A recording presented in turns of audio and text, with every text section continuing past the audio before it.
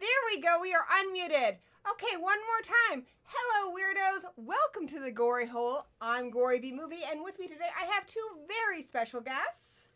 Danny Nightmare, welcome to the jungle. I'm wearing Predator. Oh boy. Monster cheese. Show off your shirt. Cheesy club. And today I'm rocking Nightbreed. So it's finally here, guys. It's finally here. We've been preparing this roster for weeks. And it's finally here. We are going to vote on who is going to win in this horror death battle. It's going to be amazing. We're going to start with big monsters. And so, yeah, let's just jump into it. So here is our roster. And apologies, I have some really bad allergies today, so I might be a little sniffly. I am sorry. Saying hi to everyone in the chat. It looks like we've got, let's see, Miguel Mendoza, nice to see you. Maverick Media, my buddy. Sandy Absolute. Mr. Flickster, we just did a stream the other day talking about our favorite underrated slasher movies, which was really fun. You can catch that over on my channel. That was a great stream. Thank you. We talked about some great movies. My fellow witch, Elisa Proctor. And, yeah, some great people in the chat here. Some great people in the Gory Hole. Let's get started. Let's start, ooh, Torchbearer. Dude, yeah. I've been doing yard work, and I think it just caught up to me, so I'm sorry. I'm gross today. I'm so sniffly. Anyway, let's look at our bracket. This is for the big monsters. I'm just kind of doing these in alphabetical order. Oh, we also got Strange Monkey Reviews here. Nice to see you. So, with each battle, we will argue what their powers are, what their abilities are, who we think would win. Ultimately, though, the winner is decided by you guys in the Gory Hole. You vote, and then the winner moves on to the next battle. So our very first battle is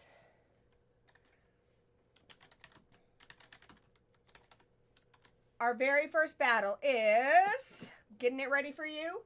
The Queen. Uh-oh. And obviously, there's no way to enforce this, but vote for who you think would win a fight, not who you think's cooler. Yeah, you gotta vote for who you think would actually win the fight. So, the Queen, Alien. And we're all going to be presenting arguments and kind of what their abilities can do, whatever, but... Versus a Graboid. So, before I throw this out to the chat, I'm going to give my argument on who's going to win. I am a person who owns pet spiders. And in a way, the Xenomorphs kind of remind me of spiders. They've got those long, spindly legs. And if you have pet jumping spiders, or really like tarantulas or anything, hunting spiders, you'll notice when they hunt, they leap on their prey. Prey like mealworms. Mealworms, which kind of like graboids. They leap on it, they grab it, they bite it, they kill it. I think that's what the queen alien would do with a graboid. The graboid's going to come up, it's going to do some scary shit. It might get a bite or two in, but I think our queen alien's going to jump on the back of that. It's going to attack. It's going to shoot that little mouth into it. It's going to have the acid blood. Ultimately, I think the winner is going to be the queen alien. Danny. I think overall the queen alien has this. The graboid can't eat a xenomorph in any form because they have acid blood. Now it could probably survive swallowing like a face hugger or so, but it would have really bad indigestion and it might still die. I don't know. But it also, a graboid dies when it gives birth to shriekers and ass blasters, which wouldn't be completely ineffective on a queen alien. Now, I would say the facehuggers are completely ineffective on a graboid as well, so there's kind of a stalemate there.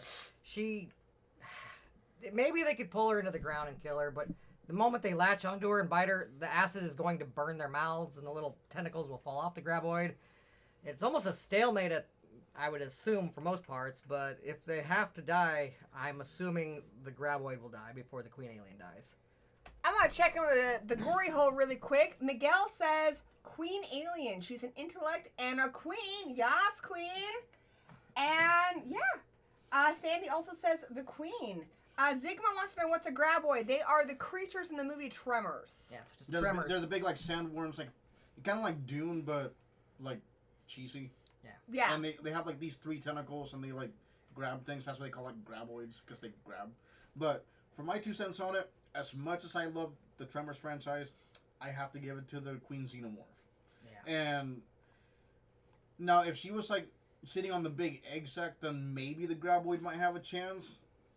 But the queen is just too big, and the acid blood, the queen is just a more potent apex predator, where the graboid is just kind of like underground and it hunts by sound and everything like that. But I'm gonna have to go with the alien queen as far as which would win. And Miguel makes a good point. The any organism can be impregnated by a facehugger. So you could get like a cool Xenomorph. Like a Xenomorph graboid that could turn into shriekers and ass blasters. Yeah, that could be cool. So yeah, I'm gonna go with the Queen Xenomorph on that one. So Zigma has a question. How can a queen kill one if they can bury and attack from below? So when the graboid grabs, like the alien's gonna be like scything at it with its talons and like poking at it with its mouth. like it's not like the queen alien's gonna sit there and take it, right? Yeah. Like she's gonna be all like slashing at him, and graboids are actually pretty susceptible to just like bombs and high powered gunfire. Yeah. Something else to keep in mind here: the graboids mostly hunt by sound. The queen alien isn't going to make a whole lot of sound, whereas that graboid, it's going to make a lot of vibrations in the earth. I think the queen alien's going to be able to figure out where that graboid is. And again, it's like spiders. Spiders hunt mealworms, which can burrow underground, but they wait for it to come up. You can sit on a rock or something to wait it out. Queen alien is a fairly intelligent hunter. As much as I love the graboids, I think she's got this. She's got that really dangerous whip tail that I think would pierce right through the graboid's head. I think maybe the graboid would give her some damage as it comes up, but that damage is going to result in her bleeding on it, and it's just going to hurt the graboid more. And a graboid can be ripped open with a regular chainsaw. Exactly. So I think her tail can really slice through. Now, Zigma says 1 queen versus many graboids. To keep this fight fair, it is 1 queen versus 1 graboid. They're about hefty the same weight, so that's why it's 1. Well, they're same weight if the queen isn't sitting on the egg sac. Yeah. And Miguel says a Xena graboid, that is a nightmare. Yes, I agree, is. my friend. I agree. Hobbs Hard, nice to see you here. They say they've got to go with the alien. And Sandy says, aren't the graboids blind? They are. They're blind, but they hunt with vibrations. I believe They hunt by sound. That's why they play like music and stuff in part 2. And I believe a xenomorph's blind too, because I've never seen their eyes. Well, it might have like an infrared thing. Yeah, I don't they don't have actually know if they don't can have see. eyes, but that's a good point. They sense you one way or another. So Zigma says, a few will die killing her, but there are more graboids. It's gonna be 1 graboid versus 1 queen, dude. She has plenty of No, xenomorphs that would guard her normally, No, but we're not counting them either. My question would be, if a queen manages to impregnate this graboid, which it will, would it burst out? They are rapey. Would it burst out face huggers when the graboid finally dies? Or would it burst Yeah, out it's gonna do the thing. Is it gonna be face huggers or is it gonna be like a hybrid? It'd be a big maggot xenomorph. A face hugger would go into the graboid, and it would eventually create a hybrid. That would I guess burst. that would be scary. The hybrid bursts out of it. It might actually be not even Xeno graboids, it would be Xeno shriekers. Yeah, something like Ooh. that. I'm not sure what would come out. Because when a graboid gives birth, it's shriekers. Yeah, and the graboid technically dies doing And the I've birth. put in my vote. Nice to see Alucard here. And Hobbs says, nice stream, good time had by all. So we're going to call it. It looks like it's 88% for the Queen Alien. She mopped this one up. Very, very awesome. Oh, yeah, we got to start this tournament. Oops. All right. Start the tournament. Dun-dun-dun-dun. Dun-dun-dun-dun. Ready? And The Predator make sound? sure to give a thumbs up. Thank you. I appreciate it. And again, sorry for my allergies and the sniffling. I know I'm disgusting. It's gross. It's allergies. gross. But I didn't want to cancel on you guys, so here I am. Here Okay. I am, rock you like a Rock you like a hurricane. I'm so sorry. And I'm sorry for the spontaneous singing. There's lots of annoying things I'm doing on this channel. All right, so the Queen Alien won. She is headed to the next round. Our next fight is one near and dear to my gory black heart. It is the Velocipaster versus T-Rex. Now, you're like, if you've been part of this rostering, Gory, why the fuck is the Velocipaster on there? Well, I'm going to tell you. Actually, in one of the rounds, Giant Evil Elvis won. And I think someone said that was from a video game. But none of the three of us could find it online or knew what it was. We stayed till 2 a.m. last night trying to figure this thing out. So, since we couldn't research it, we decided we were going to go with the next highest one that made it in the votes, and that was Velocipaster. I'm excited about this team up. So we've got Velocipaster from the cheesy B movie, Velocipaster, about a pastor who, when angered, much like the Hulk, turns into a velociraptor. Yeah, a velociraptor. Part pastor, part velociraptor. All awesome. Going against a T-Rex. Now, T-Rex encompasses T-Rex is an all of horror. I'm going to count Jurassic Park for this. I'm counting Carnosaur for this. I'm counting Tammy and the T-Rex. Any T-Rex that's been in a horror movie or horror adjacent movie like Jurassic Park counts. So, let them fight. I'm going to let Danny start this one off. The funny thing is, actually, I was going to do a review called Velocipaster versus Tammy and the T-Rex, but then the pandemic happened and I had to take down and move my ring from where it was. So I couldn't quite do the opening I wanted to do. I'm going to say, though, a T-Rex would probably win the fight. As much as I love the Velocipaster, he's way cooler. A T-Rex would probably eat him. Velocipaster's pretty small. But, I don't know. Let's hear other, what do you think? I'm going to go, I'll let you start the next one. I'm gonna go based on evidence I've seen in movies. Now, I didn't see a raptor versus a T-Rex in Carnosaur, and I didn't see it in. Granted, I haven't seen all the Carnosaurs, so maybe there's something in Part 3. I didn't see it in Taming the T-Rex, but you know what I did see? I did see a T-Rex versus 2 raptors in Jurassic Park, and my girl, the T-Rex, she kicked some ass. She killed not 1 but 2. This is also a pastor. I think he's got that religious dogma kind of weighing him down. His heart is heavy. He seems pretty down in the dumps most of that movie. So I'm going to have to say our girl, the T-Rex, has got this one in the bag. All right, so to set this up, I am going to have to have the background music Zombie T-Rex by MC Lars. Nice. You know, that's going to be the music for background music for this showdown. So we're going to have that. But yeah, I'm going to have to go with the T-Rex. Like, as much as I love Velocipaster, you know, and he does give up his religious dogmas because he is trying to save a hooker. I think he will put up more of a fight than your normal Velociraptor, but he might try to outsmart it, but ultimately when Velociraptor tries to leap in and attack, it's gonna be like Jurassic Park, and he's gonna grab him in his mouth and just shake him like a dog. Yeah, till there ain't nothing. Elisa wants to know, what about Barney? Now, Elisa, that is horrifying, and I 100% think you can consider Barney in this, so go for it. Sandy says T-Rex, hands down. Hob wants to know, will there be ninjas to help the T-Rex? No. I'm going to say no, not this time, but that's a great movie idea, and I want you to make that happen. I will see it. Take my money. Maverick says the Velocipaster has God on his side, though. Does he, though? Because he did give up his religious dogma for the hooker. But Possibly. God created man, man created dinosaur, dinosaur eat man. Velocipaster is man and dinosaur. Women inherits Earth. Yeah, something like that. The raptor kills ninja, says Sigma. And Creep It Clean, nice to see you here, says, yep, I say T-Rex as well. Zigma says, ever see a T-Rex kill a ninja? I don't think so. So Velocipaster, I love the passion.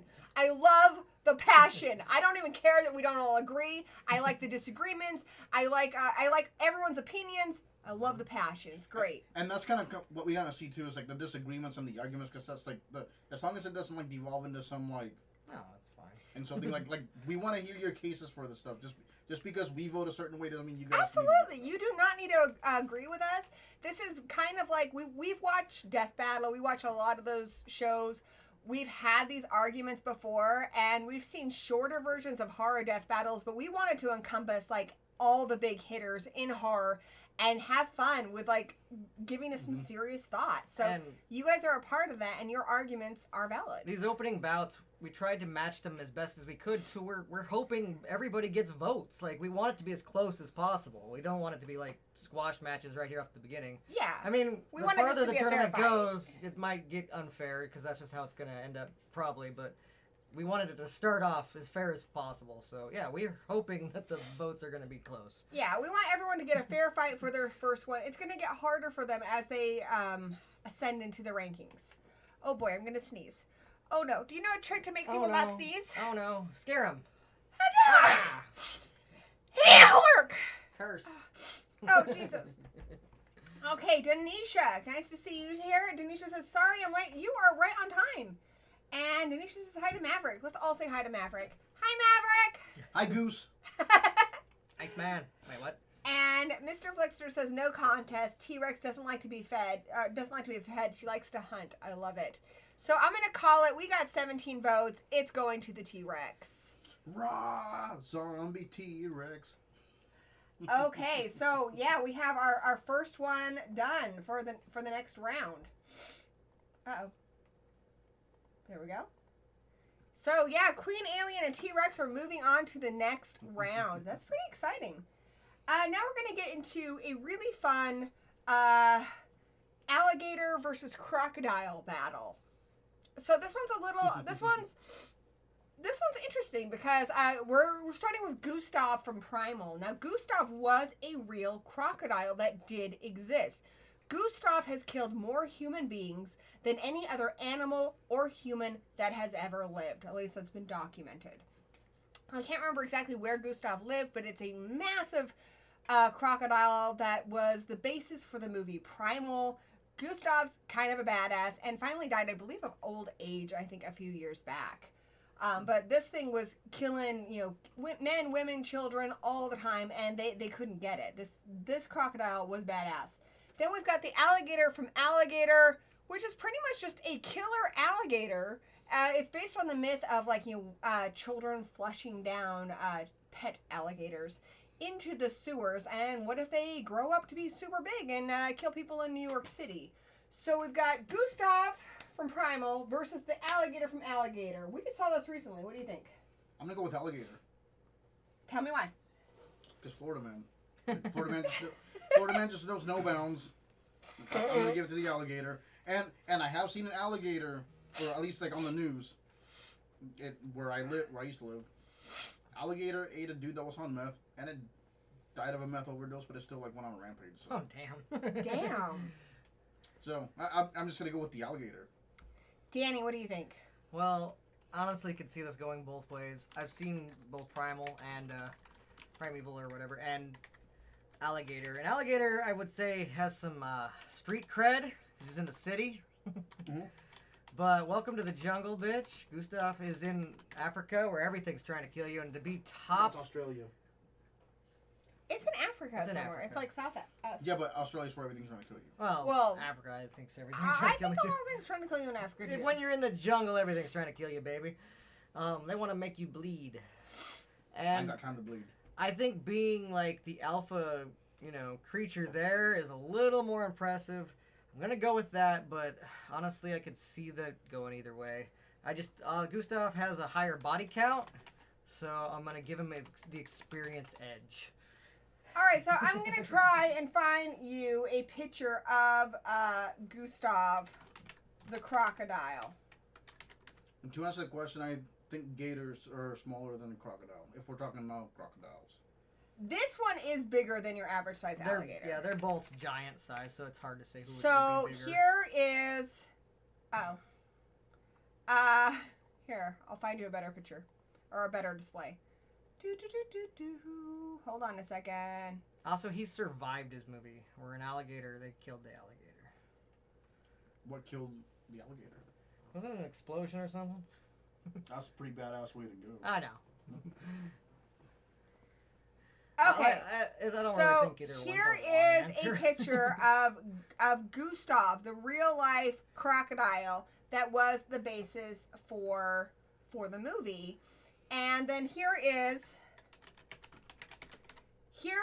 the alligator from Alligator. This thing's bad. I mean, both of them are pretty intense. Alligator kills a freaking kid. Alligator Wrecks a whole wedding. Wrecks a whole wedding. Alligator is intense, but Alligator did get killed by the end of the movie. Yeah. Whereas Gustav, they tried and they tried and they tried and they could not kill this fucking crocodile. Like, they just couldn't do it. This thing had killed people's children. And they tried everything they could and they could not kill it. I don't remember how it ultimately did die, but this thing lived for years of being hunted and surviving. So I'm going to have to give it to Gustav, but I really want to hear your guys' thoughts in the chat. I think on average, I'm not sure which one's bigger in real life. I thought crocodiles were bigger, but Gustav is definitely bigger than this alligator. So I'm going to check in with the chat. Nice to see 4K D-Ray here. Hold your tongue to the roof of your mouth and it'll stop you from sneezing. All right, I'm going to practice that. Denisha says, hi, Mr. Flixer. Everyone say, hi, Mr. Flixer. Hi, Flixer. Hi. Nice to see my buddy Kevin from Haunted by Horror here. He has a great channel. Do check him out. Yeah, it's like, I think crocodiles are bigger, but I am not a biologist. Nice to see Fairpoint Station here. Mr. Flixter, brother of Dr. Flixter. Good to see you. I liked your collab with Gory. That was a really good stream. If you guys missed it, do check it out. Mr. Flixter and I had a great stream. A lot of fun. Nice to see Echo Cero here. Mr. Flixer also thinks gators are bigger. No, they might be. Just for this particular fight, Gustav is bigger than alligator. But not by much. Oh, the gators from Crawl are badass. Yeah, they looked good. Okay, so it's from Central Africa. And Maverick says crocs are bigger in real life. Yeah. Echo says Gustav was 18 feet long. Jesus. Wow. That's huge. Zigma says, what one would Dan rather fight in the ring? I would die either way. Probably You would. They'd grab me and rip me in half together. They do that death roll thing. Yeah, they both. One would roll the other way, and the other one would roll. Oh man, it'd be. It'd be I actually kind of want to go like out a that way banana, now. like a... All I right, want to go out that way. Throwing in the vote for you guys to share your thoughts. Good. Hobbs Horror says, I've seen alligator at All Night Horror Marathon. I have to go with the alligator due to size gator for the win. And Denisha says alligator for their vote. Still, saltwater crocs are the biggest. So yeah, I've seen alligator and I've seen Primal. The crocodile in Primal is bigger, But not by much. They're both huge. They are both freaking huge though. They're both massive. They're both giant-sized. Gustav is taking the lead. We only got 12 votes though, so I think it can still be anyone's game here. Alligator is down to 13% of the votes. 15 votes. Need 2 more. I know there's at least 17 out there. Vote for Gator. Oh, Gustav took the lead at 82%. I think Gustav has got it at 17 votes. What do you guys think? Makes me sad, but yeah. Oh, I didn't even vote. I keep forgetting to vote. I honestly think if they fought a bunch of times, they'd both get wins, but I gave it slightly to Gustav just because he survived his movie and he has a higher body count in real life, so I'm just going to give him that a little bit of an experience edge, but I think if the right situation, alligator got him, it'd be over either way. All right, I'm voting for Gustav.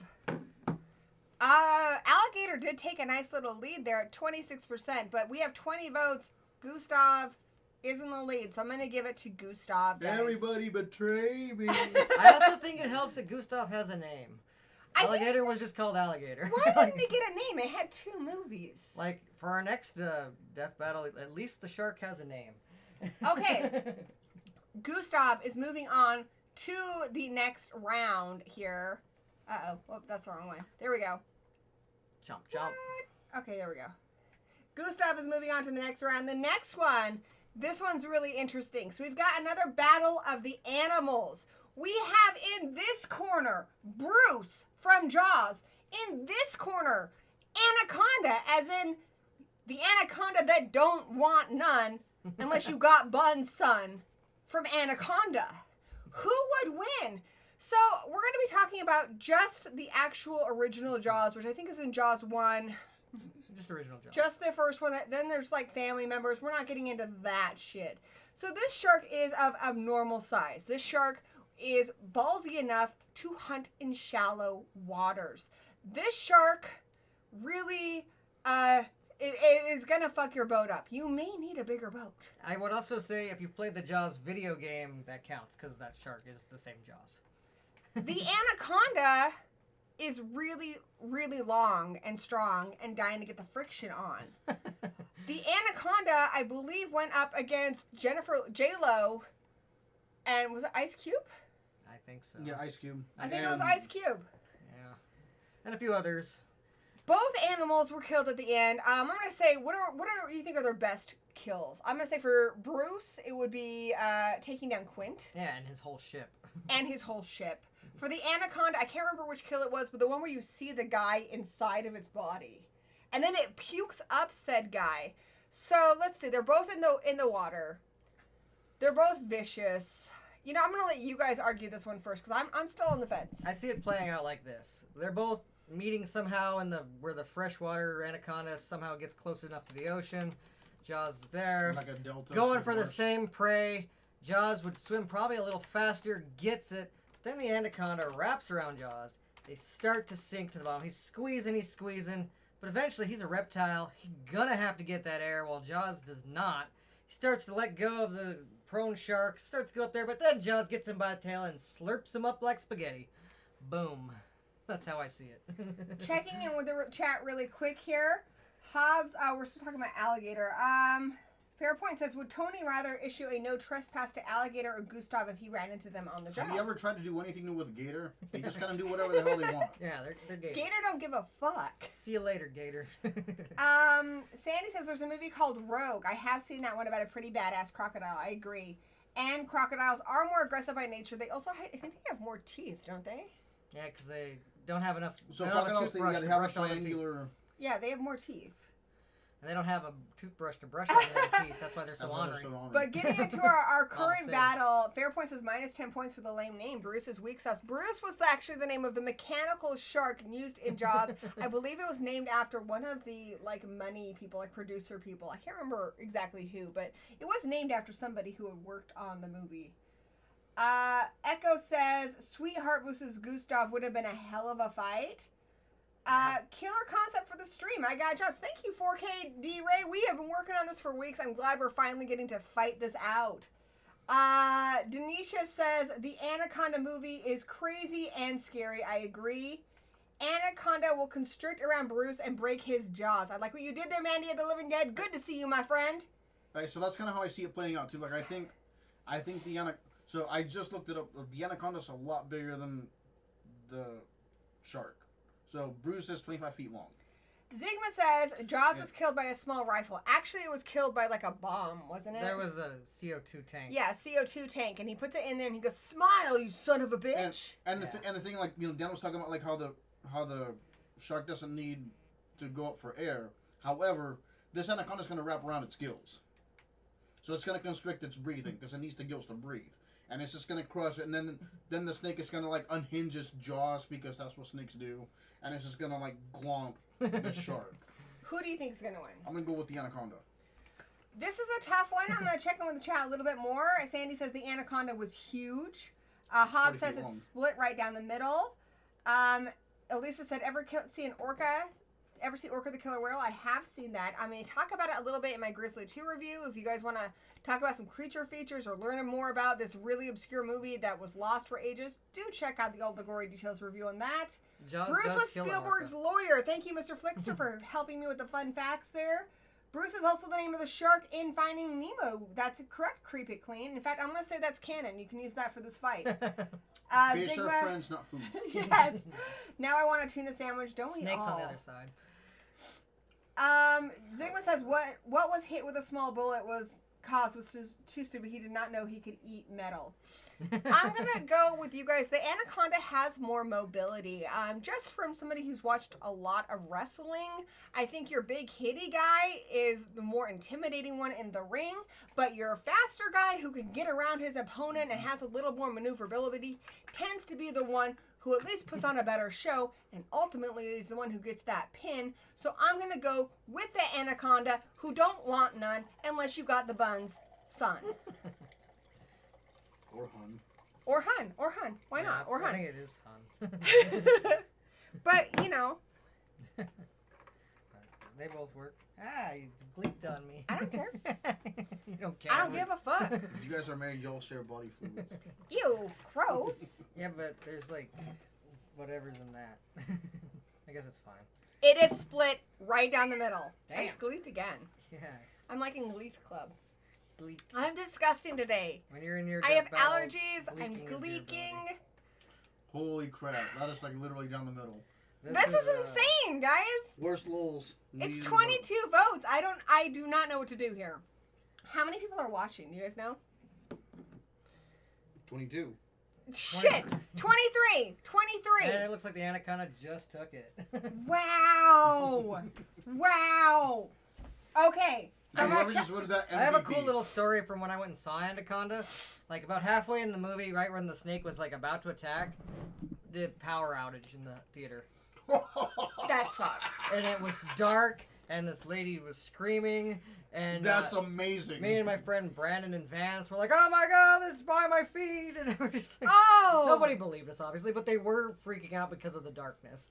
Checking in with the chat, maybe we can get some more good arguments. 4K D races. Maybe you three could come up with on my movie collection battles one day. It'd be awesome. You could give off great energy. I even do horror themed ones. If you do a horror themed one, I am game. And these guys, I'm sure they would be happy to join me, right, guys? Yeah, why not? Right, guys? Oh, yeah. Team Cheesy! Double up. I've got the song stuck in my head now. Mandy says, I would also suffocate the shark, and it would also suffocate the shark and keep him from opening his mouth. Shut your mouth, Bruce. Creeper Clean says Anaconda because it can go on land and water. We did not consider that, but that is amazing. Also, I forgot, Creeper Clean is Becky, my best friend. There you go. That's awesome. Well, hey, Creeper. I forgot that was her at first. Zygma, but I don't think the snake would be able to pull so many bodies underwater. And Elisa says something about bees pollen. Bees are scary. Not the bees. Bees. Cheetah's in the house. Hopefully you guys were able to check out his stream. You can get a double dose of horror on Sundays. Check out Have Cheetah Will View 2 hours before my Sunday stream, and then come join me. It's a good double feature. Evil Witch is here. Hey, nice to see you. And John Voight was awesome in Anaconda. Isn't he Angelina Jolie's dad? He is Angelina Jolie's dad. All right, so 23 votes, just barely. 52 This to was a good 80. one. Barely. 52 That to was a good one. 48. That was close, guys. That was close. I was on the edge of my seat. Mostly because 52%. this seat's not very big. But I was on the edge of my seat. You got buns, huh? Thank you. So, yeah, Gustav is going to be going against the Anaconda in round two. Round two. But let's get goopy. Let's get sticky. Oh, I'm so excited. I'm so Let's get excited. So sticky. I need a shower thinking about it. Elisa says eat bee pollen for your allergies. Thank you. Oh yeah, you should get local honey. But isn't that like bad for the bees? We need to save the bees. Mandy says, Danny, I would have crawled around making hissing and noises and poking people. Oh, that's kind of like when we play night crawlers Yeah, kind of. with blankets. Yeah, a little bit. Yeah. I don't like Kinky. the blankets, though. I like it as imaginary base. I like the blankets. It makes it a little more realistic. Pretend it's the dirt. Yeah, pretend it's the dirt.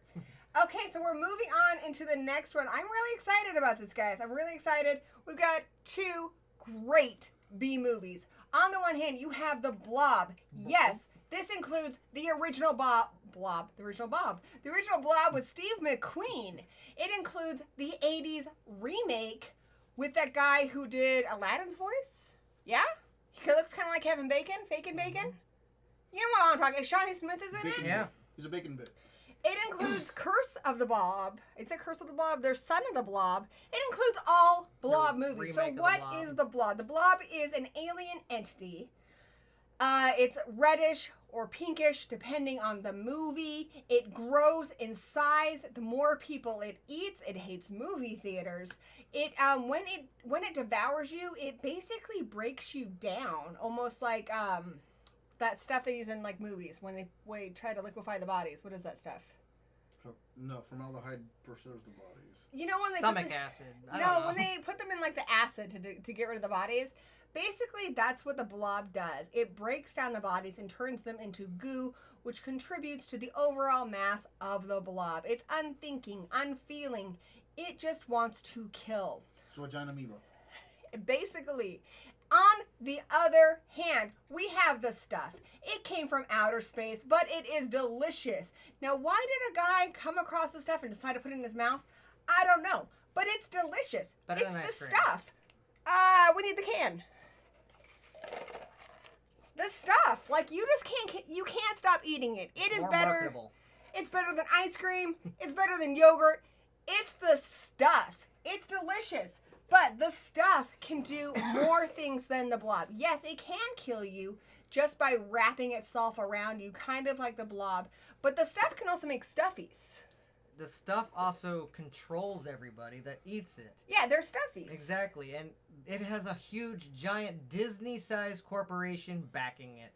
And that, like, Disney itself is like a conglomerate blob that just seems to own everything. Star Wars, Marvel, yeah. So the stuffies Don't mess with the House of Mouse. The stuffies are almost like pod people. They're people that have eaten enough of the stuff that the stuff is able to control it. They become part of like a hive mind. And yeah, they're just basically full of the stuff. So based on this being that they have essentially the same power, but the stuff has that added benefit of this kind of body snatcher's ability, and it's delicious, I'm going to go with the stuff on this one. What do you think? Okay, so I initially want to say the Blob. I think the Blob would eat the stuffies because it eats people. However, because the stuff controls whatever it, whatever eats it, I think that the Blob is going to become like a big old blob stuffy. It could be. I don't know if the So stuff...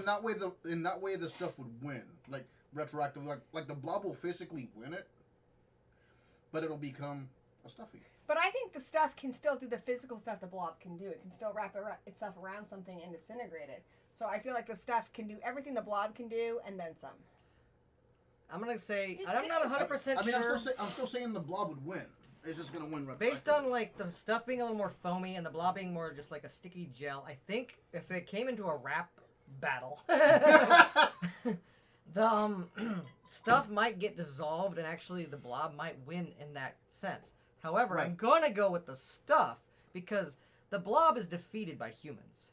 It does eat them and it does kill them, but they eventually get enough power to defeat the blob. The stuff technically survives its movie. And like I said, it has huge corporation and military backing, so it can defeat the blob the same way the humans actually beat the blob. Au contraire, the Blob got a sequel and the stuff didn't. But at the end of the movie of the stuff, that guy actually is like still the stuff. They thought they beat it, they didn't. It's harder to track if you've killed the stuff because of the stuffies. Yeah. They both are killed ultimately by fire. Mm-hmm. They're killed basically the same way. But with the stuffies, you can have somebody basically hide and play inside. Exactly, and that's But why. the Blob did get that sequel, so I'm just saying. But I'm on Team Stuffy. I think the but- stuff will win the same way the humans beat the blob, because they control the humans. They control their corporation, their military, all the money backing that it needs. It's also more marketable. mean, and therefore more evil. Look at this. It's an evil corporation, and that blobs you better than the blob can ever blob anyone. Really nice to see Sean Blue Digital here in the chat. The blob was in Wolverine Origins. I think I missed that, but that's awesome. What? I don't know. The blob's in. Oh, the that mutant blob. named the blob. Oh, you're right. It was a boxing match. And it was Now not it's good. Dark is here. Nice to see you. What's up? The blob versus a bag of chewed Big League Chew. Big League Chew is awesome. Taking me back. Hydraulic acid. Thank you, Maverick, for helping me with the science. There you go. The stuff can make a Twilight Sparkle marshmallow. It probably could. Oh, God. Are we back to this? We've never left this. Now it's Dark has a good point. The blob was vulnerable to cold, where the stuff was not to the same extent. The stuff actually thrives in the cold. Yeah, it likes to be It's ice refrigerated. Both basically. of them are vulnerable to fire, but you're right. The blob can also be frozen. Yeah. Basically. Creep It Clean is going with the stuff, even though the blob has that retro monster status. I 100% agree with you, but yeah, I'm same here. The blob can get away faster than the stuff. That's true. The blob has a yearly convention called Blobfest, which is actually held at the movie theater that was in the original movie. Same movie theater was used in the remake. I would love to go to that. That looks amazing. No, you don't eat the stuff. It becomes your insides, blood and all. Yes. See, and that's It eats you from the inside and out. that's what I'm saying. It's like the blob would eat it because it gets bigger, faster. But ultimately, the stuff would win because it'll just take over the blob, and so the blob will become a giant stuffy. Everyone say goodnight to Elisa. Good night. Good night. Okay, I Take have it easy. 20 votes. The stuff has got this one. The stuff is moving on to the next round. Now, this one was really hard. The next one is really hard because we had limited contenders here. So this next one, we have in one corner, Christine, Stephen King's killer car. Now, if you read the book, it's more of possessed by a dead guy. The movies, it's more just evil. It's just evil for the sake of being evil, similar to the car. But yeah, it's an evil freaking car. It can heal itself. It's fast. It can survive being on fire. And we are going to have this against the giant troll from Troll Hunter. Now, I know you guys know what Christine looks like. So I'm going to show you what the troll is from Troll Hunter, since that movie is a little bit more obscure. He's kaiju size. He is kaiju size. So this is the troll we're talking about. Now, there's a very specific reason why I picked this troll to go against Christine. The trolls are massive. However, they can be killed by sunlight. So they use different kinds of light in the movie. But I think Christine could use her headlights to potentially kill this thing. Also, Christine can survive being stomped on. So I'm kind of in Christine's corner on this one, but I want to hear your thoughts. I mean, he's a kaiju, and there's a chance he could pick her up and throw her into space. But Is he that strong? maybe. But Yes. I do think that she would survive being stomped on. It takes her a while, but she has, like, Wolverine healing factor. Other than her lights, I guess, acting as what are those, like, you know, Ultraviolet? ultraviolet lights. She might be able to turn its feet into stone and, like, he'd fall over and break his legs and then maybe die. I could I think see the her lights- killing him, but I don't know. I think the lights need to be ultraviolet, but I feel like you could give Christine an upgrade. I also feel like the troll's male, and Christine is very good at seducing male minds. This is true. Also, oh my god, you make a great point there. How much does Christine kind of look like the old dude at the beginning of the movie? That troll does kind of look like the old Yeah, dude. like this guy looks like the old dude at the beginning of Christine. Yeah. And even though he can't drive in her, you know, he might want to collect a cool car and get obsessed with her and do her will and bidding, and she's, like, totally in his head. Yeah, And then dude. she could, like, keep him out, and he'd be so occupied playing with his little toy car that the sun comes up. But yeah, Christine has been crushed like into a cube, and she was still alive. She can still recover. So I think the most he could do is crush this car. It's going to put her down and out for a bit, but I think she's going to recover. The only thing is I don't know if her headlights would be strong enough to kill him. But if nothing else, she can survive till morning, whereas the troll cannot. I think he could. He's a big mountain troll. He could throw her in a volcano or bury her hypothetically, like so far deep she could never get out.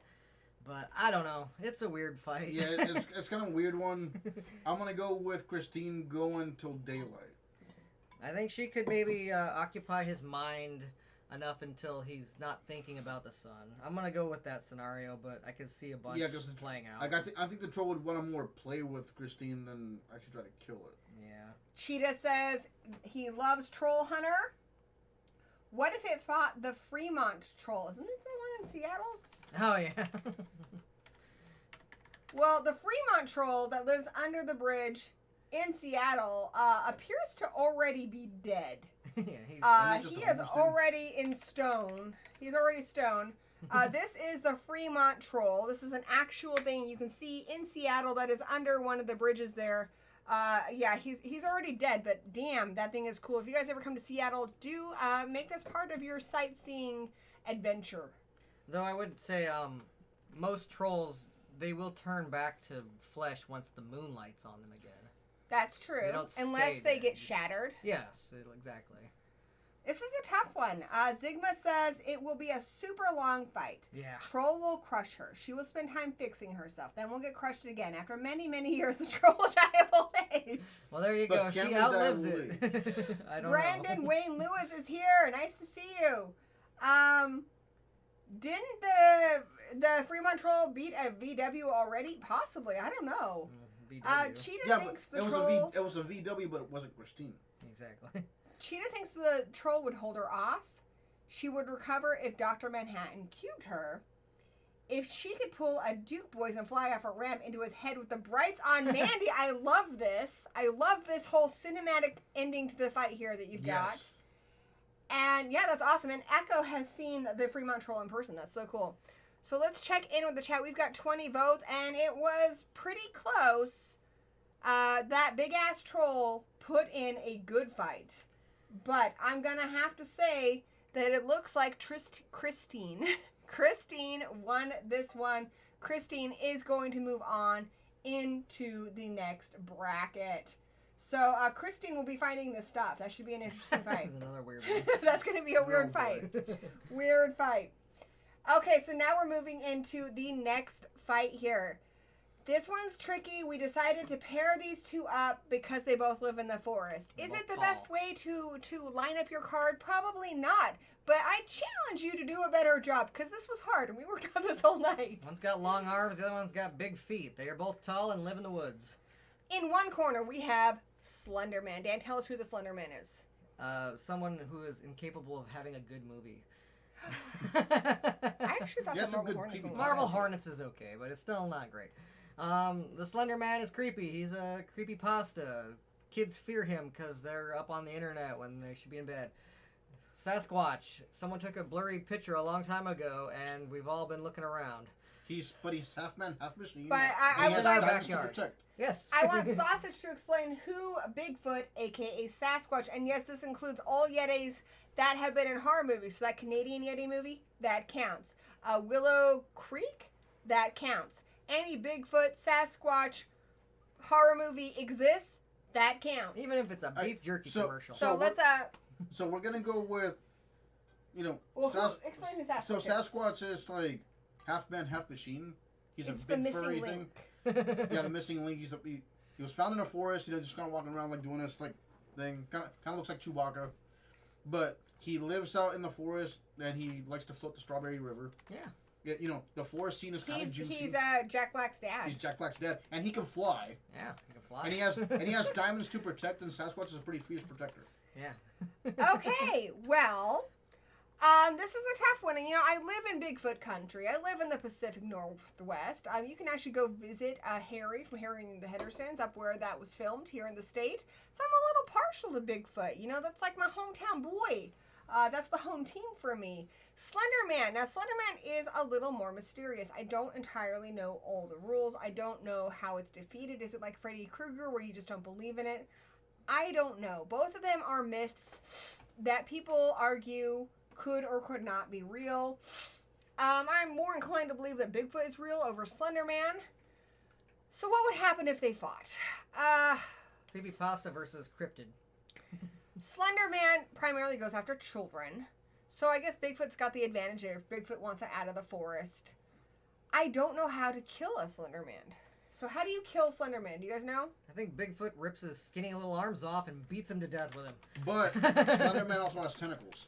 Oh yeah, he does have Slenderman does have tentacles. It gets a little gross there. So I'm looking up online. The only way to defeat Slenderman is with halogen lamps. Oh. Unfortunately, Bigfoot does not have halogen lamps. Or does he? Or does he? His shiny diamonds might shine. Yeah, shiny like diamonds, you know. they might shine like a halogen. Okay, lamp. here's the thing. I'm going to go out on a limb and say this. Bigfoot lives in the woods. Bigfoot does like shiny things left in the woods. I think if Bigfoot saw a halogen lamp that was dropped, Bigfoot could use that. And if that is how we defeat the Slenderman, I think he's got the edge because I really don't see the Slenderman being able to defeat Bigfoot. This is a tough one. I do want to hear your guys' arguments in the chat. I unfortunately am not as well versed on Slenderman as I'd like to be. If you know any other weaknesses, that will certainly help us with the voting. I think the whole thing is confusing.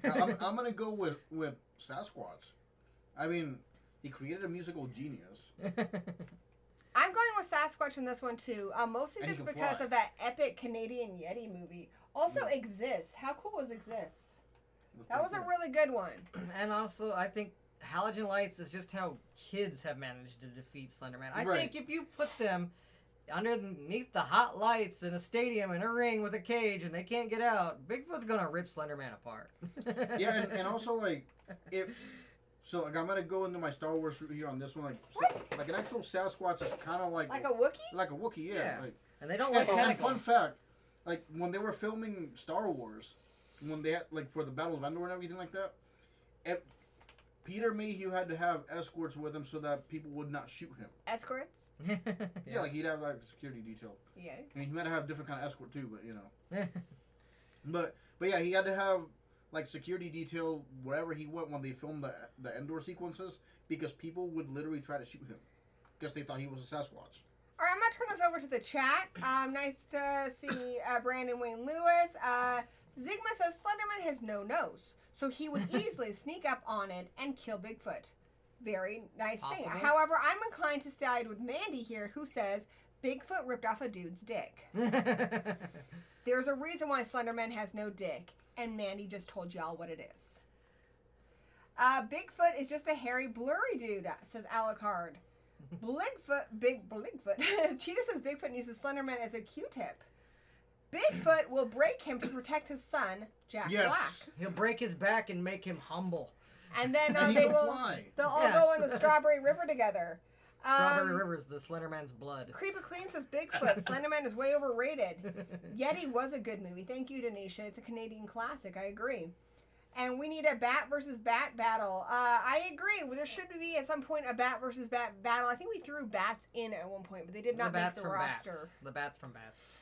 Yeah, and the thing So- too is it's like how close does Slenderman get to this diamonds? Also, as we were watching Star Wars yesterday, and we're saying a Yeti is close to a Chewbacca Wookiee.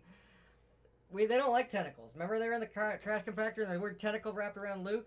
That's just Chewbacca. Yeah, he was afraid of it, but also when a Wookiee or a Sasquatch is scared, they go berserk. They do. He will rip those tentacles things right up. off. It So- will scare him. It will spook him, but he will rip them apart. What you're trying to say here is let the Yeti win. Yeah, let the Yeti. Yeah, so Let the basically Yeti it's like cornering a beast. Yeah. Like you would literally Beast be mode! you would literally be cornering a beast. It might spook that beast, but that beast is going to be way more dangerous spooked. Yes. We have 17 votes. I feel like there's a lot of people still on the fence about this one. I get it. It's vote. a weird fight. It's a weird fight. Alien versus the Fly. That's a good one, too. We have a lot more battles coming up. So this bracket is just the big monsters. We separated our creatures into mini monsters, regular size monsters like the size of a human, big monsters, which is this one, and kaijus. We also have demons, vampires, werewolves, witches, hunters, final girls and boys. We have a lot more coming up for you, but this is just the first bracket. So far, I think it's going really well. Slenderman can sneak super well with dark powers. Bigfoot would never see it coming. See, like, Bigfoot would see it coming because Sasquatch is just a giant acid trip. We're having a hard time He taking a smells picture of the dude. colors, okay? He can hear smells. We have a hard time taking a picture of the dude, let alone sneaking up on him. I'm gonna call it at 20 votes. So we need one more, and then Sasquatch, Bigfoot, Yeti has got it. I mean, it's a weird Have fight. you guys I really voted? don't know who would win. Yeah, It's a hard one. It's a hard one. I don't really know for sure. All right, there's 20 votes and Sasquatch took it. 20 votes, and it goes to Sasquatch, who is going to move on to the next round. Let's find out who Sasquatch is going to be fighting. All right, So here's a quick check at our bracket. This is the main event, guys. The main event. This is the fight you've all been waiting for. This is what's getting butts in seats. We got in one corner, Vecna. Now, please do not spoil the second half of Stranger Things for me, because I haven't watched it yet. They're going to, because they're going to tell you his weaknesses. Damn it. We didn't think that through, did we? Damn, no, we didn't. Shit. Ow. So, Vecna, what we know, and there will be some spoilers for the first half here. Vecna's got tentacles, which Vecna maybe should have gone against Slenderman. Maybe, I don't know. He is very Slenderman-esque in appearance. I think originally we did, but eh. But Vecna's got those tentacles. Vecna lives in a dimension outside, what is it? The Upside Down? And the Upside Down. Vecna essentially breaks people into tiny little pieces and gets into their head and really messes with people Very Freddy Krueger. who've experienced some kind of trauma. And the only way to escape Vecna is music. There's something about music that gets into your brain, especially like your favorite song, that can help you escape his hold on you so you can escape. But yeah, from what I've seen in the first half, there's really no way to defeat Vecna. Vecna is pretty powerful. It's like the first guardian to like the Mind Flayer. So another creature we have not seen defeated yet in Stranger Things. In the other corner, we have Krampus. Now, this is all Krampus movies. This is your shitty dollar store, straight to VOD Krampus movies. We're talking Unleashed. We're talking, God, all of them. They were all reviewed in Horror Addicts. I'm going to spare you that. But also the great Krampus movie, the Michael Dougherty movie. So we're not counting his minions in this. They are in the mini monster bracket. They are their own thing. This is Krampus. He's like a big beast. He's got hoofed legs. He's monstrous. He takes naughty-ass children, beats their asses, tosses them in a sack. Sometimes he leaves a bell just to remind people. Sometimes he puts people in freaking snow globes. He's the badass Santa, the dark side of Santa, the dark side of Christmas. And what music can be weaponized to the most evil abilities? Christmas music. I don't think Vecna starts a chance just for that around. He sometimes wears Santa's face over his face.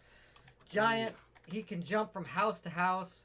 He's a big mofo. And he also messes with your head. Like I said, you don't even know if you're awake or not, or what's going on until you're in the snow globe.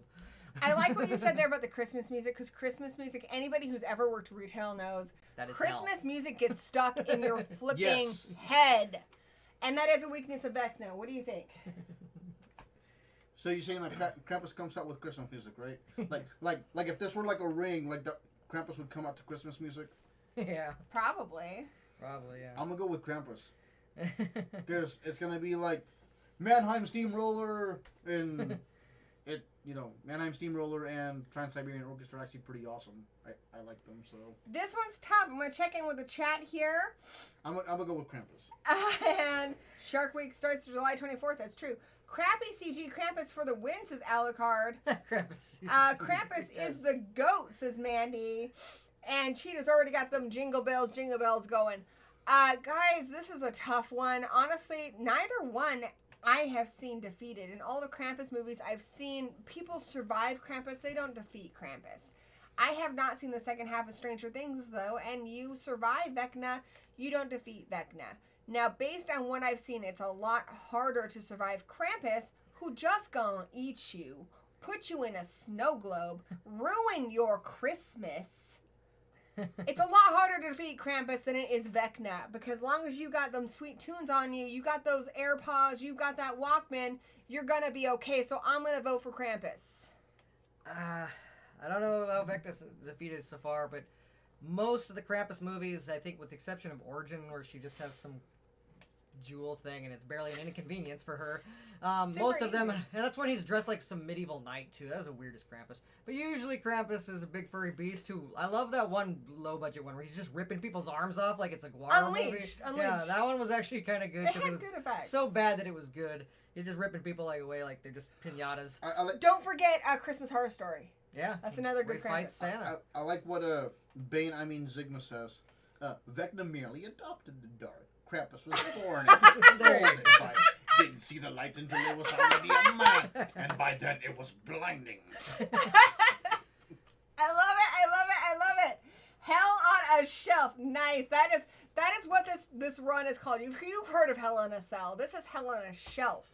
Motherfuckers. And it might This not is Thunderdome.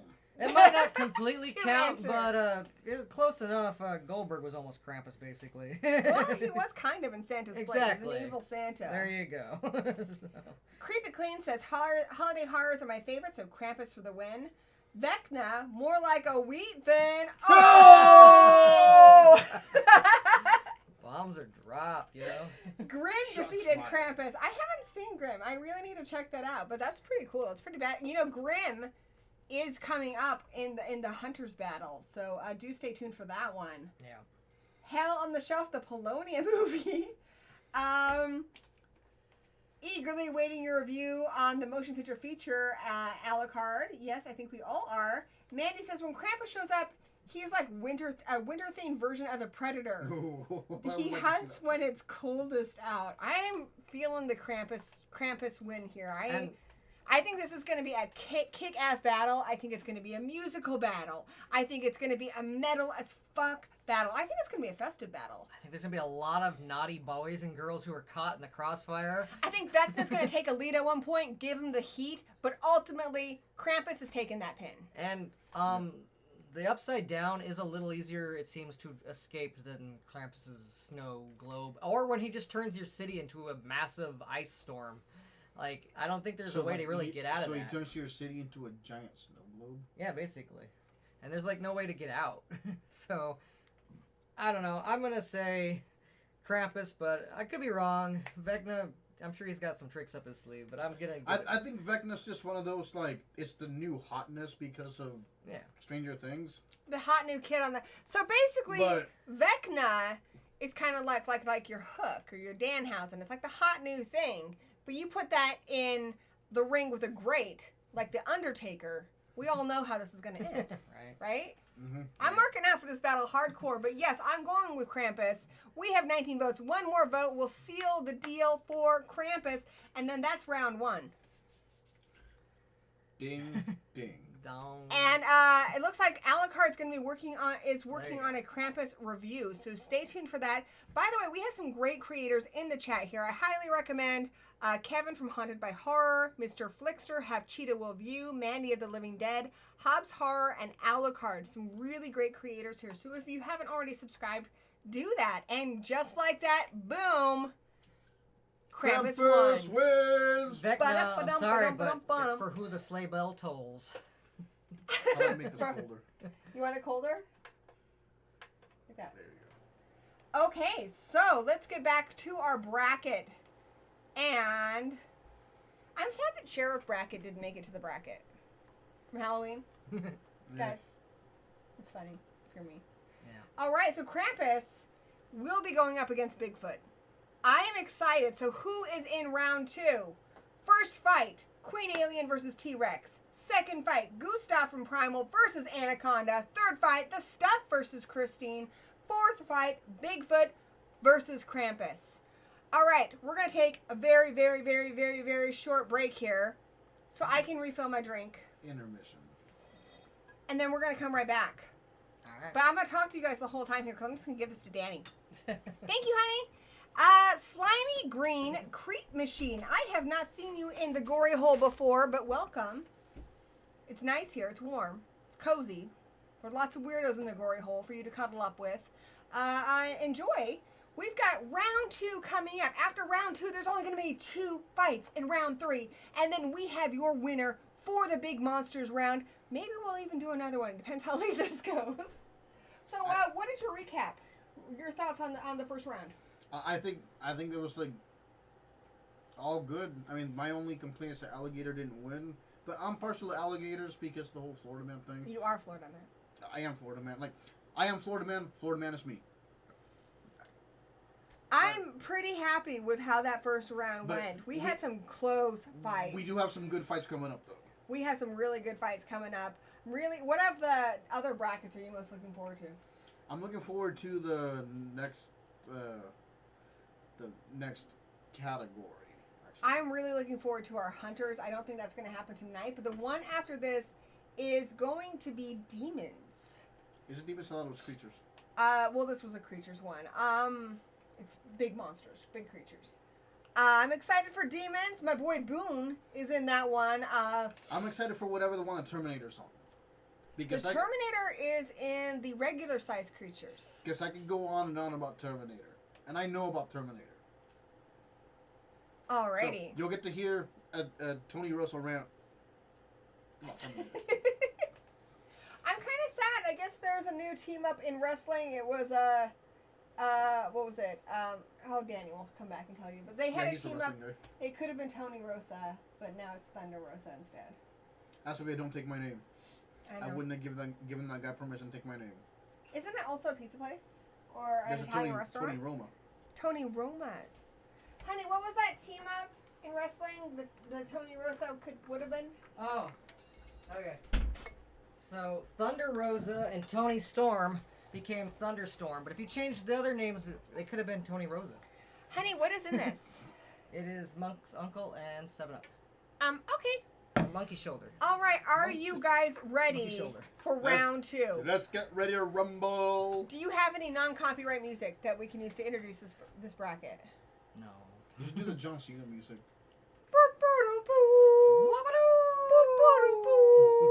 All right, that's good enough. That's good enough. You can't see me. John Cena was terrific in Peacemaker, by the way. Okay. I still can't watch that because I want to hate the character. Well, watch it because He's it's awesome. a really he great killed show. Flag. I know, but it's a really great show. But it's so good, and they deal with that. They really deal with it. They don't just push it under the rug. All right, guys, we have a really special battle coming up.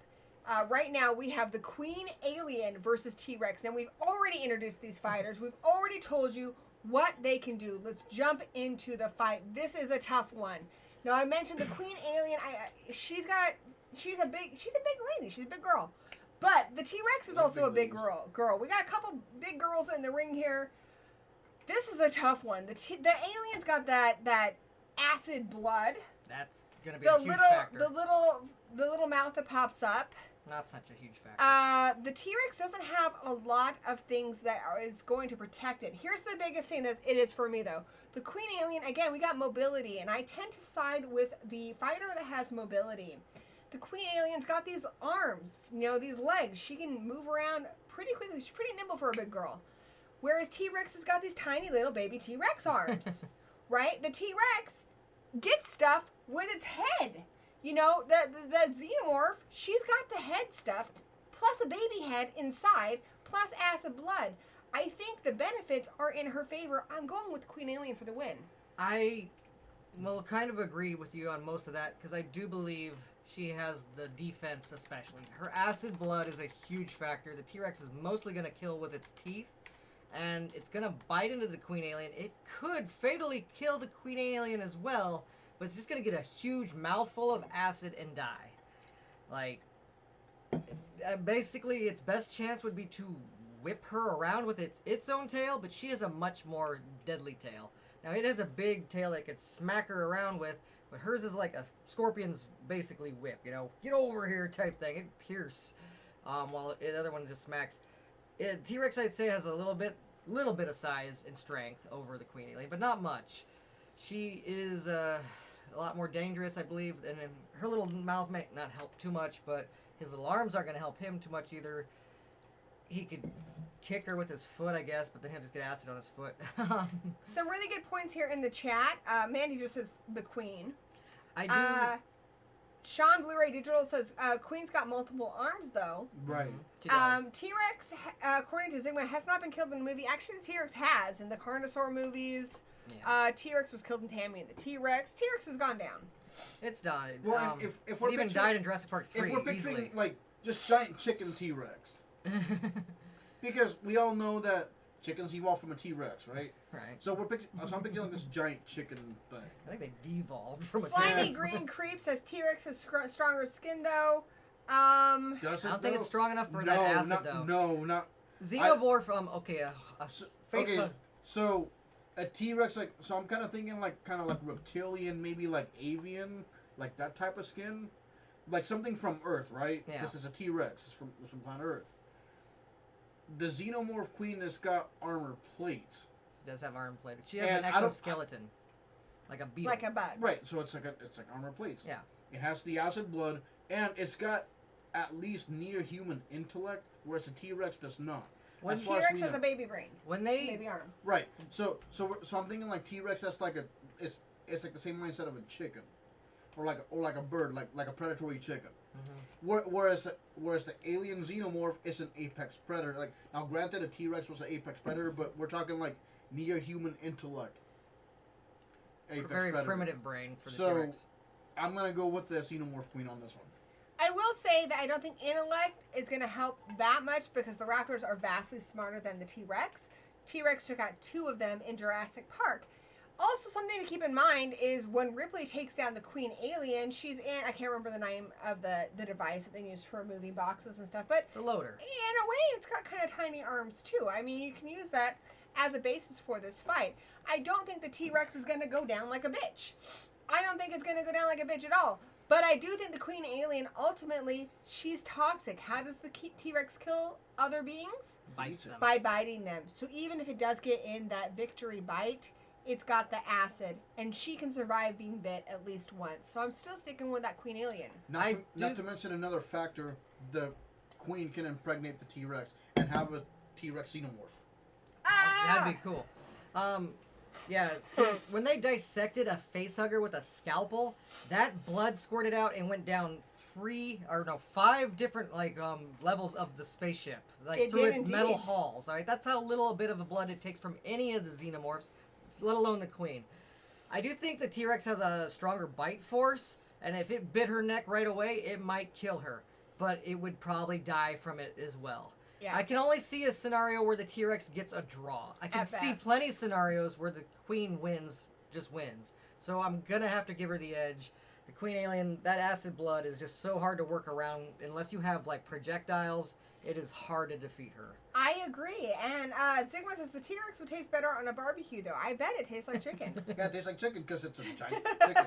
I'd try T-Rex, that's for T-Rex I would too, arms just will to say be- that I'm on top of the food chain. sure. Yeah. Sandy says the T-Rex arms will be his downfall. The acid is a good point. Yeah, this is going to be a really fun fight. I mean, we're in round 2 here. These fighters are qualified. These fighters are tough. But I think it's going to be a great battle. This is going to be like some Land Before Time with sharp tooth shit. Like, it's going to be Sadly. fucking epic. But ultimately, our Queen Alien, I think, is going to be the victor. And Maverick, you bring up a good point, the T-Rex alien hybrid, and that's kind of where I'm thinking this is going to play out. Yeah, The man. Queen is going to impregnate the T-Rex. Because that's what xenomorphs do. And the T-Rex would die. And then you'd have a T-Rex xenomorph. That'd be cool. I want to see that movie now. We've got 78% for the Queen Alien, only 22% for the T-Rex. I think she's got this, but quickly get your votes in if you haven't already voted. I need 2 more. 19 votes. And 1 vote is not going to change this, so I'm going to go ahead and give it to the Queen Alien. All right, bring her over here. No, not that one. That's not the Queen. This is the Queen. All right, give me the Queen. Queen. Queen Alien won. What do you have to say for yourself? Rah! Here I am. Rock you like a hurricane. Yep. Well done, Queen Alien. So the Queen Alien is going to move into, The semifinals. semifinals. yes, the semifinals. Who is she going to go up against? This is the Elite 8. Who is she going to go up against?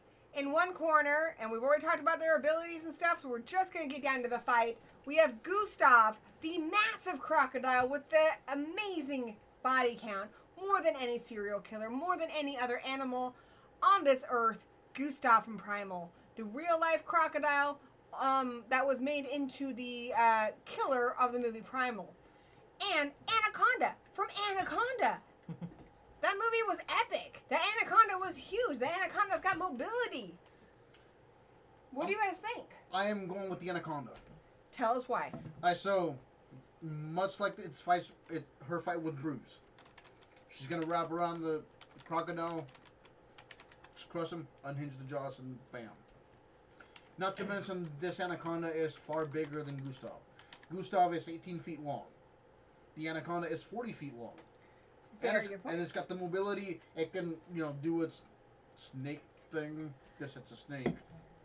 I can see where Gustav could possibly get a win here, but I would say the Anaconda definitely has the edge. There is no drowning the Anaconda like my own theory that I had with Bruce. They're both reptiles.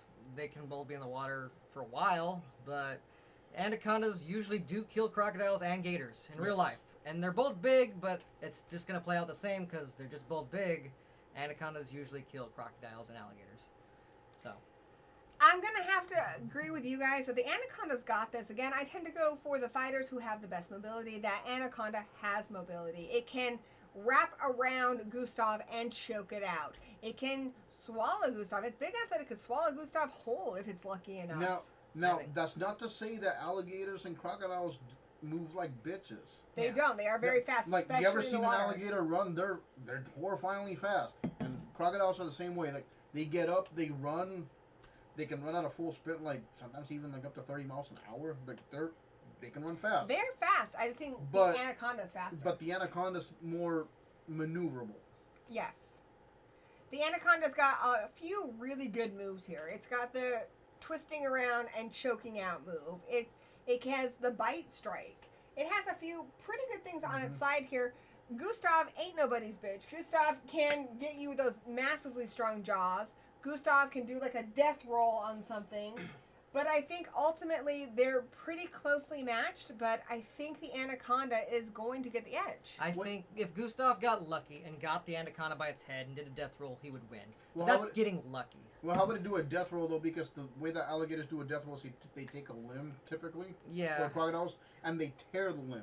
Snakes have no limbs, so the Anaconda would just, wrap with it. Well, I'm just saying, if it got it right by the throat, it has a chance. But that is a very unlikely snatch. It'd make a good movie. Yeah, I don't think it can quite pull that luck out of it. I think the odds are with the Anaconda. I think that really the only fighter who could come in and really, really just annihilate one of these competitors is if they finally gave us a Hungry Hungry Hippos movie. Oh, yeah.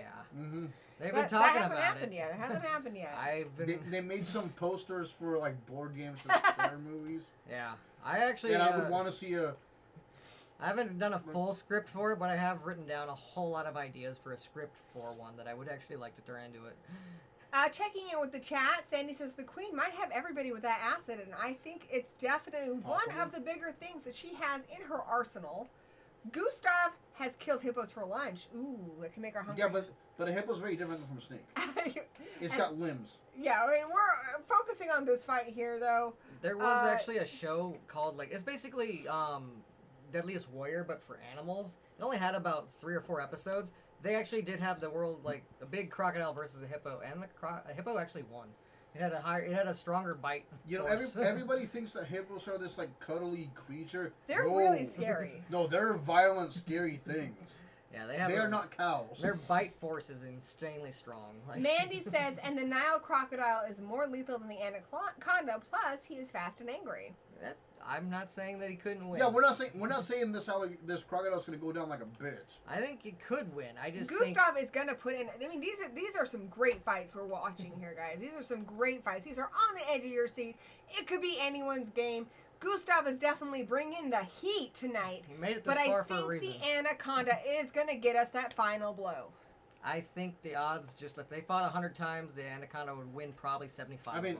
I mean, the Anaconda is long and strong and it's going to get the friction on. Yeah. Exactly. And Mandy said crocodiles in the Nile have been known to eat anacondas, pythons, boas. They have, but are they 40 foot long? I'm legitimately asking. I just know down in South America, anacondas have been known to eat alligators and crocodiles, so...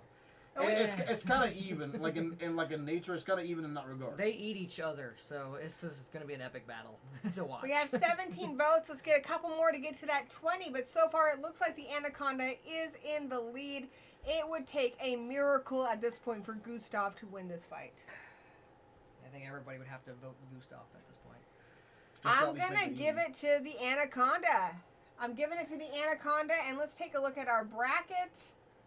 And, yep, the Anaconda is moving on to the semifinals. In the semifinals, we're going to see the Queen Alien versus the Anaconda. That's going to be interesting. That's going to be interesting. That's going to be interesting. So what else is going to go into the semifinals? So now we have a really tough one.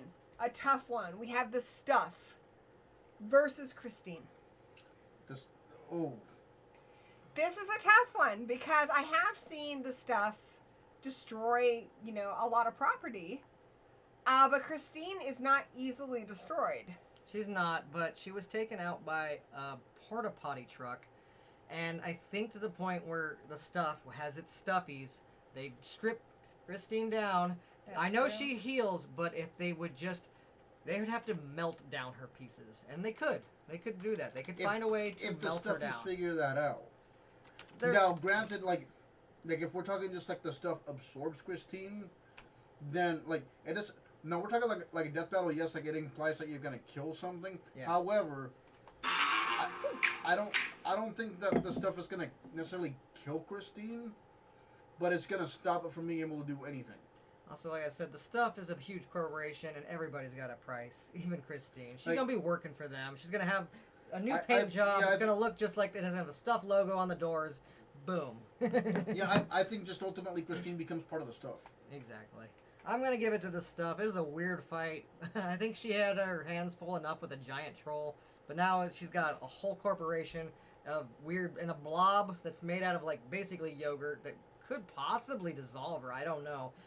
But I don't really see how she can defeat the Stuff. She can't, if she's going to run into it. As a car, I don't see how she could do it. There's nothing she can really quite do to hurt the Stuff, other than blow up on it, and the fire would hurt the Stuff around her, but there's so much stuff all over the world. This is a close battle. We've got it neck and neck with the Stuff. Christine actually had the lead for a while. This is a tough one. The thing is, I think it's going to be a hard one, but I ultimately don't know how Christine would defeat the Stuff. I think she's going to hang in there for a long time. But I think the Stuff is going to win. Checking in with the chat. Crossovers we need. Not Mega Shark versus Petacuda. Yeah, we don't need that. Terracuda. Terracuda, there we go. That sounds amazing. Carpenter. The Stuff would stall out her engine and ruin her insides with white, stocky stuff. That's true. That's very true. Zigma says she will outlive them. The Stuff gets tired trying. They will leave Earth. They don't get tired. The Stuff doesn't get tired. The Stuff can't hurt their own cardboard bowl. That's true. That's true. Well, that's not trying to. It's just trying to get you to eat it. Because it wants to be eaten. Yeah. It could get into her fuel tank, and I don't know. I just don't really see how she can hurt her. I'm still thinking more simplistically. It was just gonna absorb Christine. Yeah. It's not gonna kill Christine, but it's gonna keep Christine from doing anything else. Yeah, where she's just stationary. She's just there. Like a fly trapped in yogurt for eternity. Right. So we've got 18 votes. It doesn't look like anything's going to be able to pull this for Christine. I'm going to go ahead and call it. The Stuff is moving on to the semifinals. We have the Stuff in the semifinals. We need one more contender for the semifinals. I'm excited. Are you guys excited? Yeah. I'm excited. All right. Now we have Bigfoot / Sasquatch / the Yeti, and yes, I'm talking about that beautiful Canadian movie, versus Krampus. Well, they're both big and furry and violent, but one's magical. And I think that's probably the decision factor there. I don't know, maybe Bigfoot would win in an arm wrestling contest, maybe.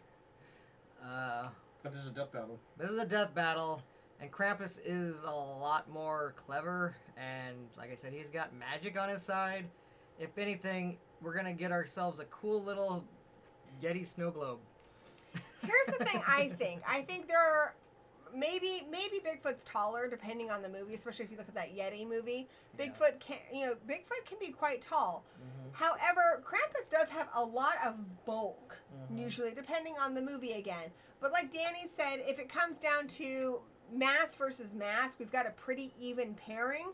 But then Krampus, one, is more intelligent. Two, Krampus has got magic on its side. Krampus has got multiple universes and also the spirit of Christmas. And yet Sasquatch, he might be able to fly, but he's going to fly right into the edge of that snow globe. I think Krampus is going to decide, you've been a naughty child, snow globe. Yeah. I think that's where it comes down to. I've also seen a lot of Bigfoot movies where the Bigfoot's actually the child, like in existence stuff, and Krampus knows how to put them children down. Right? He's going to stuff him in a sack or turn him into a snow globe. Krampus is going to take that Bigfoot, that baby Bigfoot, and going to hold it in its arms, and it's going to whack it on the ass with a stick. Bigfoot is going to walk out of this ring, tail between its legs, in shame. Krampus for the win. I'm going Krampus. Yeah, I would think I'm going to have to vote Krampus myself. I have voted for Krampus. Checking in with the chat. Krampus is a Yeti, but with superpowers. Yeah, I agree. Basically, yeah. It's not much different. He's got the same Creep It mass. Clean agrees that Krampus is going to win. The only thing that Sasquatch is really going for is that it's got diamonds to protect, and it floats in the Strawberry River, and it can fly. It'll probably have a nice little strawberry river in its snow globe, and it flies right into the part. So it turns out that maybe like Sasquatch actually thrives in this environment. Maybe, but he's still not winning the fight. He's not winning the fight, but he's going to thrive in this environment. Yes. Krampus can open up hell portals, and Exactly. Zigma says, but can Krampus hurt Bigfoot if it is innocent that does not break any Xmas rules? Isn't that innocent though? I've seen, like, especially that Willow Creek, it was like kidnapping human women and making them its brides. I think. And they're also on like huge amounts of LSD. Plus, not to be weirdly religious, but Christmas is, and so I don't think the Yeti has been celebrating it right, therefore has been deemed naughty. Well, okay, so when you say not celebrating it right, do you mean not celebrating it right Whatever in Krampus. in its pagan roots, or in the Christmas roots, which are Christianity stealing the pagan stuff? I'm not saying either of those are right, and I lean towards the pagan myself, Okay. but Krampus's view of it. Whatever that might be. Yeah, so I'm going to go with the pagan. Everyone say hi to Rich, our buddy from Movie Hey, Massacre. Movie Massacre! He's having a movie marathon with the wife. They just finished the second of 3 films. What movies are you watching? Hopefully And just not the stop by to say Krampus hi. movies. Hopefully not the Krampus movies. 19 votes. He's watching The Room, Shark Exorcist, and that Chillerama one that we just watched last night that was absolutely terrible. And Mandy says, again, did it rip off a guy's dick? And yeah, that's definitely naughty list material. Krampus annihilated. Now, when you Your say the whole opponent. ripping off the dude's dick, like, did he do it for a good reason? He stole Like, he touched maybe, his he was beef jerky. maybe he was trying to SA somebody, He stole and his it beef deserved to get his jerky. dick ripped off. All right, so Krampus won this one. Let's check in with our bracket. Who do we have in the semifinals? We have, for your first fight of the night, we have the Queen Alien versus the Anaconda. And in your second matchup, we have the Stuff versus Krampus. Oh, that's weird. That's weird. It's gonna get weird. We like it weird. We do like it weird. Keeps life exciting. Okay.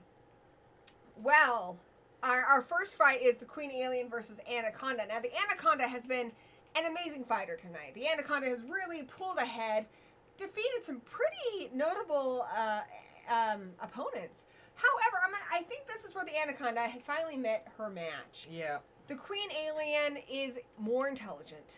The Queen Alien has multiple ways to mess you up. It can impregnate you. It's got acid blood. It's got multiple arms. It's got that tail that does that whipping thing. She has a lot of skills in her arsenal, and even if the Anaconda gets in a lucky bite, that acid blood is going to take it down. I think this is a no contest. I'm giving it to the Queen Alien. The Anaconda's best chance is to somehow squeeze the queen without breaking her bones and skin, because once it squeezes too hard, acid's going out. I also know that xenomorphs are prone to know how to hurt themselves in case of situations. They know how to make themselves bleed if they need to. They do, especially in a resurrection that And happened. there is already a giant snake alien hybrid, proving that the aliens have hunted and mated with Anaconda-type creatures. They have the snake alien. It's huge. So they've already done this. They've already face-hugged an Anaconda before. I'm sure they can do it again. Keep in mind also, because, with the choking out thing the Anaconda does, that Queen Alien has a pretty impressive exoskeleton. She does. And she could bite it with her little thing, her mouth that pops out. She could stab it with her stabby tail. She could also break her own arms and legs to make herself bleed, and it's not going to want to hold on to her with the acid blood. Yeah, I'm gonna go with the Queen Alien, because even if the Anaconda manages to unhinge its jaws big enough to eat this thing, It's just it's just gonna give it, at the very minimum, it's gonna give it a severe case of indigestion. but But it's just gonna kill it from the inside. if it can burn through 5 levels of a Yeah, shit hall, it can burn contest, through this the Anaconda Xenomorph skin. Queen. Yeah. 100% right now in the votes for the Queen Alien. Let's see here. No, I haven't even voted yet, but... Oh yeah, and like Sigma says, the spikes. yeah, exactly. Like, it's just gonna rip up the snake. Exactly. Yeah, Mandy says that Queen Alien is just too vicious for the snake. Creep It Clean says, hands down, hail to the Queen. All 6 hands down. Zigma says it wraps itself around the Queen. Her spikes would rip it apart. She can take a nap as that snake kills itself. I agree. I think this is a no contest. Yeah. Nothing against the Anaconda. I've been very impressed with the Anaconda's career in this death battle, but I think we have finally come to the ending This of is this where run. its push ends. I'm sorry. You made it to the semi-main event. You got that far, kid, but now it's back So down this is the where card. the Anaconda was the unstoppable force, and the Queen Alien was the immovable object. And And that just ended up being too much, I believe, for the Anaconda. 100% right now for the Queen Alien at 12 votes. She is mopping it up. I think I see her going into the finals. Yeah. I don't see how the Anaconda can win. I'd love to hear it. Like, unless there is a really weird plot being written, I can't see an And Anaconda I gotta tell you winning this guys, fight. this is a nice little story. It's nice to see an alien started as an egg, wrong side of the tracks, came to Earth, didn't know anybody in this country, has worked itself up from the lower levels, is now possibly going to go into the finals of this battle. It's a true rags to riches story, and I couldn't be more heartwarming. And at what the a moment. tale and what a story she's had. She's met a Graboid, a T-Rex, and an Anaconda all in the ring. And all reptilians. yeah. I think there's a lot of xenomorphs that are probably rooting for her back on its home planet. Yeah, she's very popular. She actually, I believe, is going to go back there for the Queen's Jubilee soon. She's also a mother. She has lots of children who I think are staying up way past their bedtime tonight to watch this battle. They She's some gonna of give them the straight hatched. talking to. Some of them even hatched early to see this. So, but yeah, they tried to grab her, they tried to chomp her, they tried to squeeze her. It ain't working. She's too hot to handle. And, the Anaconda never stood a chance, Maverick. And Zigma says, what about the Queen versus Twilight Sparkle? Now, I'm going to tell you guys, So Twilight fun. Sparkle, not my choice, is in the Witches battle.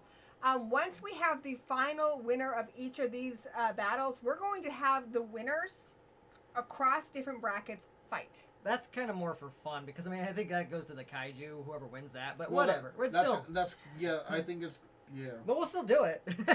Like, I think at that point it's kind of for It's fun. gonna but be we'll do it. it's gonna be Crypticon all over again at that point. Yeah, but I mean, that part's just like a fun bonus, I consider. But we'll still do it. You guys are supposed to hype up these battles. Come We on. are! I want to know who would win their weight classes first, though. That's where I'm really into it. Then we break the weight classes. 94% to the Queen Alien. I think even if we got another 10 votes, that Anaconda does not have a prayer. I'm going to call it the Queen Alien is moving into the finals. And that snake's suffering. Like, Put it out of its misery. yeah. we need to find out who our other contender is in this final battle. Who is going to go against the Queen Xenomorph? On our right, we have the stuff. Now, this is a very It's not interesting- sentient. It does not feel pain. It does not feel remorse. I think It is you- an endless eating machine. Like the Queen Alien, it does make little stuffies. It does have its own offspring. And it's also delicious, which is awesome. It's going against Krampus. Who's no stranger to the white stuff. And Krampus. containing the white stuff. Now, this is a very interesting battle. But as I mentioned earlier, the stuff has a giant corporation on its side. However, Krampus has Coca-Cola. Krampus hates giant corporations, and he punishes the naughty, and he hates how they have bastardized his holiday. I think this is magically weird, but I think Krampus contains the stuff into its own container that it can't get out. I think he can decide what. I think he knows by just knowing who's a stuffy. I don't think they can hide in plain sight from Krampus. He knows who's a stuffy. He checked his list twice. I think the magical essence of him can contain the stuff. Now, it is a weird fight, and I could be wrong, and I'd like to hear why, but I think he can magically conceal the stuff to stuff hell, whatever that might be. Krampus also has human intelligence. Krampus can take a flamethrower to the stuff. Yeah, I think he can kill it with fire. I think he can contain it in in a globe. I think he can. He'll probably just throw the little logo on there to make it fun. All right, I'm breaking down a scenario here. So the stuff figures out a way to sneak into Krampus's workshop. It's topping that cocoa. It grows in massive size. Krampus is like, oh fuck, what do I do now? Krampus finds a way to hold it back with the fire. And he's like, do I put it in a snow globe? What do I do? Ultimately, he decides to open up a hell dimension right beneath it. Stuff goes down. And a victory for Krampus. Yeah. That's kind of where I'm leaning. I think it's a long, drawn-out battle because there is stuff like all over the world and a lot of different stuffies, and he's gonna have a hell of a night. But Krampus can beat and kidnap children all over the globe in one night, so magically, I think he's gonna win this.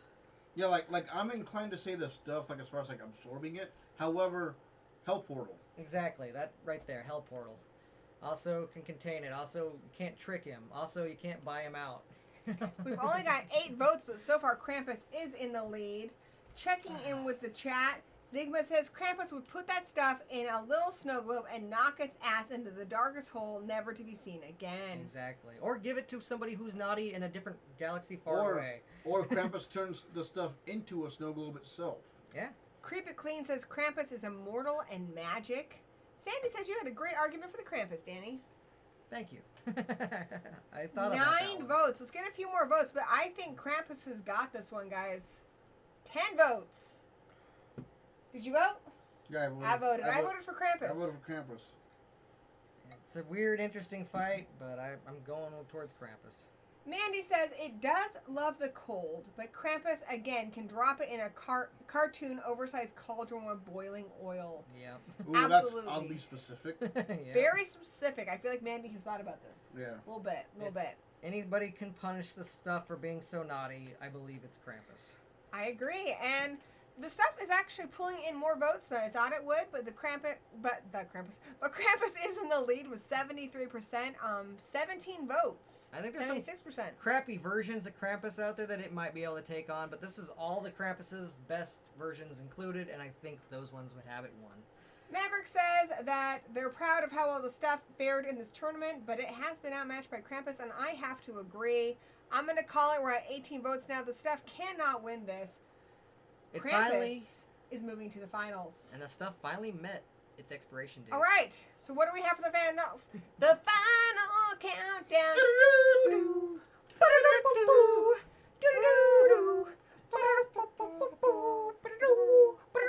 All right. And the pointing ninja just shows up. I mean, what? Where? The final fight, the moment you have been waiting for, the final battle is between the Queen Alien. She started as an egg. She came to this Earth. Well, sometimes she does. She has lots of different places. She is an intergalactic contender in this fight versus Krampus. Magical, festive, doesn't like kids. Queen Alien is all about family, and I think Krampus might actually have a warm heart for her, loving her family. However, it's come down to that snow globe again, because I do think the Queen is physically stronger, and the acid blood, but Krampus doesn't usually attack that way anyways. It's going to come down to Hell Portal, or the snow globe. So that's kind of my thing, like in a fisticuffs, Queen Alien hands down. However, the Queen Alien this whole tournament has relied on her acid blood. Krampus is not going to try to eat this alien or make it bleed. It's just going to be like Hell Portal. It's going to have to. Like I said, you stuck him in a boxing ring, I think she would win, but Krampus is going to stick her in either a Hell Portal or a snow globe. I agree that if this was just a matter of fisticuffs, if this was a physical brawl alone, the Queen Alien would have the upper hand. Krampus does have that opening up hell dimensions thing, though. Krampus has magic on his side. I think Krampus has got the edge here. I haven't seen anything really where Krampus has been taken down by anything other than magic, and the Queen Alien is more of a, reptilian type brain. It's not going to be able to master magic anytime soon. I think Krampus has got this, but it's a hell of a battle. A hell of a battle. Yeah, right. And the votes so far are reflecting that we've got 40% for the Queen Alien, 60% for Krampus. Let me know in the chat what your arguments are, because this one's pretty close. Checking in, Zigma says Krampus would turn the Queen into a string puppet and force it to make bad alien movies until the end of days. So, the last, 4 alien movies? Now, in the end, we all lose, and Krampus wins. Alucard wants to see the Queen with a Santa hat. Me too. Creepy Clean says the Queen can be killed, whereas Krampus doesn't seem to be able to die. Dang, everybody's streaming on a Sunday night. Well, I appreciate everyone who is hanging out with us and watching this stream. Do share if you're having a good time. Oof. And Creepy Clean says Krampus could get the Queen without even touching her. I agree. That's what he's gonna have to do. Hell portal. Right, that's what I'm saying. It's to be like Hell Portal. Or There are versions of Krampus where he is just kind of more of a beast, and that one would lose. But we're going for the best versions here. Now, we're not going to allow the whole hive or Krampus's minions to have anything going in this battle. So it's just the Queen by herself with Krampus by himself. I think, if we brought the hive in or Krampus's minions, that's going to make it really interesting. But we're not going to have that in this fight. Now it's Dark says, all hail the Queen. I love the Queen. If you've got a good argument for why she would win, do share with us in the chat. Maverick says, I'm currently imagining this is an episode of Celebrity Deathmatch. That's awesome. It is glorious. I love that show. Let's get it on. This is a close one, guys. This is a close one. I'm going to call the bell when we get to 20 votes. I think cinematically you see Krampus come down the chimney. He snorts around. Queen tail rips through his torso. He gets ripped in half. Queen, thinks she's killed him, but realizes there's nothing in the robe. There's nothing there. She looks outside. It's just a frozen wasteland as far as the eye can see. And 20 votes. This was one of the closest matches of this tournament. And but the winner ultimately, your winner is Krampus! Krampus Now, I admit, I kind won. of wanted the Queen to win, but I just can't think of a real good reason why she would. No. Guys, that was intense. That was good. Unless you took away all Krampus's abilities, but then that's not Like I Krampus. said, if it was an actual brawl fight, then the Queen would win. But it's not, because we're talking about all of Krampus's abilities. She's all her abilities too, but still, her abilities can't beat magic. And she's relied on her acid blood this whole time. And I think there's a reason why she made it this far, but unfortunately, it got to the point where magic is a factor. And there you go. Your face is a factor. It's a fear factor. That was intense, guys. That was intense. That was our battle of the big monsters. Sorry. That took us about 2 hours. Do we have time for another one? I mean, I'm game, but it's up to the chat. Do they want to do another one, or do they want to hold off? Do you want to do the next category? Might take another 2 hours. I mean, I did wear my Predator shirt for a reason. What was it? The Demons bracket. Oh, what was the Demons? Well, then I I don't know why I wore thought the it was shirt. monsters. Let me see creatures. which one's next. I thought it was creatures. Yeah. Oh, next is creatures. You're right. Yeah. Oh, I wore the wrong shirt. Predator. Guess it's got the Okay, Predator on it. my bad. Maverick says yes, keep going. All right, let us know if you want to move on, if you want to keep going, if you want to see those creatures. I'm going to tell you who's on the roster for this. Maybe that will influence your decision. We've got the Predator, the Terminator, Nemesis, the Thing, Killer Clowns from Outer Space, Violator, a Merman, because you need a Merman, Gillman, Dr. Wolfula. Somebody share this and tag Dr. Wolfula if we go ahead and do this. Fluffy from Creepshow, Syl from Species, It Follows, the Demon from It Follows, Frankenstein, Frankenhooker, the Mummy, and Tarman from Return of the Living Dead. I think people were here for the giant sperm.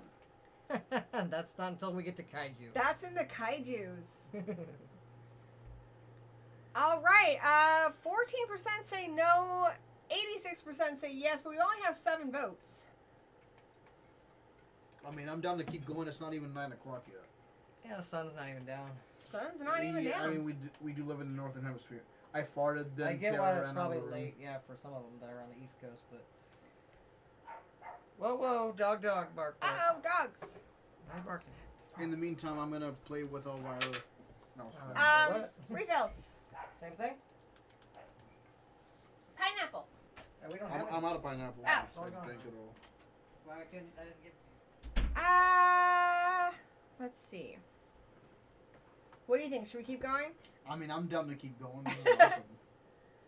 Want to kill the giant sperm? Yeah, the giant sperm was going to be in our kaiju bracket. So we watched that movie last night for research. Nasty. It was nasty. In nasty.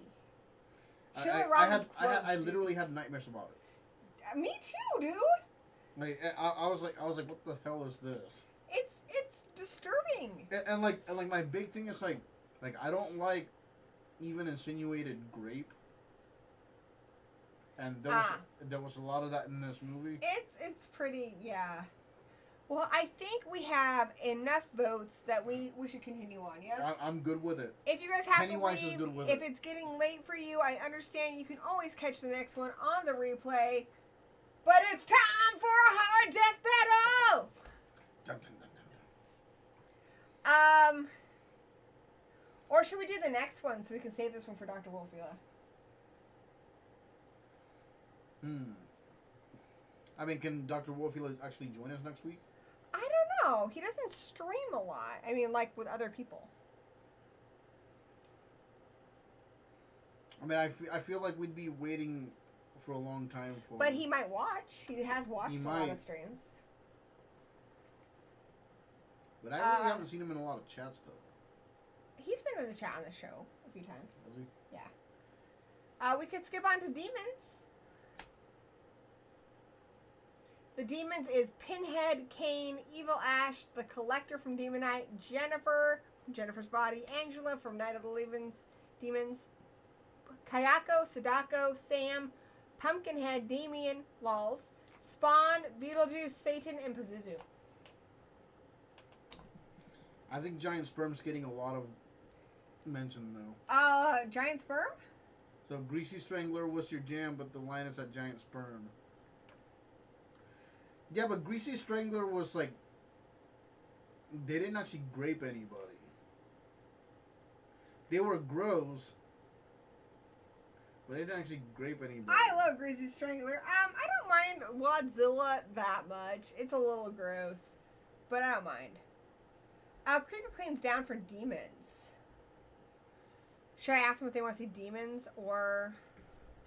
Well, do like a 3-way vote. Demons, kaijus, or monsters, whatever. Alright. So which one do you want to see next? So...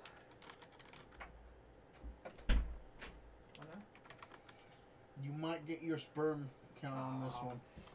I wanted to do the Predator. That's why I wore a shirt. Alright, let them decide. I thought that's what the thumbnail had on it. Oh yeah, we have vampires too. Which one do you guys want to see tonight? Creatures. The creatures one would be nice if we can share it with Dr. Wolfila first, though.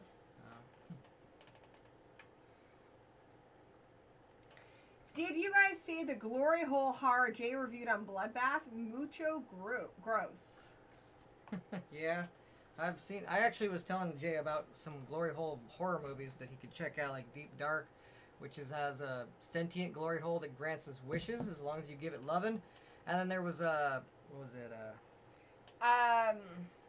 What was the name of that one movie? Death Drop Gorgeous. Where, yes. Let's just say some meat gets grinded. Here, squeeze in here, boys. Summer lovin'. Looks like Demons is taking the lead, but there are only 12 votes, and it's pretty close. Come on, creatures. Because I have a lot of arguments for the Terminator and Predator. Well, you'll be there for the next one, hopefully. I hope so. If they don't mess me over for the schedule. 13 votes. Did you guys vote? I voted. I voted for creatures. Me too. Creatures and Demons is tied. But I say if any of them are tied, I say we go with what we originally planned. Oh. Creatures just took the lead.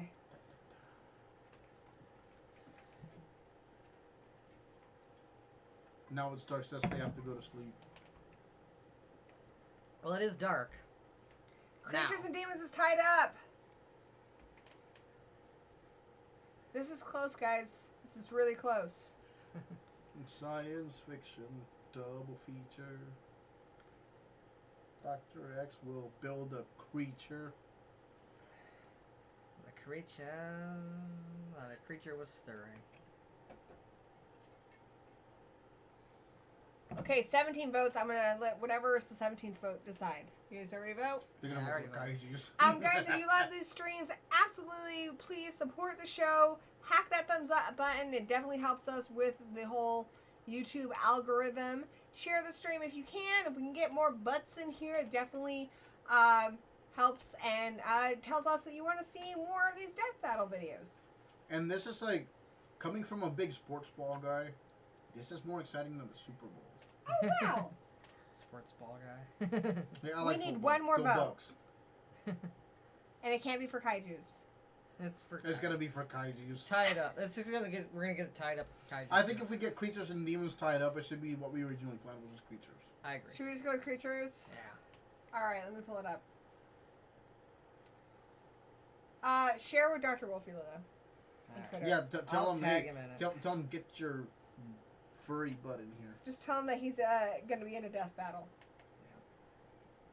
I can do Fair that. Point Station didn't realize there was a whole genre. Yeah, like we're Yeah. doing all genres, man. We're kind of trying to match the fighters with other fighters that are about their level of ability so that nobody's just getting, crushed in a squash match. So basically, we got this idea from Crypticon when we went, and basically, like it was like a whole bunch of different categories, but Cthulhu won everything.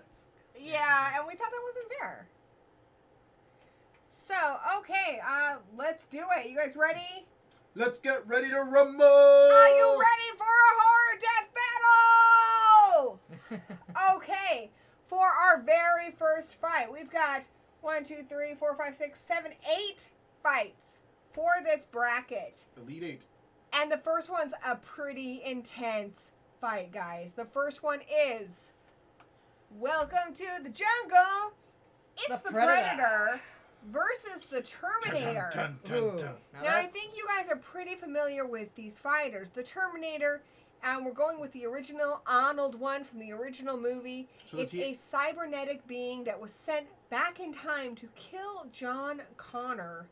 It's Arnold Schwarzenegger. It's flesh and blood over living tissue over a metal skeleton. It doesn't reason, doesn't think.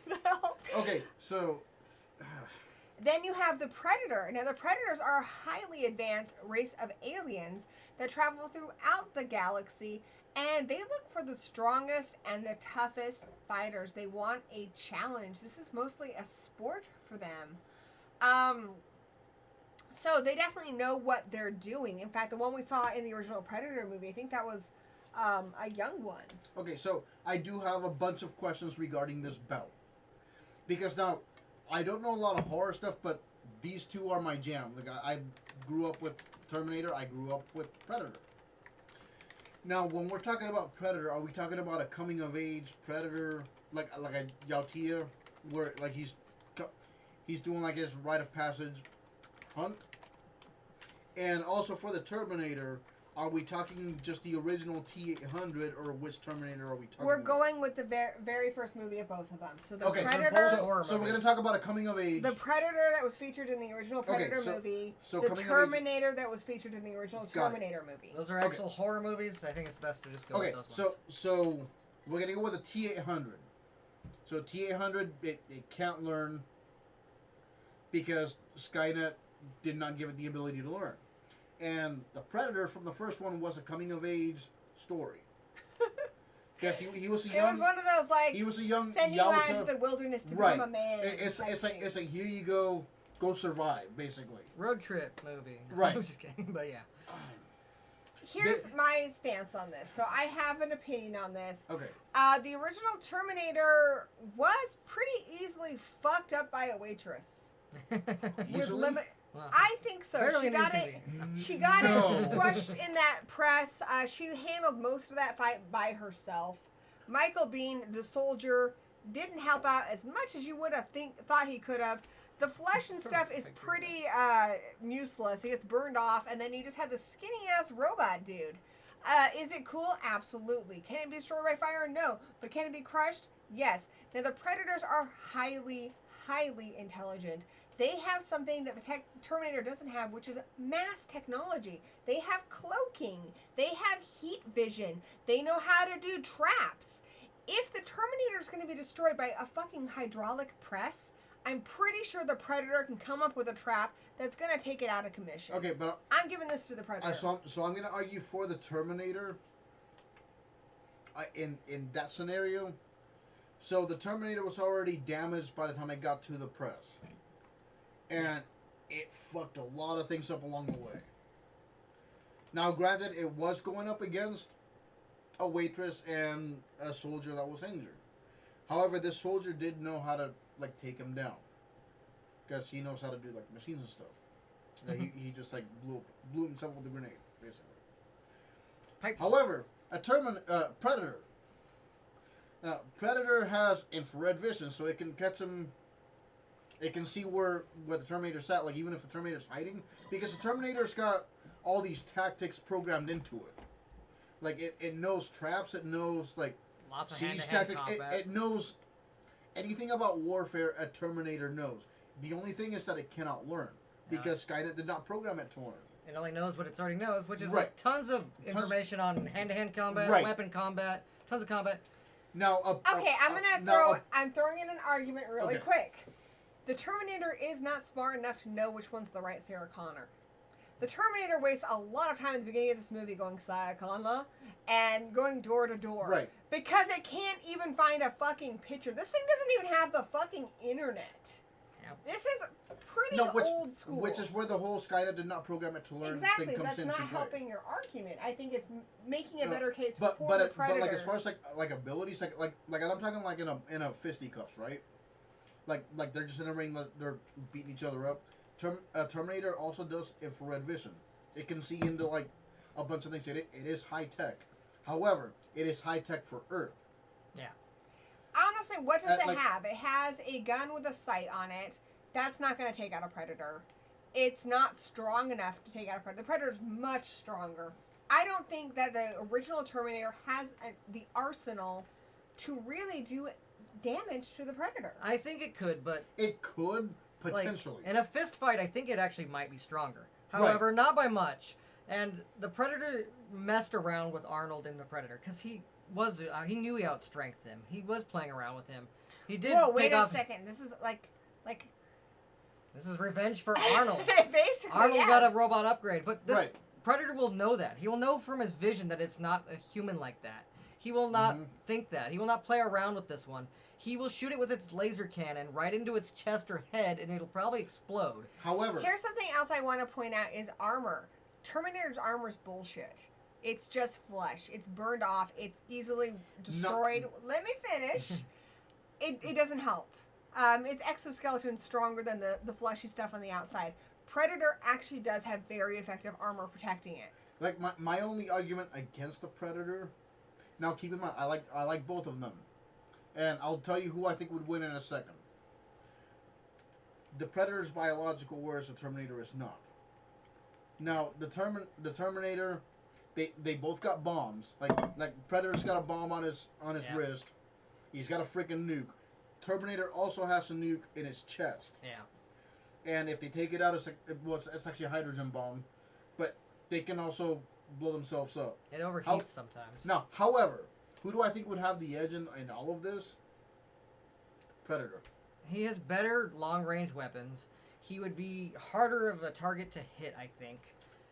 He wouldn't get close to a Terminator. He would get close to Arnold as a human to make... He was mocking him. He was like, he was a young, kind of like... And the cocky little Predator. And the stealth would not help the Predator because the Terminator could also see infrared. Yeah, he wouldn't be able to hide So from he him. wouldn't be able to hide from the Terminator. But I also like want to bring up something about intelligence here. The Terminator isn't that intelligent. it's not. And the Predator is smart enough that not only can it strategize, but it also can do things like mimic voices and stuff. Right. And that's why, like, I want to give the edge to the Predator, but the Terminator would put up a good fight. I agree. But I think that as far as like being able to learn, like the Predator would figure it out. The Terminator would have to kill the Predator out, like just outright. Yeah. He'd have to be. Now, the other thing too is a Terminator, as T-800 has not encountered an alien species. They are programmed to kill humans. It cannot learn because Skynet did not program them to learn. It was actually made to look like Arnold, so it could blend in with your everyday Right. man and kill him. I don't know why everyday man looks like Arnold, but either way, it will not blend in It's- with yeah, Arnold. I it's just a dude. honestly think the only thing Terminator has going for it, because I'm really saying that I think the Predator's going to win here. The only thing is Predator will not kill something that looks vulnerable. I think if Predator came across naked Arnold Schwarzenegger, it's going to be like, what the fuck? That thing's dong's hanging out. And it, Well- it might just walk away for a bit. It's gonna be unthreatening until Terminator comes to Predator and be like, "You're close, your armor, your weapons, give them to me now." And the Predator's That's just what gonna he be does. like, And Terminator yeah, no. and Predator's gonna be like, "Well, fuck you, slice." Arnold's dong's pretty threatening, I'm pretty sure. But His Is it dog really? gets burned up. exactly, it does. I think he has stronger metal bones than the Predator's alien bones, but that's about all I Yeah, really like- see going for it. Yeah, like I don't see the Predator coming out of this unscathed. Like I think the Predator's gonna be fucked up after this, but the Predator wouldn't. I think Arnold will be able to see through its invisibility, and he is a more Right. accurate shot than the soldiers from Predator. So I think it's going to shoot the Predator, but the Predator's cannon will do more damage than Arnold's with a shotgun or All right. whatever. I think we should check in with the chat here and see what their arguments are. We're not going with the Predator, the Terminator from Part 2 that can change shape, so that's not No, going to be a T-1000. factor. Yeah, T-1000 is OP on this one. That would, it's different. The Predator is so awesome. Nobody compares to him, not even the Terminator, says Sandy. Predator goes invisible and shoots from far, says Ben. Maverick, I agree, this is tough. The Predator not only has those weapons, but infrared and can camouflage. Agreed. Terminator's dong got melted off. Also agreed. I want Predator, but I went Predator, my thumb bounced around a few times. I think there are good arguments here, but I'm still going Predator. Predator has fishnet stocking armor. The Predator knows how to deal with acid. Tony It does. raises good points about both of them having nukes. Agreed. Predator can be invisible in a story. The T-100 would kill a Predator. I don't think so. Predator don't see no clothes. It only sees X-rays. Yeah. Right, and this is where I was saying like they both have infrared capabilities. So Yeah. like, the whole invisibility thing would not help the Predator at all No. Now the because it gives off body heat. So Terminator would see it. Like, But he like- is a higher jumper, a quicker. He would hang out probably higher Right. up in the... If it's, right, and that's what I'm saying. It's like the invisibility would not help because the way that the invisibility in the Predator's armor works is it bends the light around it, like the visible light, like to our spectrum. Exactly. Whereas a T-800 would see in the infrared spectrum, so it would see like the heat, Exactly. which would it would still see the Predator because it's like oh, it's giving off body heat, or the equipment is giving off body heat, so it would still be able to see it, but the Predator is more nimble. They would both also have that data in their eyes of telling Right. them what theirs. But Right. unfortunately for the Terminator, it would be like unknown origin. It wouldn't know what the nuke on his wrist is because it Here's- doesn't understand alien technology. Here's the best argument I've heard so far, and it's from Zigma. Human Arnold killed the Predator, so Robot Arnold kills Predator now. The only thing I would say is to disagree with this is Human Arnold can strategize, does have the Right. ability to learn, is intelligent, can adapt. Nearly fucking died also. We also got But played the with. Terminator doesn't have those abilities that Human Arnold, the soldier, who's basically like, fucking Navy SEAL, who's like the best of the best. I Yeah, don't think the Terminator has those kind of Human capabilities. Human Arnold was a Green Beret. And- Also, hey to Cal-L Daily, nice to see you here. But also, the Like- Predator played with Arnold. It could have killed him several times in that movie, but it And they didn't. it won't do that with the Terminator. It'll see that it is a robot from afar and not get close to it. The closer the fight is, like if they were like just randomly teleported into a room where they couldn't get away, I think the Terminator would actually win in a hand-to-hand fight like that. I don't think it would be that simple because the Predator has that big ass blade. Exactly. But I'm just saying no weapons, just craft next to each other. It is an alien. You guys are so passionate about this. It is an alien alloy. Yeah. So it could cut through. Potentially. Potentially, I see that Predator big blade just slicing through it like Wolverine. Yeah. I'm just saying if they were somehow teleported naked into this room where they couldn't get out and they were like at arm's length and there's no weapons, then I would say the Terminator might have the advantage. But the farther they fight away, the distance is between them, the Predator is going to have this. He has the long range down. And for Kal-El in the chat, just to clarify, this is the original Arnold Terminator from the first movie. Yep, this is not the T-1000. The T-1000 is a whole different thing. Just the one Terminator. T-800. And I want to go back to what Sigma was saying about the human Arnold thing. Human Arnold had the ability to learn. Yeah. Whereas the T-800 did not. Exactly. Because Skynet did not program them to. Because Skynet was afraid of, if these robots can learn, they're gonna revolt against me. So Skynet did not program them with the ability to learn. Also, like I said, could have killed Human Arnold several times in the movie. Right. Played with him. It was having fun. Well, the Predator had the advantage, and honestly, the Predator, I think, thought it had an easy win. Yeah. From the beginning. This is the best Earth had to offer, and it wasn't very good. So it does toy with him a bit, and it's not till towards the end of the film that the Predator is like, holy shit, this is actually a really good fighter here, and then actually ups its game. But in the beginning of it, it's just kind of messing with him, because I think it thinks it has it in the bag. It also comes back to the whole, like, coming of age thing comes to play, because it's like this cocky teenager. Yeah. And it picks up Arnold by his throat, and it could have easily just killed him right then, but it puts him down because it's having fun. It's toying with him. Checking with the chat, we only have 14 votes. But I'm going to go ahead and give it to the Predator just because it's got a pretty significant lead, and we don't have that many votes. So I'm going to go with the Predator. That was a hell of a battle. That was a good one. That was a hell of a battle. Checking in with the bracket. And I think if you threw them in an arena with nowhere place to hide and there was 50 of each, there'd be so many casualties on both sides. It'd be awesome to watch. It'd just be a bloodbath. The Predator is moving on to the next round. Now we have another really intense battle, guys. There's a lot of intense battles in this one.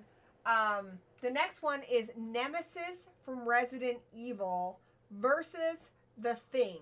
So let's break down. What is Nemesis? Nemesis is this massive soldier created by the Umbrella Academy. It's huge. It knows how to use heavy artillery. It's mutated and shit, Got right? a weird tentacle earthworm that comes out of its hand. It's some scary nightmare fuel. Speaking of tentacles, the opponent here is The Thing. So you can use The Thing from either of the two Thing movies. Both of them apply in this because it's the same organism. The Thing is from another world. The Thing can take on the form of anybody it encounters, or any creature, any living creature it encounters, be it a dog, a human. It really doesn't matter. It can even mash people up a little bit, and it's intelligent enough that to a degree it is able to, it's able to speak and hold conversations, to the point that it's really hard to tell if somebody is The Thing or not unless you do a blood test. I see this being a weird fight. Nemesis is not as smart as The Thing in a sense. He is trained to kill its targets, and he's pretty smart at that, but that is the only thing that he can really think in his head, where The Thing will adapt to its environment to try to survive in different ways. I just think this is weird, and I don't think either of them are coming out of this the same. I think The Thing would technically win, but it is going to get contaminated by the G virus, and therefore it won't be the same thing when it wins. It will be a G virus version of The Thing, which I guess, I don't know if that's a win for Nemesis. Not physically, but I don't know if it's a moral win or what.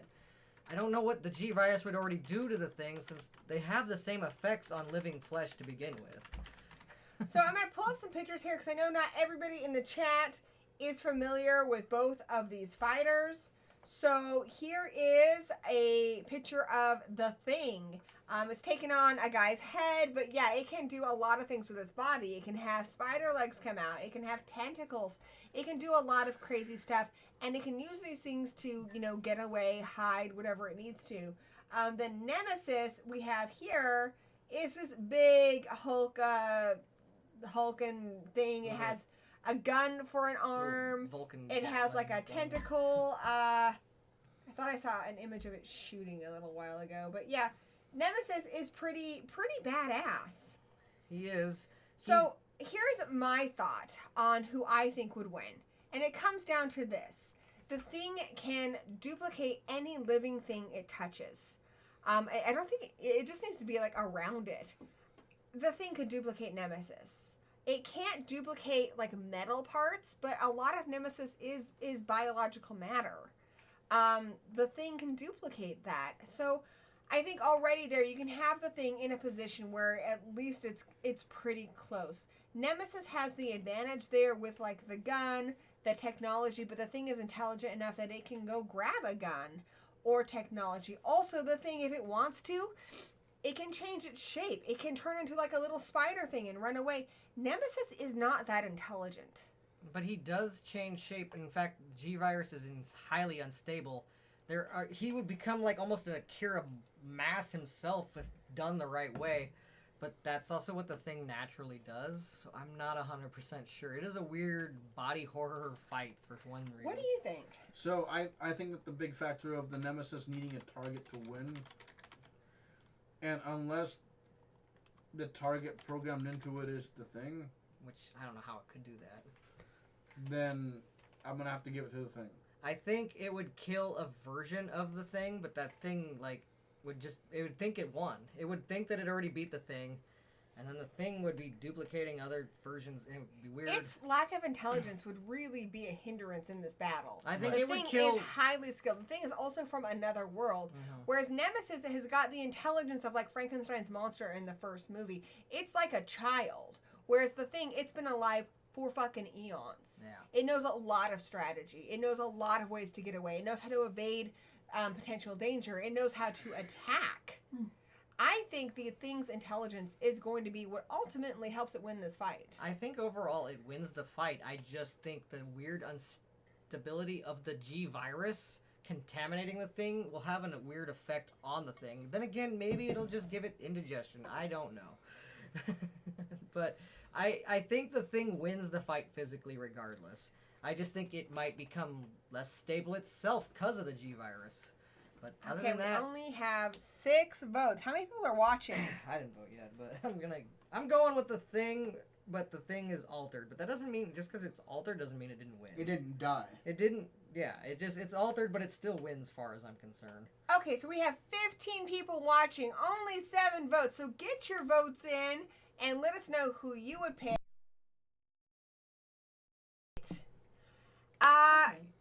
Yeah, if you've got a good argument for how Nemesis wins the fight, definitely let us know. Checking in with the chat, Cal-El, you've never seen The Thing? You need to get on that. That is a John Carpenter classic. That is an incredible movie. You need to check that out. Zigma says, does Nemesis have a mine thrower, assault rifle, rocket launcher, and a grenade launcher? Nemesis has a lot of weapons. I'm not sure exactly what weapons it has, but it does have a lot. The standard weapon is his little Vulcan gun or whatever. I'm just going to say yes. But he Cal-El could probably says, be given a flamethrower. Cal-El says if it can morph, it might win. Zigma says Thing dies to fire. Nemesis has a gun. The Thing is vulnerable to fire, but at the end of the movie, it's kind of implied that it's still alive. Even after it's been blasted with fire multiple times, it is really hard to kill it. You can kill its current form, but even just a part of it gets away, then it can escape. You know, at the beginning of that movie, it's managed to escape these Russians as a dog. Its ability to escape, evade potential attacks is pretty impressive. The thing is about the Thing is it takes place in Antarctica, and it's implied if that ever reaches out of Antarctica, it will spread like just insanely quick all over the world, and you'll never know if you've gotten it all. So I guess if this fight takes place in Antarctica, the Nemesis, I don't know how it can be programmed to kill the Thing, because it takes different shapes. I don't know if he could even sense that or know it, but unless it's taking place in Antarctica, he's no way of stopping it. It will contaminate the entire world. However, I think the G-Virus will also contaminate it, but it will still win, just infected by G-Virus. So this was a pretty good fight, but it went highly in favor of the Thing at 83%. We only have 15 people watching. I know Cal-El doesn't feel like they're able to vote because they haven't seen the Thing. That's fair. I'm going to call it at 12 votes. That means the Thing is the winner of this round. Predator and Thing are going to face off in the next round, guys. That's going to be a tough one. That is going to be a tough one. Okay, so now we have, I think, my favorite matchup of this fight. We have, in one corner, the killer clowns from outer space. They are alien clowns. They will wrap you up in cotton candy like in a freaking cocoon and feed on you later. They have hijinks. They have all kinds of abilities. Yeah, they're alien clowns. They're awesome. Then we have Violator from Spawn. So you guys, Danny, why don't you give me the stats, how the killer clowns work, and then you break down Violator for everyone in the chat. Well, the killer clowns have a circus tent-shaped spaceship. They wrap you up in skin-burning cotton candy. There is a giant killer clown as well. Wow, they're just, they're cartoon, kind of Toon Force. They can punch your head off. They do all kinds of weird shit. I don't know, actually, if they'd win, but I would go with them. We're not getting into that right now. Just don't say your votes, just what they can do. They're just it's like fighting a cartoon, and that sounds really hard to do. Those are the killer clowns right there. Now break down for us, what can Violator do? So Violator is from hell. And this is from the Spawn movie. Violator is excuse me. It's from hell. He also kind of has cartoon force. A little bit, yeah. A little bit. Like he has like really like toxic farts.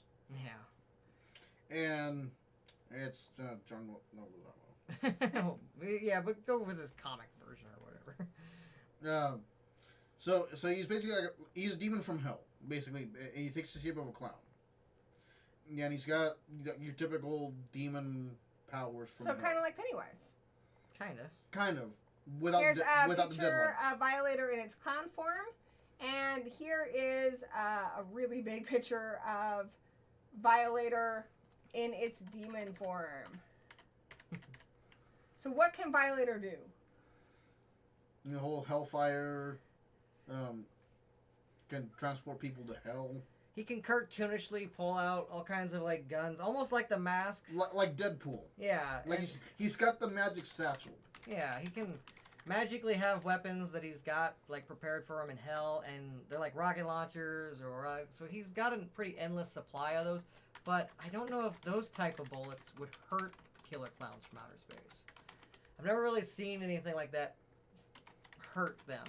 I know that I've seen Violator hurt several times. He rips things apart, but I've seen him ripped apart. I've seen him like just laid waste to by like Spawn with a bunch of guns as well. They like tried to outgun each other and Spawn won.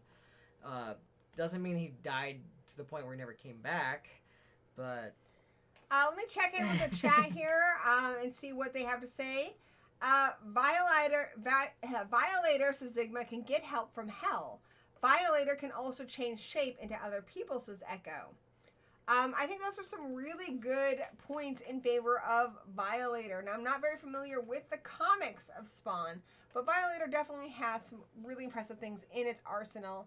The Killer Clowns, I guess there's more of them. If he gets help from hell, they get help from wherever their space is. Can the Killer Clowns put Violator in a cotton candy cocoon? I think they could, just because they're like the Killer Clowns are more like they want to play with things. Here, I'll scoot over so you have a little more room. Like that's kind of like their whole shtick. It's like they want to play with their prey, basically. I think it comes down to almost a Toonish type fight, but right. We've decided in like anytime there's Toon Force involved, when it's funny. The Killer Clowns, I think, are a little better at being funny than Violator, so therefore I think they are a little more powerful than him. Now, would he probably rip a bunch of them to shreds? Probably, but I don't think it would kill the ones he rips to shreds. and they would still kind of make a little comedic like skit about it, and overall he would probably ended up cotton candied in the end. Yeah, I would agree with that. So you guys are voting for Killer Clowns. I'm voting for Killing Clowns just because I can't vote for John Leguizamo. Because fuck that guy. I'm at a disadvantage here. Like I said, I'm not that familiar with Violator outside of the original Spawn movie. And from what I remember that movie, it was just John Leguizamo in a fat suit farting a lot. I definitely like the Killer Clowns more, so I'm slightly biased here. But the Killer Clowns do have this kind of like Toon Force on their side, and they seem nearly unstoppable. How has Violator ever been taken out? Well, like I said, Spawn's outgunned him. Other demons and creatures have outstrengthed him. I think his weapons aren't as... Like, he has a plenty good supply of realistic weapons, but I don't think realistic weapons are going to win this fight, and that's why I think the Killer Clowns are going to win. Because their weapons are a little sillier, and I think that silly magic is a little more powerful than his demon magic. Definitely get your votes in. Checking in with the chat here. Mandy says Violator has killed several Hellspawn and his father and brothers. Torchbearer, yes, the Chiyoba brothers who created the Killer Clowns and Critters were at Crypticon. That was awesome. Shorty punches heads off. Yeah, Mav. Very, very good point. If the clowns cut Violator's head off, they win. If Violator shocks their nose, they win. Honestly, I think you have a good point here. I think it can go really either way depending on who strikes first, on the moves they choose. Creep It Clean says the Killer Clowns, the only thing I can see in Violator's favor is that you can kill the clowns. And we've never seen them killed. They don't get killed in that movie. Well, and I want to go back to the whole... Mandy says, I live, I die, I live again. All right. Nice Mad Max reference, by the way. But the... I want to go back to the whole shocking and punching Violator's heads off. The Killer Clowns are more likely to cut off Violator's head because they know that cutting something's head off is likely going to kill something. It's also funny. Right. Whereas the nose thing is very specific. And I don't think Violator would figure that out in time. And there's many of them. If he gets lucky with one or two, they're going to protect their nose and do different tactics on him. I think it comes down to they both have Toon Force, but Violator's got hell magic on its side, whereas the Killer Clowns have space technology. Space technology and silly Toon Force, which usually wins. Yeah. Silly, like Looney Tunes Toon Force. Like One Punch Man fought Popeye on Death Battle, and Popeye's silly Toon Force beat One Punch Man's more serious Toon Force. Well, we have 14 votes. I think there are 15 people watching, so I'm gonna call it. That was an intense battle. And it looks like the Killer Clowns from outer space took the lead. They are moving on. Now, guys, I'm really excited about this one. Really excited about this one. Are you guys excited? I'm always excited. I'm excited. Are you excited? Yeah, because everything's better with a merman. We've got an aquatic battle coming up right now. You want a merman? I got you a merman. We've got the merman, specifically the merman from Cabin in the Woods. What is this merman? Well, it doesn't have legs. It has a tail. It has a big gaping mouth. It's almost kind of like a shark. Like if it was like in that tadpole form with like the two front arms and the tail. And it eats people and then their guts go out its blowhole. That basically sums up the merman for you right there. Versus the Gillman. Now this is Gillman from Hellboy. This is Gillman from Creature of the Black Lagoon. This is Gillman from all of the Creature of the Black Lagoon sequels. So Shape of Water. Shape of Water. It's got mad sex appeal. The ladies love the Gillman. And the Gillman loves the ladies. Gillman is rocking that hot bod. For sure. But if this was definitely if this was like a who's sexier, who wore it better, Gillman for sure. But this is a death battle. I don't know. I think the merman also he looks pretty good laid out there on the beach like that, doing I'm gonna go with merman because blowhole. So who would win? I'm gonna go with Gillman because he's more versatile. He can swim really well like the merman, but he also can walk around on land.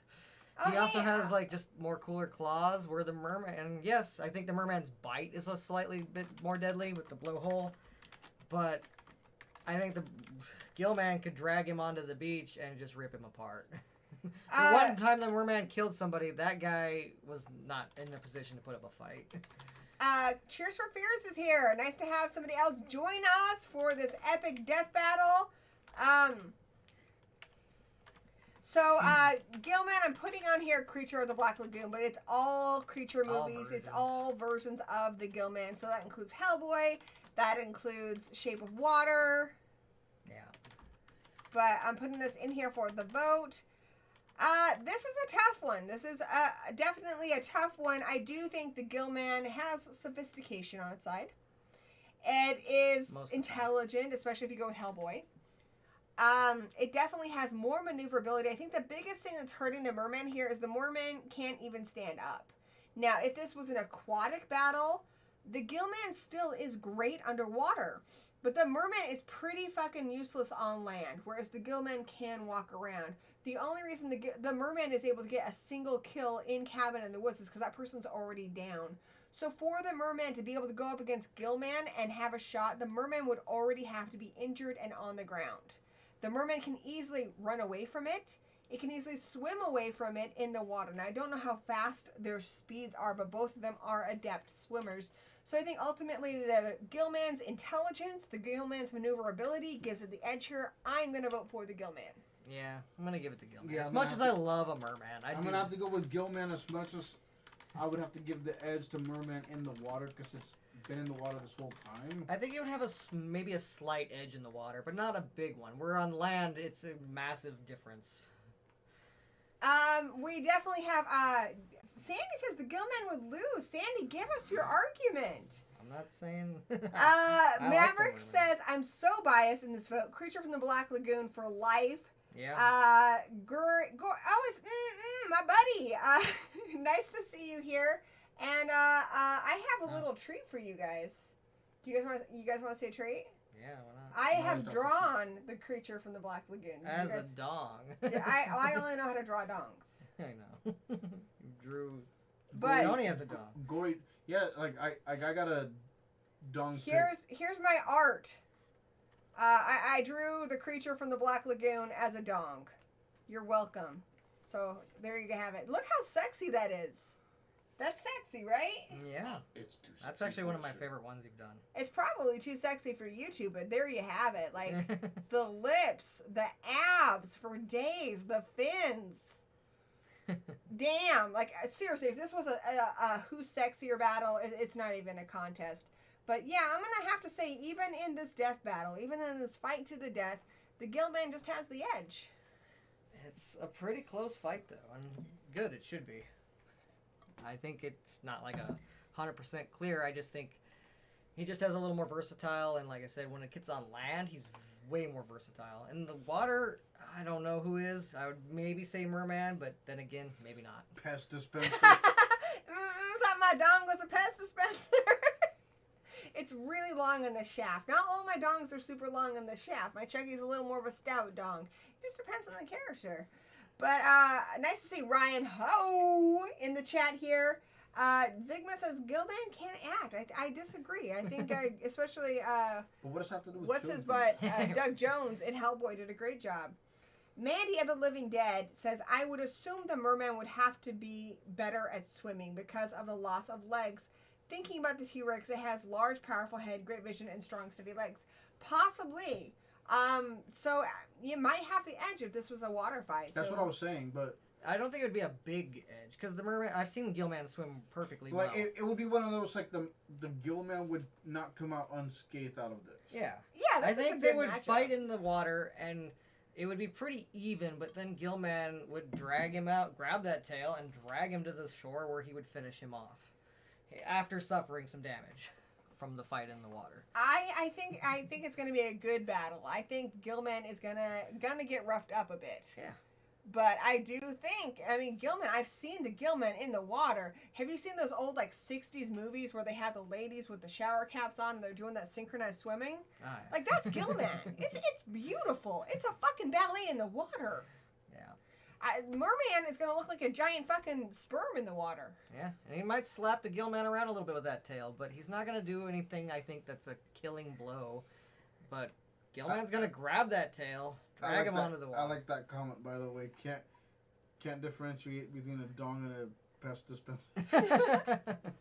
Dongs are kind of Pez dispensers. That's fair, dude. That's fair. Like we just watched a whole movie about that. And Zigma says Cabin in the Woods could have made a Gillman, but they made a merman since it was the better choice. However, I would like to point out that the guy in Cabin in the Woods, and they have tons of stuff in there, so I think they do have a Gillman somewhere. The guy in Cabin in the Woods wants a merman because they've never got to see one, and he thought it would be cool to see one, which means they're an unpopular choice. That people are choosing the redneck zombie family, the zombies. They're choosing all of these other creatures. Dude, the fairy the ballerina with the teeth. All of these creatures are getting chosen more than the merman because people are just not picking up that conch shell. Now with this whole Gillman merman thing, is part of that like that movie that we watched a long time ago where the guy was having relations with a mer person? Oh yeah. The Cold Prey one? What was that movie? Cold Prey. Cold Skin or what? Cold Skin. That's it. Where the two both had a love affair with this mermaid lady. She was a weird combination. She kind of looked more like those sea people in Zelda, the Zoras. Yeah. That's more what she looked like. All right, quick one while we wait for the final votes. And wants to know who would win between Angry Molesting Tree and the merman. I think Tree cannot be in the water. I think and it's not going to get killed by being bitten, so I'm going to go with Angry Molesting Tree. Yeah. I'm going to say the merman should like light the tree on fire. I still wish we would have got the conch shell blown. I wanted to see the merman kill those teens. That would have been cool. I actually would love a sequel. Or an alternate. They should do it. Well, I guess they have to do a prequel because the gods take over there. But I wanted some prequels with some of the other scenarios you've seen. Pinhead ripoff kind of. The Sugar Plum Fairy should have been great. I wanted to see a few of them, but... I'm going to take a look at the bracket now, and we're giving it to the Gillman at 65%, 17 votes. It was a good fight. It was a good fight. It was a good fight. Hey, Movie Massacre is in the chat. Guys, definitely check out Movie Massacre if you are not already subscribed. Their last video was a review of Frankenhooker, one of my favorite movies, and I was lucky enough to be a guest on that video, providing the fun facts. So definitely check that out. You can find it in the collabs list on my channel, or just go over to Movie Massacre's channel and check it out. Lots of great, really funny reviews over on Movie Massacre's channel. He's got a Shark Exorcist coming out soon. You want a date? I'm looking for some action. Got any money? Okay, this is going to be an interesting one, guys. This is an interesting one. So this is the first one where we have a fellow horror host. Yeah, in fact, he just retweeted it, so he did? might be watching. Hopefully, my buddy Dr. Wolfula is watching. If not, he might make Goulash watch it in the basement. Yeah, if anybody. But Dr. Wolfula, who you'll notice is not in the werewolf battle because he's not a werewolf. He's a wolfulite. Now, what is the difference between a werewolf and a wolfulite? A werewolf, as the name implies, were meaning human, wolf, is sometimes a human. Dr. Wolfula is never a human because he's a wolfulite. That is what he is. It's kind of a humanoid like wolf. He's also a flipping doctor. He's got a freaking PhD, guys. This is some impressive stuff. Takes years and years and years. He's intelligent? Okay. Highly intelligent, highly funny. Dr. Wolfula has also created his own being. He created Goulash, who he now makes do videos for him and other kinds of beings. He's also a very happily married man. His wife Meredith, lovely woman. But yeah, highly successful YouTube channel. Really excited to have this fighter in this arena tonight. They got the Dracula from Dr. Frankenstein. You got the Wolf from Wolfman. You got the Eula from Dracula. He's all three combined. Now I've seen him get brutally beaten by a Frankenstein creature before and set on fire on Screaming Soup. But so what? He got to hang out with some Jedis afterwards. Because, you know, I guess when you kill Dr. Wolfula, he gets to become a Jedi ghost. But Fluffy, I love... Oh. Don't jump the gun. Okay, I won't talk about Fluffy then. Okay, we haven't even introduced the next fighter yet. Danny, there's a system here. A very particular system. We've been doing it differently a lot. Let's introduce the next fighter. Fluffy. Well, we can't talk about them until they're introduced. All All right, Fluffy is from Creepshow. Hopefully you guys are all familiar with Creepshow, one of the best horror anthologies out there. So what happens in Creepshow? Creepshow, you've got Hal Holbrook, really not happy with his wife.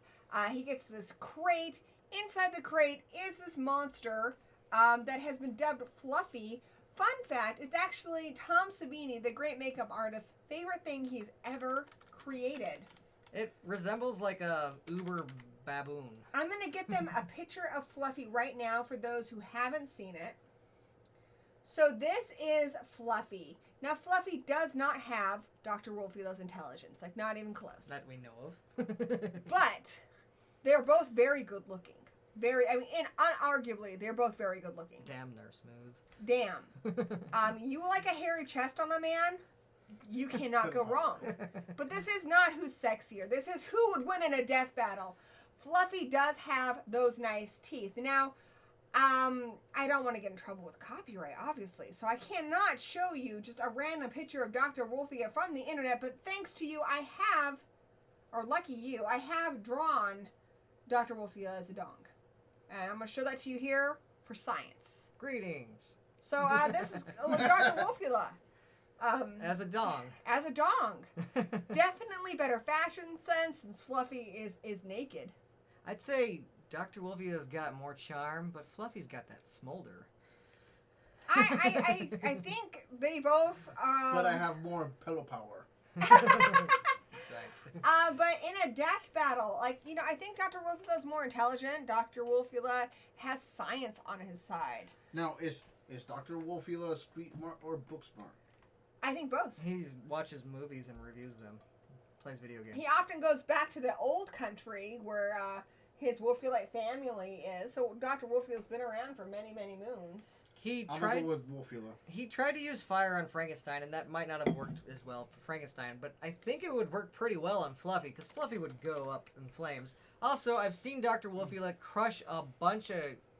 he crushed Goulash Skull with a giant mallet. He can swing a hammer. Fluffy likes to pop up out of a crate. It's going to be whack-a-mole, and I think Wolfula's got it.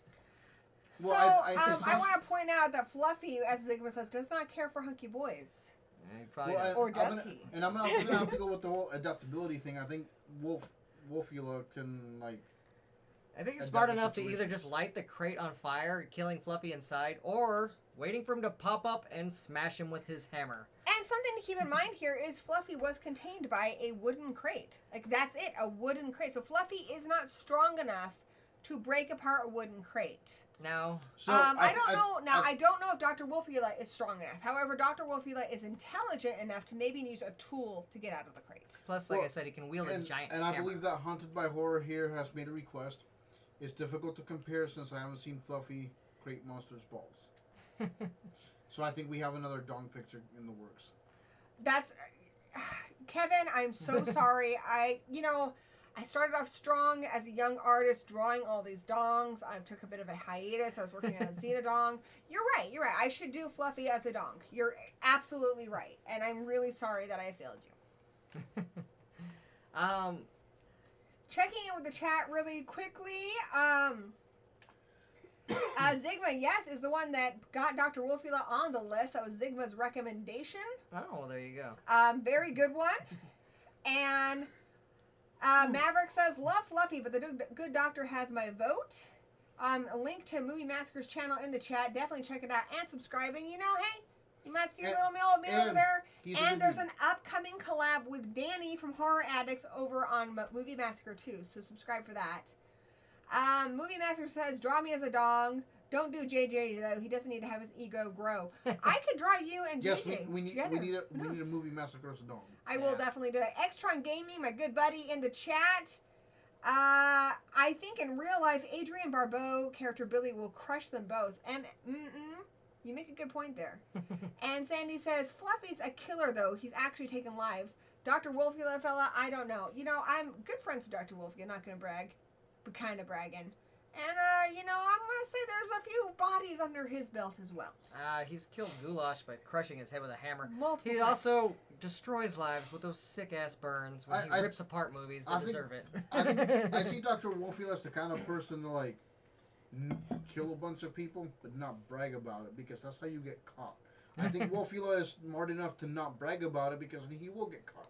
Now, if Fluffy maybe got his hands on Dr. Wolfula, he might be able to rip Dr. Wolfula apart in a sense with pure strength. But he's also hanging out in this crate. I think he actually could get out of the crate if he wanted to, but he likes it in his crate. Wolfula can light that on fire. Like how cats like boxes? Yeah. Yes. And like I said, Wolfula could light that crate on fire, which would kill Fluffy. Or he could This just crate is on fire! smash him on the head with the hammer once he pops out. I don't know. I'm not saying that Fluffy couldn't kill Dr. Wolfula, but I think more likely Dr. Wolfula has more options to kill Fluffy. I feel like Fluffy's kind of the Braun Strowman in here, you know, get these hands. Yeah. But, like, I've seen Braun Strowman taken down by a damn child. Yeah. I also think Fluffy can be taken down. Up with a child. Oh, he teamed up with a child. You are but correct. But still, he's been beaten. He has been beaten many times. And I'm going to end this one with Zigma's comment. Dr. Wolfula is kind of like a Wookiee. Let the Wookiee win. Yeah. All right, 14 votes. Very much in favor of Dr. Wolfula. We're going to end it, and the win goes to Dr. Wolfula. Woo! Yeah! He survives another round. I'm bringing back the Arsenio. What is this? Just basically Fox hooting. Goulash would help Wolfula too. Yeah, he would probably get ripped up by Fluffy, and while Fluffy's distracted killing Goulash, then he'd get the hammer. Okay, guys. So Dr. Wolfula is moving on to the next round. We've had a lot of sexy talk here. This has been a sexy fucking stream. Sexy fucking stream. We got sexy fucking Dandy Nightmare here. Guys and gals, Tony's single. Lots of sexiness on the stream. I'm about ready to up the sexiness of the stream. You ready for this? All right. Are you going to up it further than me? Because you can't. I got this Puerto Rican charm. I'm going to get into some sexy fucking fighters. The sexiest fighters we have seen in this tournament yet. We're going to start with Syl from Species. Natasha frickin' Henstridge. Actually, as a child, she's Michelle Williams in a very early role. Beautiful, beautiful, beautiful alien woman. And a very sympathetic character. We see her grow up, and she didn't ask to have all this shit happen to her. But as an adult, she is all about getting that D. She is all about getting that D so she can reproduce. Because ultimately, that is what her species is trying to do. In the other corner, we have the It Follows demon. Is it as physically attractive as Natasha Henstridge? No. It can look like anything. For some reason, it chooses to look like A24 old people. I don't know why, but I do kind of enjoy looking at naked A24 old people. No. But this demon is all about getting its fuck on. And I mean that in more ways than one. This demon, its curse is spread through sexual activity. So, say Danny's being followed by the following demon, and we bone, then the demon is going to follow me. But if I get killed by the demon, it's going to go back to following him. So are you ever really free from it? Not really. Now, what can the It Follows demon do? It can follow you. It can follow you across states. It never gets tired. It never stops walking. It goes at a Romero zombie kind of pace. It's not really in a hurry, but it never stops. Now, I am still curious about how does this handle, like, going across the ocean. I think it, like Land of the Dead, it just walks through water. I think it can survive. How does it handle air flight? I don't fucking know. I think it would just walk through the fucking ocean. There are some things that I think we still don't know about the It Follows demon, but it seems nigh unstoppable. Seems. No. You say being unstoppable, though, but it doesn't actually, like, become a predator per se against something else. Right? Let me paint a scenario here. Okay. Tony, you got the demon curse because you hooked up with someone who was. But then Sils from Species thinks that you're appropriate to mate with. No. Now, you might not survive mating with Sils because that's kind of how it works in Species. I'm okay with that. She's now got the curse from you. However, when this demon slowly walks at her, I think the weird thing is nobody else can see the demon except for the person who's cursed. And it'll take shapes and forms. I guess it'll make itself look like a suitable mate for her, once again, because that's what it tries to trick you. However, it only goes after usually humans, and it leaves them kind of dead and strangled and with a broken leg on the beach. That's about as much damage as I've seen it do to someone.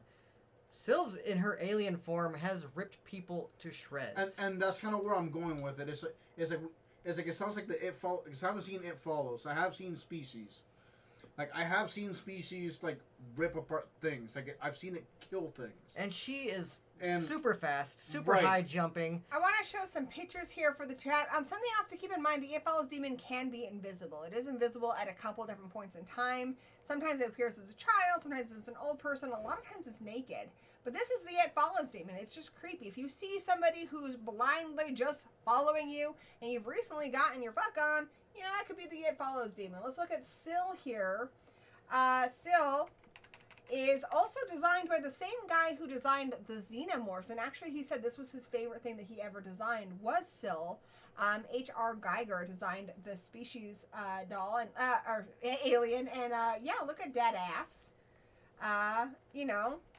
Also, fun fact: this was mine and my brother's first boobs in a movie that we ever saw, so that was cool. And yeah, that's Syl. That's Natasha Henstring. And remember, kids, when you're playing I'm Natasha Henstring with your friends, play it safe. So yeah, this is Syl.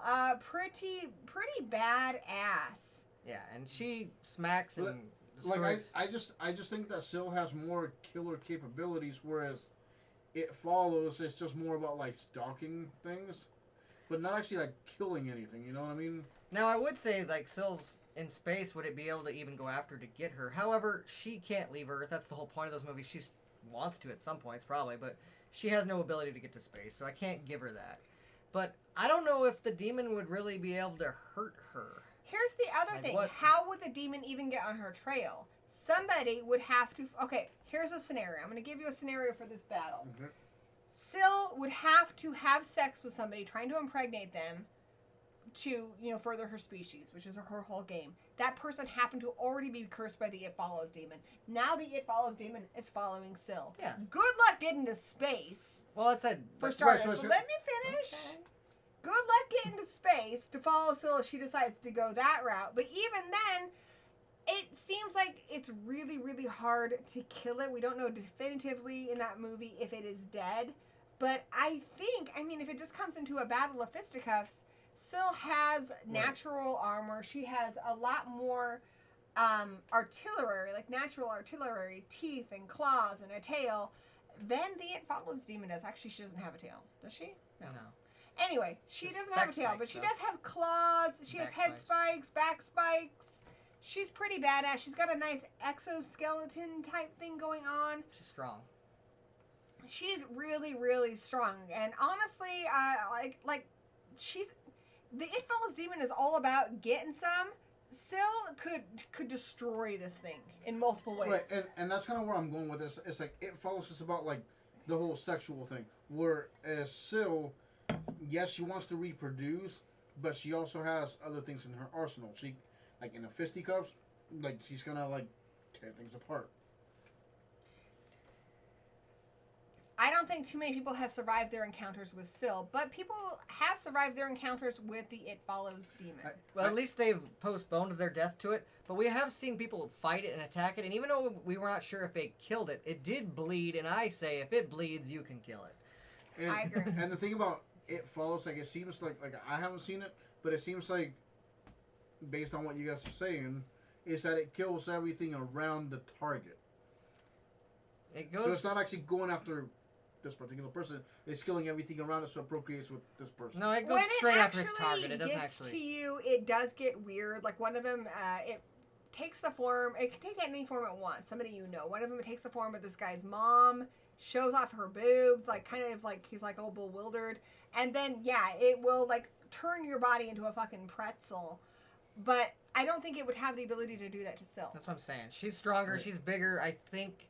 I mean, I don't know who's stronger between her and the demon, but I know that she's a lot stronger than a human, and she's done that same stuff to humans. So I'm just going to give it to Syl, because Let's she's a check badass. in with the chat here. Movie Massacre says he'll take you. Kinky. He's gonna do that ooh thing he does. You know, he gets all excited. Gorgeous. Axon5150 is here. Movie Massacre says it would be a good way to die. Death by Snoo Snoo. Zigma says, what if the person bones someone else, then later down the chain of boners? I'm confused already. I don't know. It Follows has patience and time on its side. Not much can beat time. I agree. It is one of the most... it can weather out a storm pretty well. Is it like Dormammu patient? But I don't know if still might be the creature that's able to finally stop it. Gory Bits, my fellow Gory, is in the chat. I take it this is where all the bloodshed happens. You are correct, my friend. I'm thinking an It Follows species crossover needs to happen. You are right, Maverick. Species demon can be followed, but that It Follows demon can't, right? You know, seems like they stopped it at the end of the movie. It's kind of open-ended where maybe they didn't, but it seems like a bunch of teenagers were at least able to really mess it up in a pool at a high school. Yeah, they like stabbed it in the head and shot it and stuff. You can shoot it right and in the stuff. head. And it bled. It bled blood. So, like I said, if it bleeds, it can die. Mandy of the Living Dead said, never finished It Follows. Tried several times. The premise wasn't my bag. I like it, but, you know, if those kind of A24 movies aren't your thing, I can see why it wouldn't appeal to you. The opening of It Follows is awesome. I love when they give you that body reveal. What happens if she bones It Follows? I mean, that's kind of what we were talking about. I think her thighs crush it. Death by Snoo Snoo to the It Follows demon. I don't know what kind of baby you would get from the It Follows demon.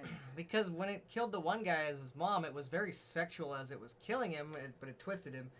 I don't think if it gets that sexy with her, she's gonna kill it, I think. But I don't know. We'll see. And Mandy of the Living Dead says, Syl is the new mother, embodying the end of your transition from young adult to parent, where the ST demon is the end of childhood innocence.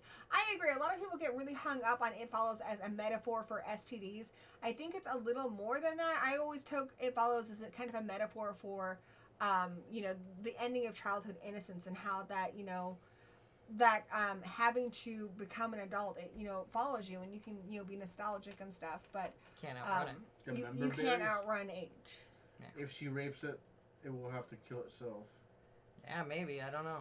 Very close battle here. 20 votes, but it looks like it ultimately goes to Syl for the win. Syl is going to go against Dr. Wolfula. That's going to be impressive, guys.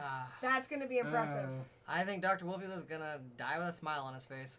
We'll get to that one when we get to it. But next, we have a battle I have been really excited for.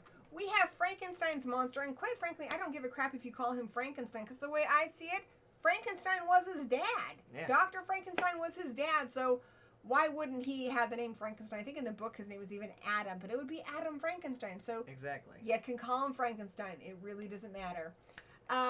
But this is any Frankenstein from any Frankenstein movie. The remakes, the originals with Karloff, any Frankenstein, with one exception, and that is the other contender in tonight's battle, Frankenhooker! Want a date? No female Frankensteins for the other one. Just Frankenstein. Just Frankenhooker. All right, to introduce these two fighters, Dan, will you please break down all of Frankenstein's abilities? Remember, not just the first movie, but all of the Frankenstein abilities, and then I need you to talk about Frankenhooker. All right. Well, Frankenstein, with all of his abilities, if you're going to count like Herman Munster and the Motel Transylvania's, he can lose body parts and still be alive and conscious, even if his head's rolling around on the ground.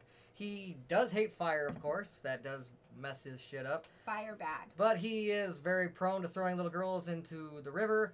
He also is pretty indestructible. Even, like, it's hard to break his body down, but if you can, like I said, his body can always be sewn back together.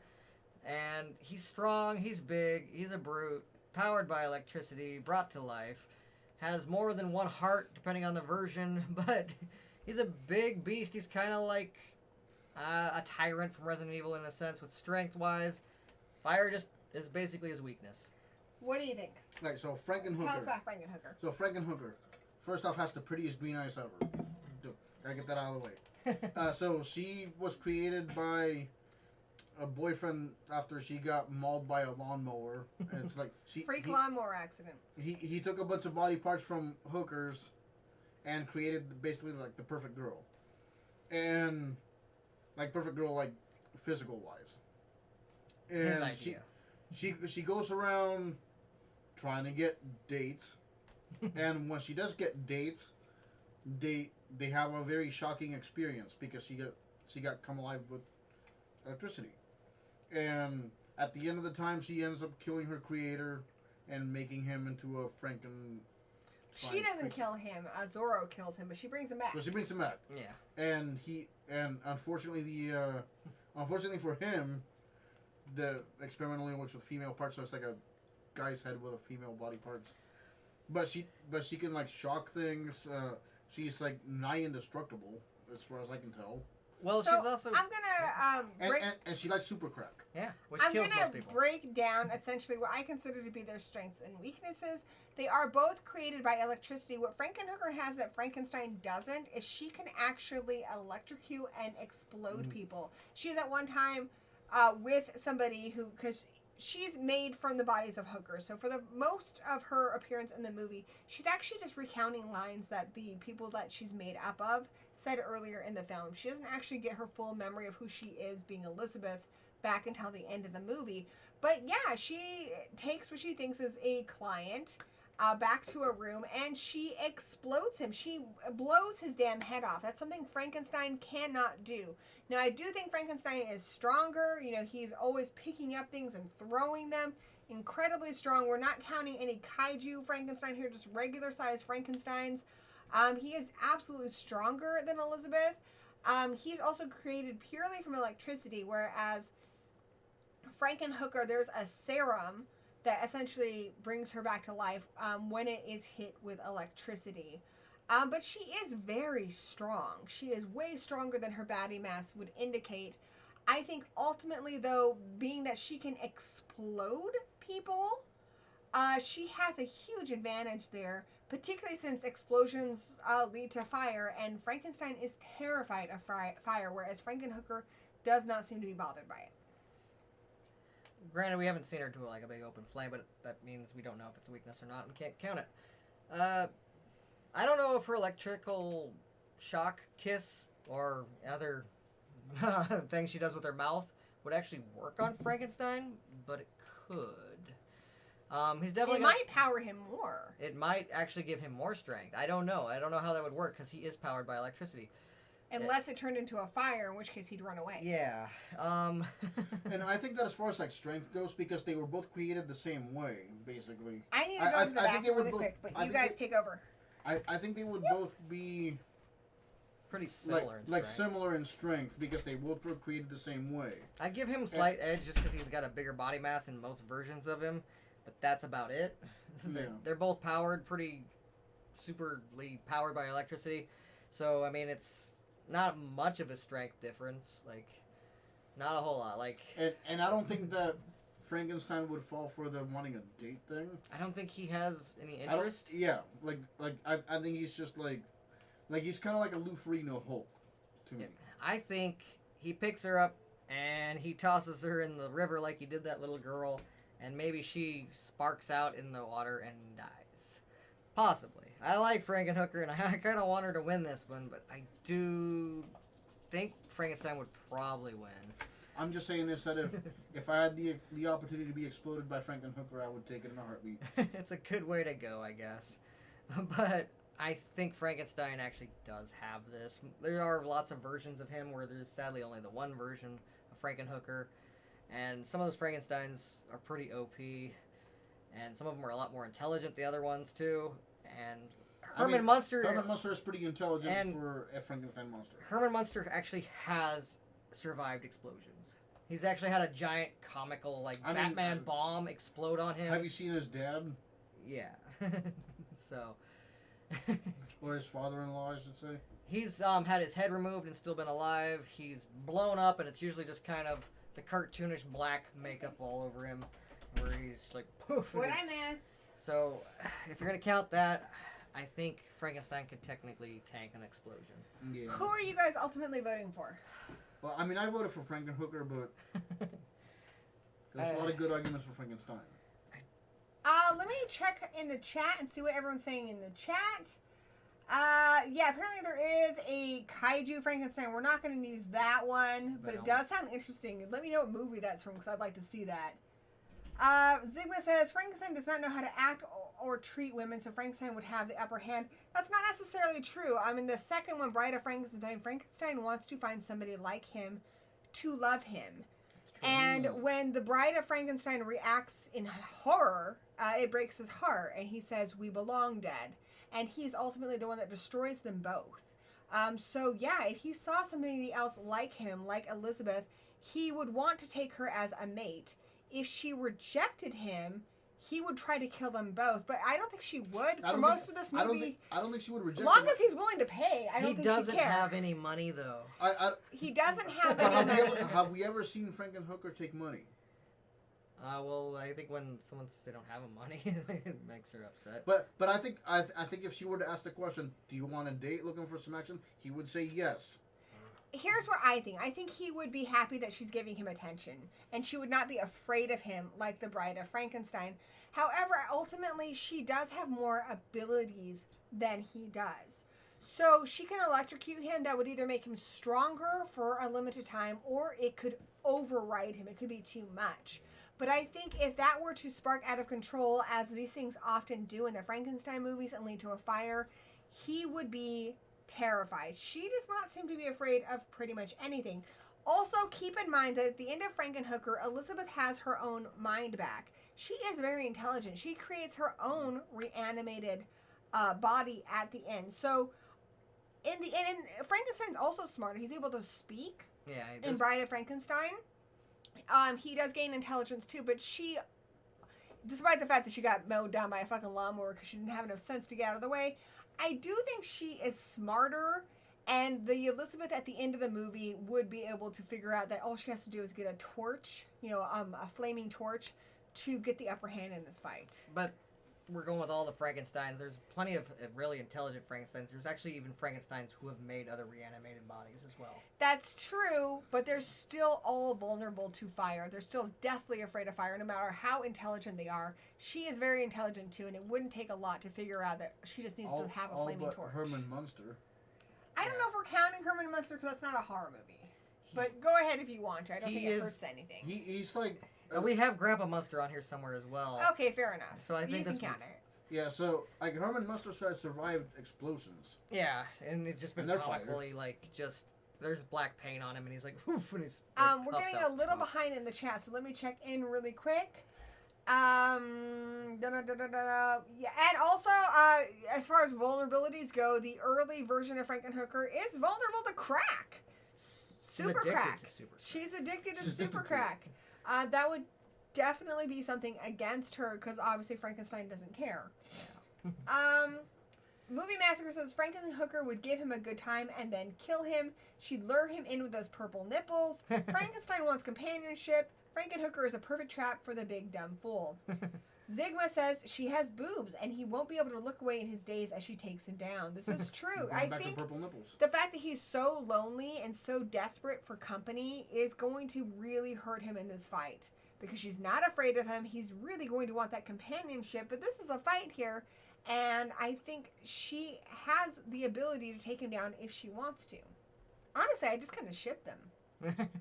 Movie Master says you bang her, you die. Mandy of the Living Dead says, I say that they boned how they're dead, both back by electricity, but I think they would just get freaky for the wiki. Electricity would be a plus for Frank, I'm thinking. Yeah, I think it could be too. This is definitely an interesting fight. I think it could go either way, and there are good arguments for both. I'm going with Frankenhooker, but I 100% see the arguments for Frankenstein. I think it's basically a plug going into a socket. I like what Mandy says. Let them bust some Franken nuts. Yeah. The entire second movie is about Frankenstein wanting a mate. That's exactly what I said, Torchbearer. I 100% agree. Frankenhooker's from Jersey, so she won't F around. And 100% true. Mm-hmm. Suburban Cowboys in the chat. Nice to see you. One of our old buddies, Ron. Kevin says, in the movie I, Frankenstein, he was pretty hardcore fighting demons and shit. That is true. Yeah, that's true. Yeah. There's a Frankenstein Darkstalkers, the fighting game. Cheers to Fear said she's going to end up rejecting him without the payments. Agreed. Frank would also be a la Jason 6 Unstoppable. He does have a castle. There might be treasure in there somewhere she can have. And says she would just consider Frankenstein as another trick. Frankenstein appears to die at the end of every movie only to be brought back. And Frankenhooker doesn't even die at the end of the movie, despite at one point having her head knocked off. She does kind of die twice in that movie, but at the end of the movie, she's alive. She's horribly injured, but she's never dead. Never once does Jeffrey behave like she's lost. He's just like, okay, I'll put your head back on. So yeah, I mean, her brain's always alive, I guess. I disagree. I don't think she's ever dead. Her brain has technically survived the whole movie. Herman won't cheat on Lily. I agree with that. And I agree with that. Yeah. It was the whole abilities of, like, we're just putting the Herman gets blown up all the time. He counts as he's made by Dr. Frankenstein. Frankenstein monster is like he's one of the numbered. There's like 16 of them if you go by the monster's lore. I would say that the abilities apply. I'm not saying it's Herman specifically. So. And finishing up, I Frankenstein trained to fight for like a century. That movie was also balls crappy, so I'm just gonna throw that out there. It doesn't affect the voting. He is strong, I guess. And Maverick says she's comprised of several crack-addicted prostitutes. The second she goes to light her pipe, Frankenstein runs, and she sees his weakness. I agree with that 100%. I personally think Frankenhooker would have this, but it looks like our 24 votes are in favor of Frankenstein at 67%. This one was passionate. Look at how many, we got 24 votes on this one. People were like waking up for this. I'm really sad. I wanted Frankenhooker to move on to the next level, but you guys are the ones who make the decision. I'll be Frankenhooker's consolation prize. Yeah, you go comfort her. And we are almost done with round 1, boys. Yeah, let's. We're almost done. You guys ready to take this home? Let's take it. Take it home. Okay, the next one's pretty exciting. This was a hard one to match up, I will say. So it's the Mummy. All of the mummies. All of the, Boris Karloff mummies, the classic mummies wrapped in bandages. You can go with Tales from the Dark Side mummy. You can go with the new mummy where it's like a lady mummy. Any of the mummies. Actually, maybe we should count her out because she has lots of different powers. I don't know. I mean, it's also bringing in the Brandon Fraser mummies, and I think you should honestly have them all in there. You know what? Let's just throw them all in there. So all the Brandon Fraser mummies. So there's a lot of different kinds of mummies with varying degrees of power, but this is an all-encompassing The Mummy, which is not looking good for the Tarman of Return of the Living Dead. So I'm willing to bet you guys are familiar with The Mummy. It's all wrapped up in gauze. My mummy is also a mummy. But I'm going to look up the Tarman for those of you who either have not seen Return of the Living Dead or don't remember what it looks like. Pretty iconic character here. This is the Tarman, who gave us the iconic brains line. He coined that. It was never used in a movie for a zombie before the Tarman. So this is a pretty iconic character. And I'm really happy that they are in the arena with us tonight. Great fighters on both sides of the ring here. It's tough though. So here's the thing with the Return of the Living Dead zombies. They just, as long as they have brain activity, they're alive. I mean, even if you shoot them in the brain, they're alive. It doesn't matter if you cut them all the way down the middle. Those pieces will walk around half a body. As long as it has a brain, it's alive. Why do they eat brains? Because it makes the pain of being dead go away. So unless you have destroyed the brain, like destroyed it, not just damaged it, they are alive. So this creature definitely has longevity. They are powered by a gas. Well, no. What's the cremation? gas called? Well, yeah, the gas is called. No, what's it called? I can't remember what it's called. But honestly, even if they're just an arm, that arm will fidget around and strangle. So it doesn't even need a brain. But the brain's alive somewhere for that to happen. I guess. The only thing that really stops them is trioxin. Cremation, but then once the cremation gets into the air, it rains down and affects anybody who gets rained on or any dead thing that's in the ground. Really, to get rid of these zombies, you have to destroy them. You have to burn them, but like I said, he said it goes into the if it gets into the water. It almost sounds like you have to atomize the Tarman. Yeah, basically. Which I don't think the mummy could do. Any of the mummies. This is like how I would see Tarman versus your standard mummy. Like the one in Monster Squad, or even the Boris Karloff one, gets stuck on the Tarman walks away, mummy ravels, and he's just bones, and he's nothing left. Now, the Brandon Fraser ones will get a little different here, because they can manipulate sand, and maybe they would be able to manipulate sand enough as a weird sandpaper to break down the Tarman to the point where there's nothing left, where he's been sanded down. I can see that happening, but that's about it. Tarman isn't afraid of anything. He's gonna go straight for your brain and just go right at it. He's not maybe as strong as like the Mummy in the Tom Cruise movie, but he's just gonna go at her, and I don't know if she would be able to understand how to defeat him. The only one that could possibly do it is the Brandon Fraser mummy, who controls all that sand and stuff. Possibly. They also control scarabs and stuff too. Scarabs too. I really love the Tarman, but I'm going to go with the mummy here, and I'm going to tell you guys why. The mummy has a lot of different powers. The mummy, like the Tarman, also cannot die. It's already dead. The mummy is reanimated essentially by magical ritual. So yeah, it doesn't matter if you destroy it. It's still going to come back. It's brought back by a curse. Here's the thing with the Tarman. Maybe burning it isn't good because it goes into the air, but all this thing would have to do is bury it deep, deep, deep in the sand to where it's gone and eventually decays.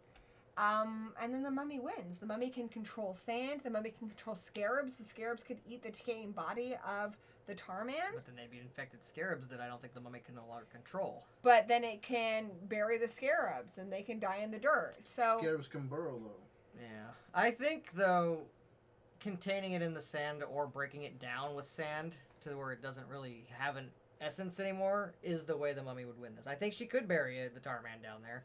I also think the mummy could, just like I said, basically sandpaper the Tarman out of existence. However, I don't think the mummy would be impervious to the gas or the Tarman's bite. I think the mummy is brought back to life, but when he is brought back to life, he eventually is alive again. And then I think he would become a reanimated corpse. And I don't think that the mummy would be able to figure out that it needs to atomize the Tarman. the mummy's highly intelligent, though. It's Especially if you look at the Tom Cruise movie. It's intelligent, but I don't think it would be able to figure that particular thing out.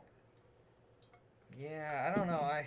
Because mummies are still like ancient, right? Like, yeah. Like they don't know about like atoms and things like that. Like Yeah. they're smart But- for their time. Did you see the remake where the mummy totally bitch slapped Tom Cruise? Yeah. I mean, yeah, like that's cool. It could but, bitch slap the Tarman too, but I don't you think can that's gonna bitch slap work. Stuff, but it's not gonna figure out like, hey, I need to destroy every atom on this thing. Yeah. It's not. I honestly, I believe from what I've seen of the Return of the Living Dead movies, if the brain is destroyed, it's destroyed. I think when there's living limbs, it's because the brain is alive somewhere. From what I've seen, like there's one where it just has the brain and the stem. As long as the brain's intact, they do say in the movies, destroy the brain and you can kill it. So I think the mummy could figure out how to destroy the brain and kill it, whereas the mummy is brought back by magic. Well, I don't think they actually. I think that's Night of the Living Dead where they say break the brain. But however, in Return of the Living Dead 2, electricity kills the zombies. So I guess they are vulnerable to electricity. All right, I'm gonna Google how to kill Return of the Living Dead zombies.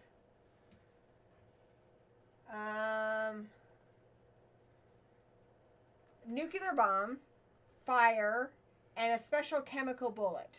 Oh. That can freeze the zombie cells. I don't think the mummy would have access to the bullets. Or the nuke. Electricity can also kill the zombies, but unable to completely kill all of them because some of the zombies still survive the electrocution, but they cannot move their bodies anymore except for their mouth. So they can be electrocuted. That's in a sequel, but yeah. It doesn't matter. It counts for Tarman's movies. not in the sequel. Well, that's true. We're talking about Tarman.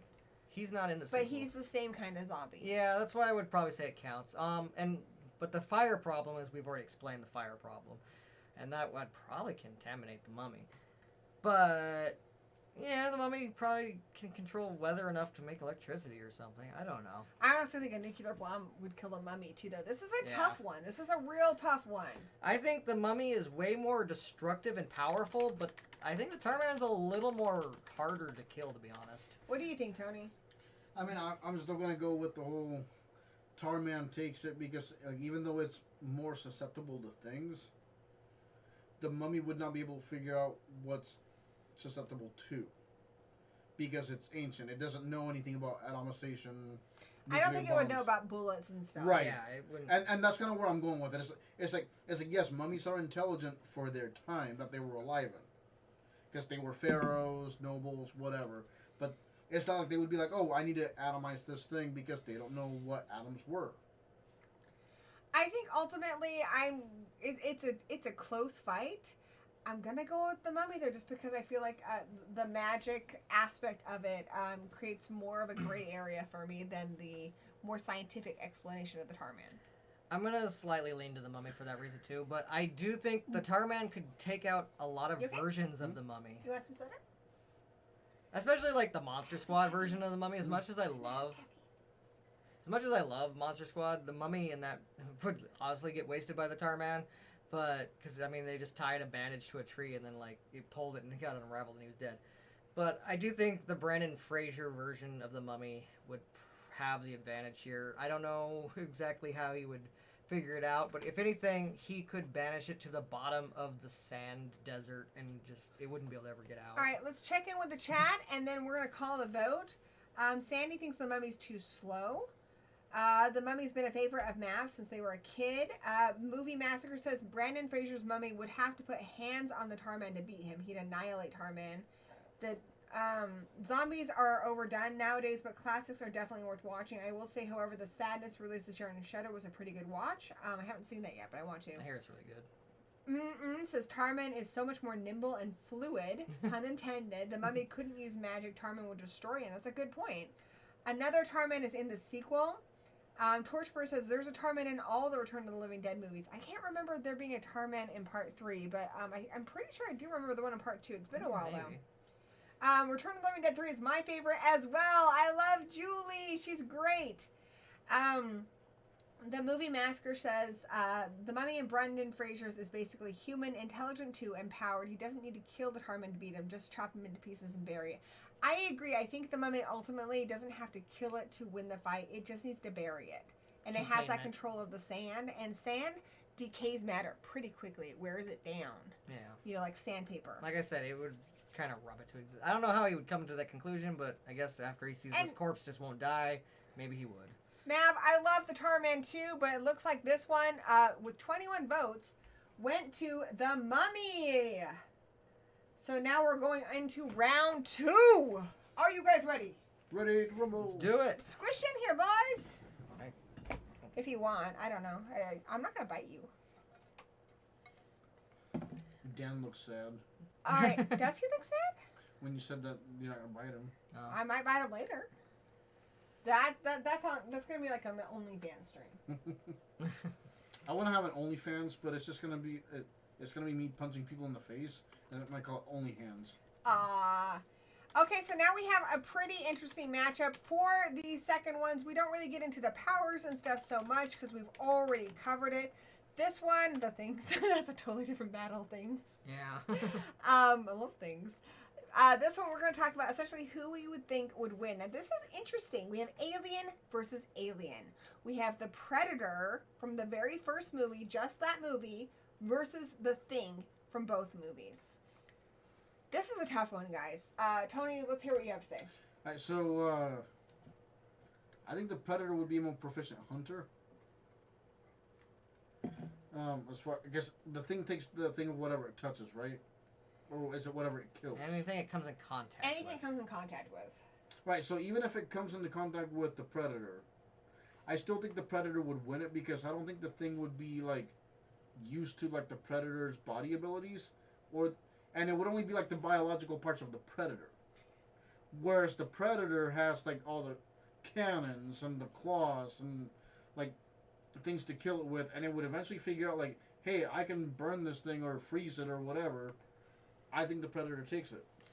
I think you have a really good argument there. Let's hear what you have to say, Danny. I think it's a lot to do with the setting once again. Now, Alien vs. Predator took place in Antarctica. The Thing took place in Antarctica. I think possibly the Predator would be able to kind of figure out the Thing and destroy it with fire and weapons and lasers and stuff while there. Now, if we're in a highly populated area, I think the Thing has the advantage because he will overpopulate whatever the population is, be it humans or a predator planet that had a lot of predators. I think that's where it will thrive because it can also have like a body manipulation to the point like Akira. It opens up, it turns into teeth, it turns into head crabs, it turns into all kinds of things. I think if it's in a very highly populated area, it will contaminate and become an army of the Thing, like where the Predator would find himself vastly outnumbered.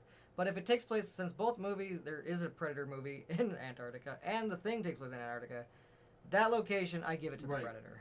Here's what I'm going to say as far as my take on it. I'm going to go with the Predator, and I'm going to do it for one very specific reason. The thing's motivation is survival. It just wants to be alive. Mm-hmm. The thing is also from outer space. I don't think we can discount the fact that the thing might be familiar with the predator race. It's from outer space. Or vice versa. Yeah. Likewise, I think they might be familiar with each other. They are both extraterrestrial beings. However, the thing is not here ready for a fight. It's fighting for survival, and that certainly makes it desperate.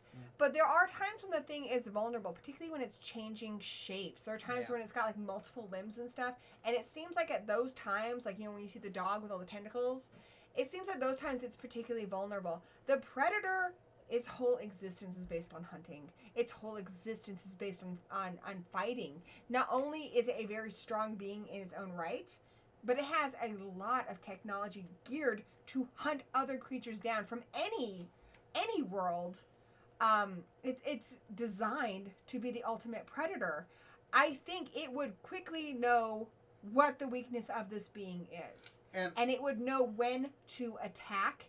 And I think it would ultimately catch the thing when it's vulnerable, when it's changing, shoot it, annihilate the creature, and win. It would be a tough battle. It would have to use a lot of strategy, but I think the predator would win. And not to mention that I'm pretty sure that the thing would give off a different infrared signature than like a human being, and the predator would see that. Plus, the predator, it has its infrared normal vision, but it also has, they usually have Has the masks, mask. which it would change all the visions needed until it saw that is the fake. That is not Right. my fellow Oh, predator. the predator would never be fooled by the thing Right, being like human. it would be like, oh, that's and the one. That's Boom. the thing's biggest ability right there. Is to Its fool. biggest ability is being able to hide in plain sight. So, say it's even on the predator's planet, it's not going to fool the predator into thinking it's another one of its Right. own kind. The predators would see right through that shit.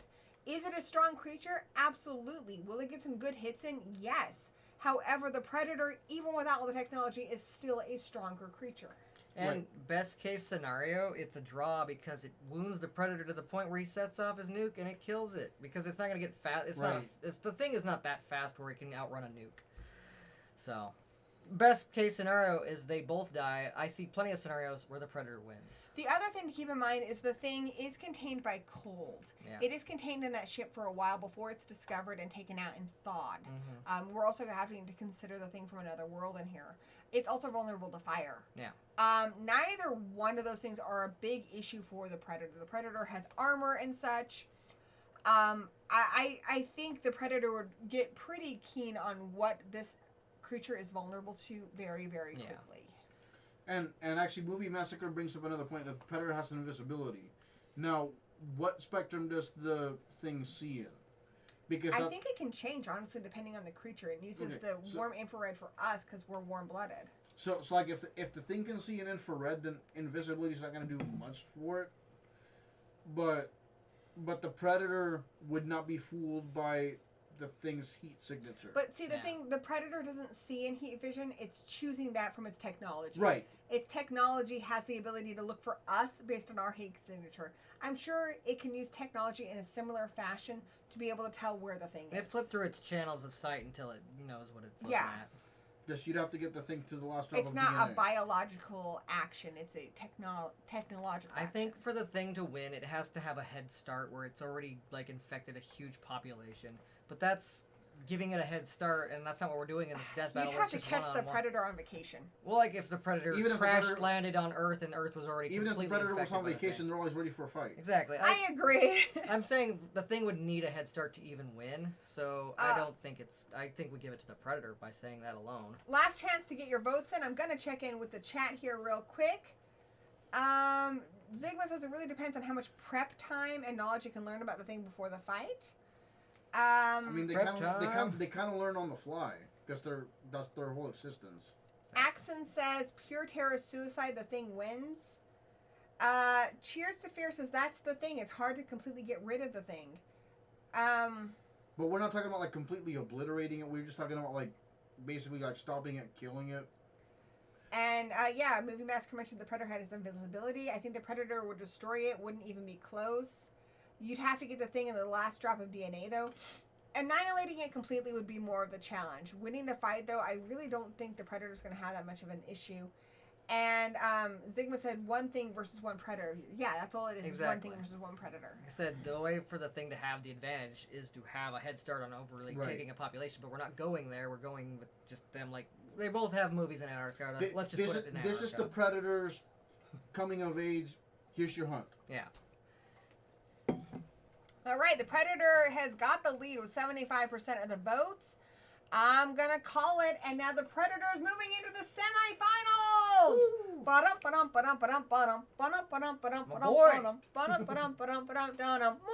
Kombat. Predator. Killer Clowns. Gillman. Dr. Wolfula. Fight. Sorry, I get carried away. Welcome to the jungle. We got laser blasts and booby traps, but mud is all you need. I'll show you boobies. Mud is all you need. That's Save it for your OnlyFans. Save it for your OnlyFans. It's only hands. Okay, the next fight is interesting. I'm really glad my buddy Rich from Movie Massacres here because he is a fan of the B movies. I know he loves killer clowns. This fight is against the killer clowns from outer space versus the Gillman. Though I think, to be fair, there could be a multiple Gillman for this fight at least, because there are movies where there are multiple Gillmen. If you're talking about what's that one movie, Humanoids from the Deep. Yeah. I'm gonna say one Gillman. Versus all the clowns. Because the killer clowns are kind of almost like a hive thing. I still think the killer clowns would win, but I think there should be for this fight Fine. more Gillmen. One killer clown. How about that? All right. One killer clown versus the Gillman. I still think the killer Which clown's one? gonna win. It doesn't really matter. As long as it's Pick got one. its technology on it. It has its gun. I think they're all lovely. And Hellboy. the Gillman. We'll go with Fatso. All right. So this is a tough one. We've got like Toon Force versus a creature that is more of your classic movie monster. Tony, let's hear what you have to say. I'm gonna initially say Killer Clown Why killer clowns? because they have Toon Force. Yeah. And they have more And like the technology. it would just come up with some solution out of its collective rear end to kill the Gillman. They have the technology too. It's against I love the Gillman. He's my favorite Universal horror monster, but I just don't see him getting past the weird technology that's like just kind of sci-fi / Toon Force that the killer clowns have. I think for this fight to be fair, there'd have to be an even amount of numbers of them, but it doesn't matter. There's, I think, more 50 killer clowns versus 50 Gillmen. The killer clowns still win. One-on-one, they still win. And even if there was like just one Killer Clown, Toon Force, he'd be like, oh, I'm just gonna pull another version of myself out of this bag. Yeah, it's like I said. I feel like the killer clowns just kind of have it. The killer clowns, one, they have a weapon. They have the cartoon cotton candy thing. The Gillman is significantly weaker on land than it is in the water. The killer clowns are pretty adaptable because, like you said, the Toon Force, it is only one, which I think is a huge disadvantage because they do work well together. However, the Gillman is one of those creatures that does not have a sense of humor, like, at all. No. It would not get the jokes. I think it would be easily befuddled in this fight. Mhm. This moment the killer clowns started doing strange stuff, I think they've already got it on the defensive because it would be really confused. And I mean, I think the most it would do is swipe at them, but I don't know if that would kill a killer clown. Yeah, I'm going to have to say the killer clowns have alien technology and Toon Force on their side. I love the Gillman. It is an iconic creature, but even just against the gun the killer clowns have, I think the killer clowns have the edge here. Yeah. Green. We've got 14 votes, and let's check in with the chat really quick. Movie Massacre says you wouldn't have to kill the thing to beat it in a fight, just freeze it. Agreed. And he says the killer clowns would win. Point a gun and it's turned into candy floss. Also agreed. Great points Candy there, buddy. floss. That sounds so British. He is British. She's from Sheffield. And Cheers to Fear says Gillman kills one clown if it's all the clowns they've got it in the bad. I think they're definitely it would be easier with all the clowns, but even with one killer clown, I still think it has an advantage. But the Gillman isn't going out like a chump for sure. It's just, this is a little out of his depth. Oh! Dad jokes for the win. Bum bum. So MM. You're just in time to put in your vote. We've got Killer Clown, a Killer Clown 1 versus the Gill Man. Our argument has been largely that the Killer Clowns have Toon Force and alien technology on their side. But if you've got an argument for either one, let us know. We only have 14 votes. It is in favor of Killer Clowns, but, get your votes in and you might be able to turn the tide. And actually, Movie Massacre brings up another point. I don't even think Gilman would know that he has to hit the clown nose to beat it. Yeah, I don't. That's a good point. That's a good point. And even if he did, I don't think he would consistently know that he has to. Right. Like, it's not like something he would figure out if he got lucky and swiped it on the nose and killed it. I don't think he would know he has to do that to the other ones too. Like, just how it is. Maverick, my buddy, why are you bummed? I'm sad now. My homie, why are you bummed? Because Gilman is a favorite. Everybody likes Gilman. I know, I love the Gill Man too, and I think, honestly, it hurts my heart because that's like a legacy character. Yeah. That's an icon. I adore the Killer Clowns, but as far as horror movie history goes, the Gill Man is an icon. And I have more reverence and respect for that character, but when it comes down to a death battle, I have to be honest and say that my B-movie buddies, the Killer Clowns, are going to take this one for the win. Toon Force and superior sci-fi technology are just OP, and I can't see the Gill Man getting around that. I can't see him swimming around that. Maverick says, if you voted the Gill Man, just so you know, I love you. Hey, it's my buddy Destination Station. We did the Stumacher trial together. Good to see you. We're doing a death battle, so be sure to get your votes in. Weigh in on who you think would win between a Killer Clown from outer space and the Gill Man. The Gill Man, especially in Humanoids from the Deep, are very rapey, Rich. I agree. That's why he killed it. They're very rapey creatures to begin with. Also, you guys check out Destination Station's channel. He has a lot of great streams, a lot of great content on movies, especially on Scream. Definitely check out his channel and subscribe. Really great stuff there. If you watch The Shape of Water, sometimes the woman wants it. What's with No. She pursued him. Watch the movie. Okay, but let's not mix that up with Humanoids from the Deep. Yeah, okay. Right, so it wasn't 19 rapey. I'm saying that one movie, it was consensual. Call it there and stop Danny from getting canceled. And we're going to go ahead and put in Killer Clowns. They're going to be going against the Predator in the semifinals, guys. That's going to be an intense battle. Is aliens versus alien. And yeah. Okay, now, but before we get to the semifinals, we've got to finish up round 2. Our next one, I hate to say it, but I feel like this is not really much of a battle. I love Dr. I Wolfula, hate to say it, but we have my good friend, our fellow horror host, Dr. Wolfula, the Wolfulite, not a werewolf, Dr. Wolfula against Syl from Species. Now, to recap, because we got a few new people who've shown up, Dr. Wolfula knows science. He's highly intelligent. He's, pretty big dude. However, Syl, she's got that, armored skin. She's got that ass. She's got teeth. She's got spikes.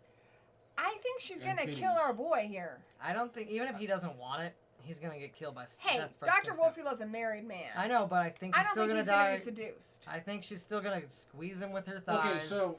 Yeah, but I don't think she cares about consent here. No, she usually doesn't. Yeah, so... I haven't seen, I'm about to tell a really bad joke here, and I'm sorry. Alright. It's all good. So... I've never seen a ring plug a hole before. There you go. So the fact that Wolfula's married, I don't think it would be like a disability in this case. I think he's gonna go out with a smile. You think he's gonna be seduced by Syl? I think he's gonna go out with a smile. I think it's gonna be one of those it's too good of an offer to refuse. I think he's gonna be even if he tries to refuse it, he's gonna die in a pretty pleasurable way. But there were people in Species that were not not on board with having sex with the creature, and they still died. Yeah. So regardless of whether or not the victim is consenting to having relations with the creature, Syl is still gonna kill them in a bloody way. She's gonna milk that Dr. Wolfula juice. The way I think of it is, I think of it, it's gonna be like this. it's gonna be like, you know, like everybody hates Kim Kardashian, right? Yeah. But if you had the opportunity, you would take it just to say you did. What? No.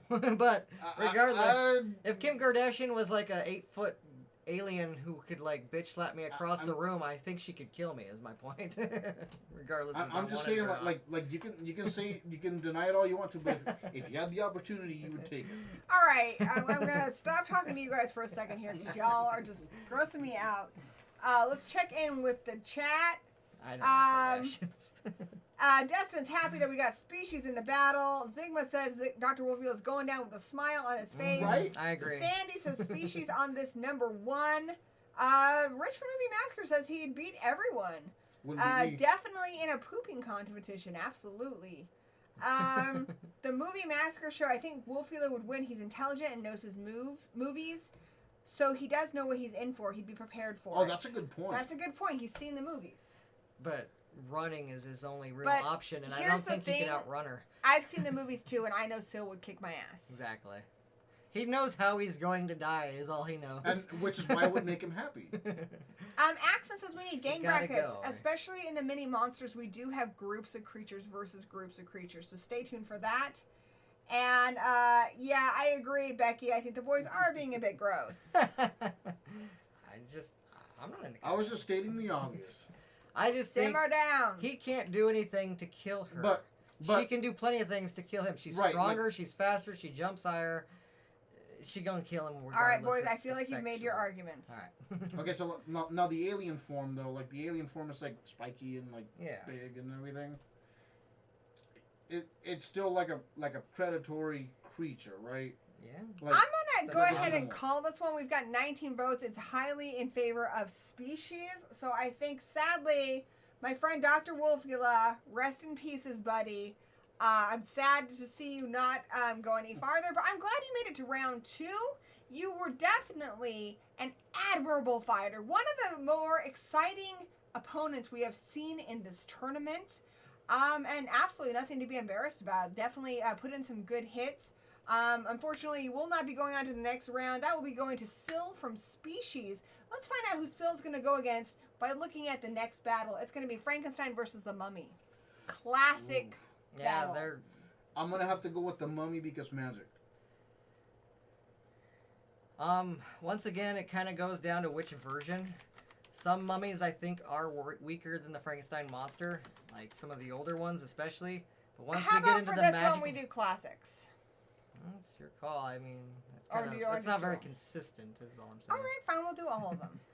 I think just when you come down to it, the Mummy has many versions, and it has magic, like Tony pointed out.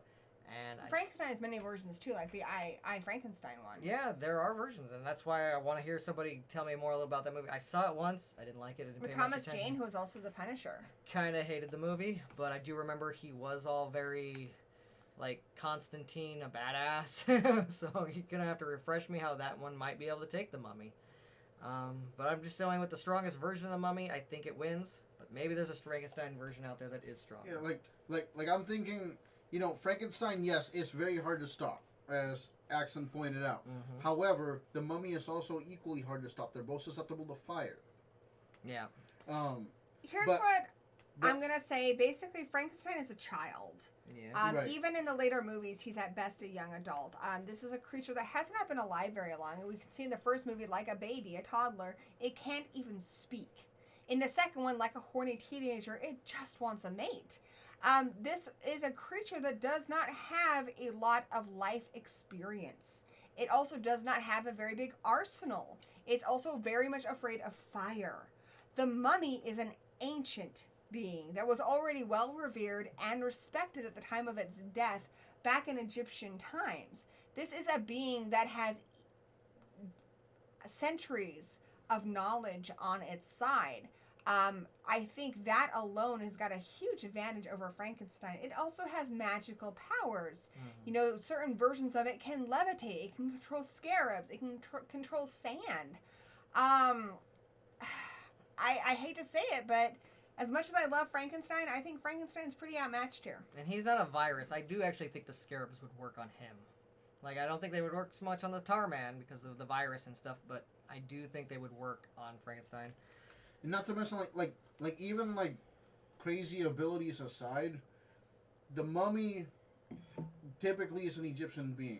Yeah. And so they know how to use like khopesh and things like that. Like they know how to use weapons, and they would just cut apart the Frankenstein. Yeah. Like they just would. They'd be like. And when you think about it, these are both reanimated dead people. The difference is Frankenstein has never been alive before, so it has the disadvantage of essentially being born, you know, in that movie. Whereas the mummy, it was already a being that was an adult that had intelligence and stuff. But yeah, they're both reanimated dead people. The mummy's also brought back with magic, which is a huge advantage over Frankenstein. Yeah, and he usually gets his body back the more what he does with it. Well, Frankenstein is a completely different brain and completely different mishmash of body parts. And sometimes it's a bad brain, depending on the Frankenstein. I also want to bring in Brain some not so good. weaknesses. At one point, it has the assistant, when it's played by Bela Lugosi, in one of them it's blind. That's why Bela Lugosi played Frankenstein. Like, he couldn't see because the brain that was put into it and everything, and because of everything that happened in the movie, the creature was blind. Yeah. Gosh, what was the name of... It wasn't Igor. I can't remember the name of the Bela Lugosi Frankenstein and Frankenstein Meets the Wolfman, but yeah, that one, it's blind. It's pretty easily damaged in a lot of these movies by collapsing castles, by fire, by electricity. It's taken out by some pretty rudimentary means, whereas the mummy, shit gets insane. You have armies of human beings on horseback trying to take down this thing and failing. Yeah. And if we're going to go by just strictly the Abbott and Costello universe, they met both of them, and I do believe they met the blind version of Frankenstein as well. I don't remember the Abbott and Costello, but yeah, I think it's pretty similar. We do have The one played by Glenn Strange, he is kind of like the... He's doing Back. the blind thing, if anything. He's basically portraying the classical Frankenstein's monster we see with the arms outstretched and the groaning. That is Bela Lugosi's portrayal. It's not something we saw with Karloff in the original, and that's because his version of the character was blinded by the events that took place at the beginning of, or at the end of the last movie, the beginning of that movie. Yeah. Damn it, I'm gonna look it up because it's just driving me crazy. I can't remember his freaking name. I'm gonna look it up right now. I will say that this is turning out to be quite a monster mash. Yes. Yes! The mash. The monster mash. Did the mash. Gosh darn it, what is his name? Somebody help me out here. Now, if it was Frankenberry, he would totally win this fight. But Frankenberry. I'm just kidding. With this delicious hot pocket. Ew. But no, I think there are versions of Frankenstein that are stronger than certain versions of the Mummy. But for going for their top peaks, I think the Mummy just has a higher plateau.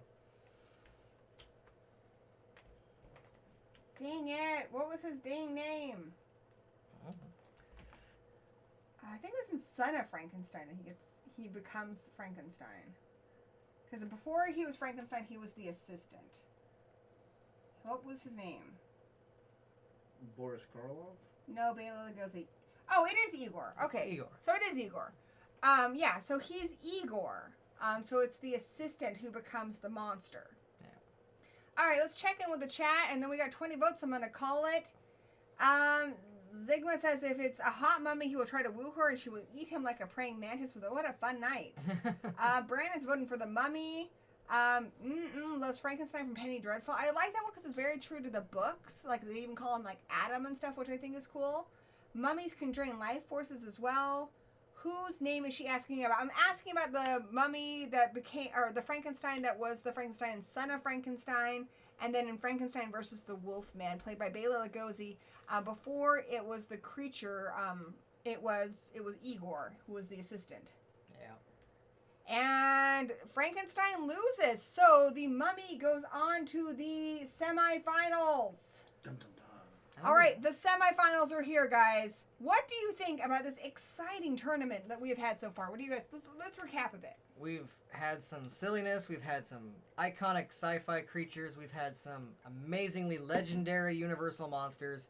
Some of these fights didn't go exactly the way I even predicted, so I am on my toes to see who's gonna take it home. I'm excited for the next two. I'm pretty excited. So in our first matchup, we have 2 fights in the semifinals. 2 epic fights. No, Frankenstein didn't win. Yeah, the mummy won. 69%. Just checking. Oh, it's because Dino just showed up. Yeah, Kevin, I did figure it out. It is Igor with a Y. And Dino is here. Ultimately, I think Mummy won because it had magic on its side. Because we're counting all of the Frankenstein and Mummy movies. But yeah, this is a bizarre tournament. So many unexpected results. But now, I'm really excited for this next fight, guys. This is the one I'm looking forward to. We're in the semifinals here. We have 2 go final fights before the main event. In this fight, we have the Predator from the very first movie versus the Killer Clowns from Outer Space. Because the Predator's a little OP, I'm going to let him have... I'm going to put all the Killer Clowns in this, guys. Alright, but not all the Predators? They're just the group of the Killer Clowns. Alright. What do you guys think? Should it be a single Killer Clown? I think it should be a single Killer Clown. All right. One or Killer maybe Clown. 3 on 3. Or 3 on 3. Yeah, 3 on 3. Because Predators usually hunt in 3s. Okay. 3 Killer Clowns. 3 Killer Clowns from outer space versus 3 Predators. So now we're going to be considering all the Predator movies, obviously, because there's only one in the first one. Yeah. 3 Predators. Also from space. But we're going to still stick with that species of Predator. Wait, that's 2. Because they're on... Well, even 2, whatever. Yeah, it's whatever. We'll say a group. So, in this case, I'm definitely going to go with... Oh, I said 2 Predators. It's supposed to be 3. Oh, well. Oops. Do it again. I'll do it again. Dang it. While I'm getting this poll ready, I know you're passionate about go the Okay, ahead. Predator. so I'm going to go with the Predators. Alright. Okay. Okay, so here's the thing. Predators are an intergalactic species. So, I'm pretty sure they have encountered these clowns from outer space.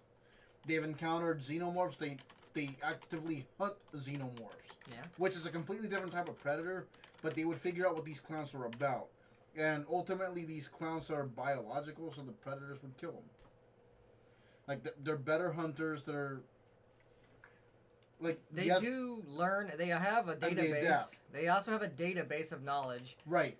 They probably have, or will, at least in this fight, figure out the one weakness of the nose. Right.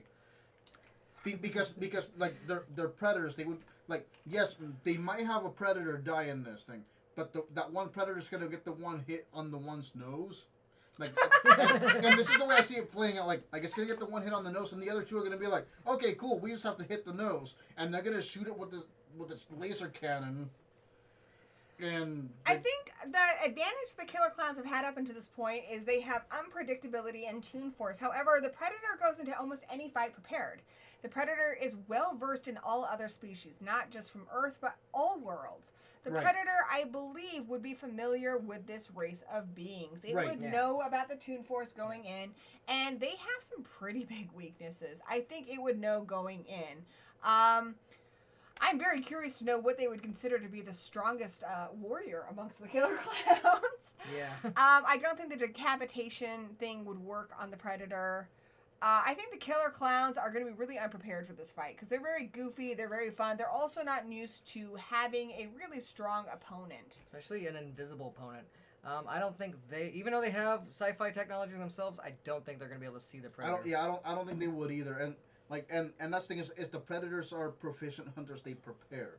Like Yeah. they might take one of the predators down. Maybe But they're not going to take all 3 of them down. And the other 2, they're going to be like, okay, cool. This is where this guy fucked up in, and this is what we're not going to do. And they're already going to know this database of like aliens because they have all this database of like life forms. Yeah. Yeah, I think the Killer Clowns are fun and goofy, but I really feel like they're outmatched here, guys. I mean, the cotton candy, that's not going to hold a Predator. Like, I don't think they're a cute little gun.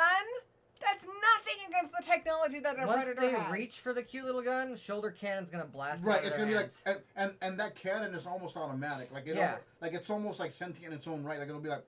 Well, Well, even in The Predator, when the kid's wearing it, it is sentient because that kid's not doing anything, and if someone throws a bottle at that kid, and the cannon turns around and kills the person who threw a bottle. Here's what I want to see, because most of the predators sent to other planets are teenagers. They're earning their stripes, so to speak. I want to hear the locker room conversation between the guy who had to go against Arnold on Earth, and he's like, oh man, dude, I didn't expect him to be so tough. And the guy who's like, wait, you got to do what? I was fighting a clown.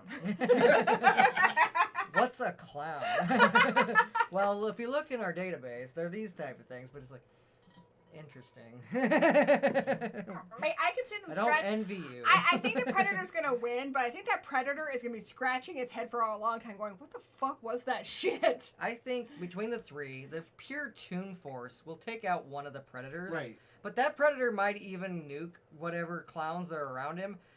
Also, I don't think the cotton candy and the guns are going to work. Like I said, they don't mess around to see what your gag is. A lot of things, like, that works on humans because they're like, well, a little gun like that isn't going to hurt. But no, Predators don't mess around. That cannon on his shoulder is going to shoot it right out of its hand.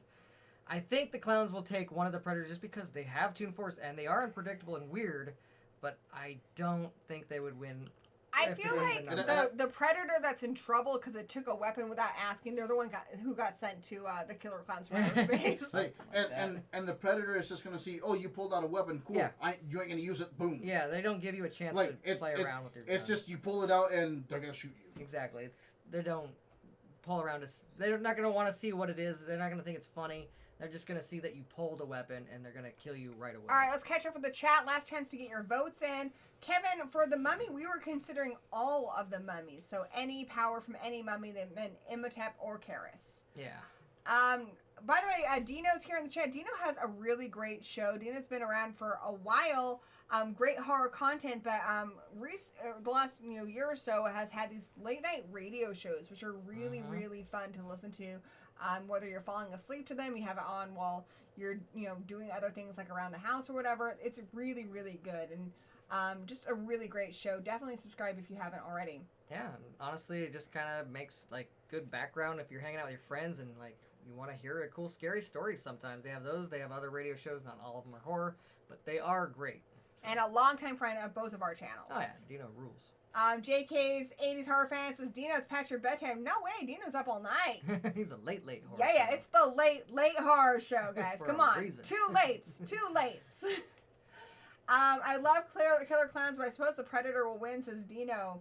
Is it one of the Killer Clowns, Clownzilla? Is one of the I'd say it's like three of the main ones. I'm going to say just regular clowns, not Clownzilla, because that's kind of a whole different breed altogether. Yeah. Predators definitely scouted these clowns, laugh out loud. They're both aliens, but nothing can beat the Predator. I mean, I wouldn't say nothing can beat the Predator because the Predators have been defeated before.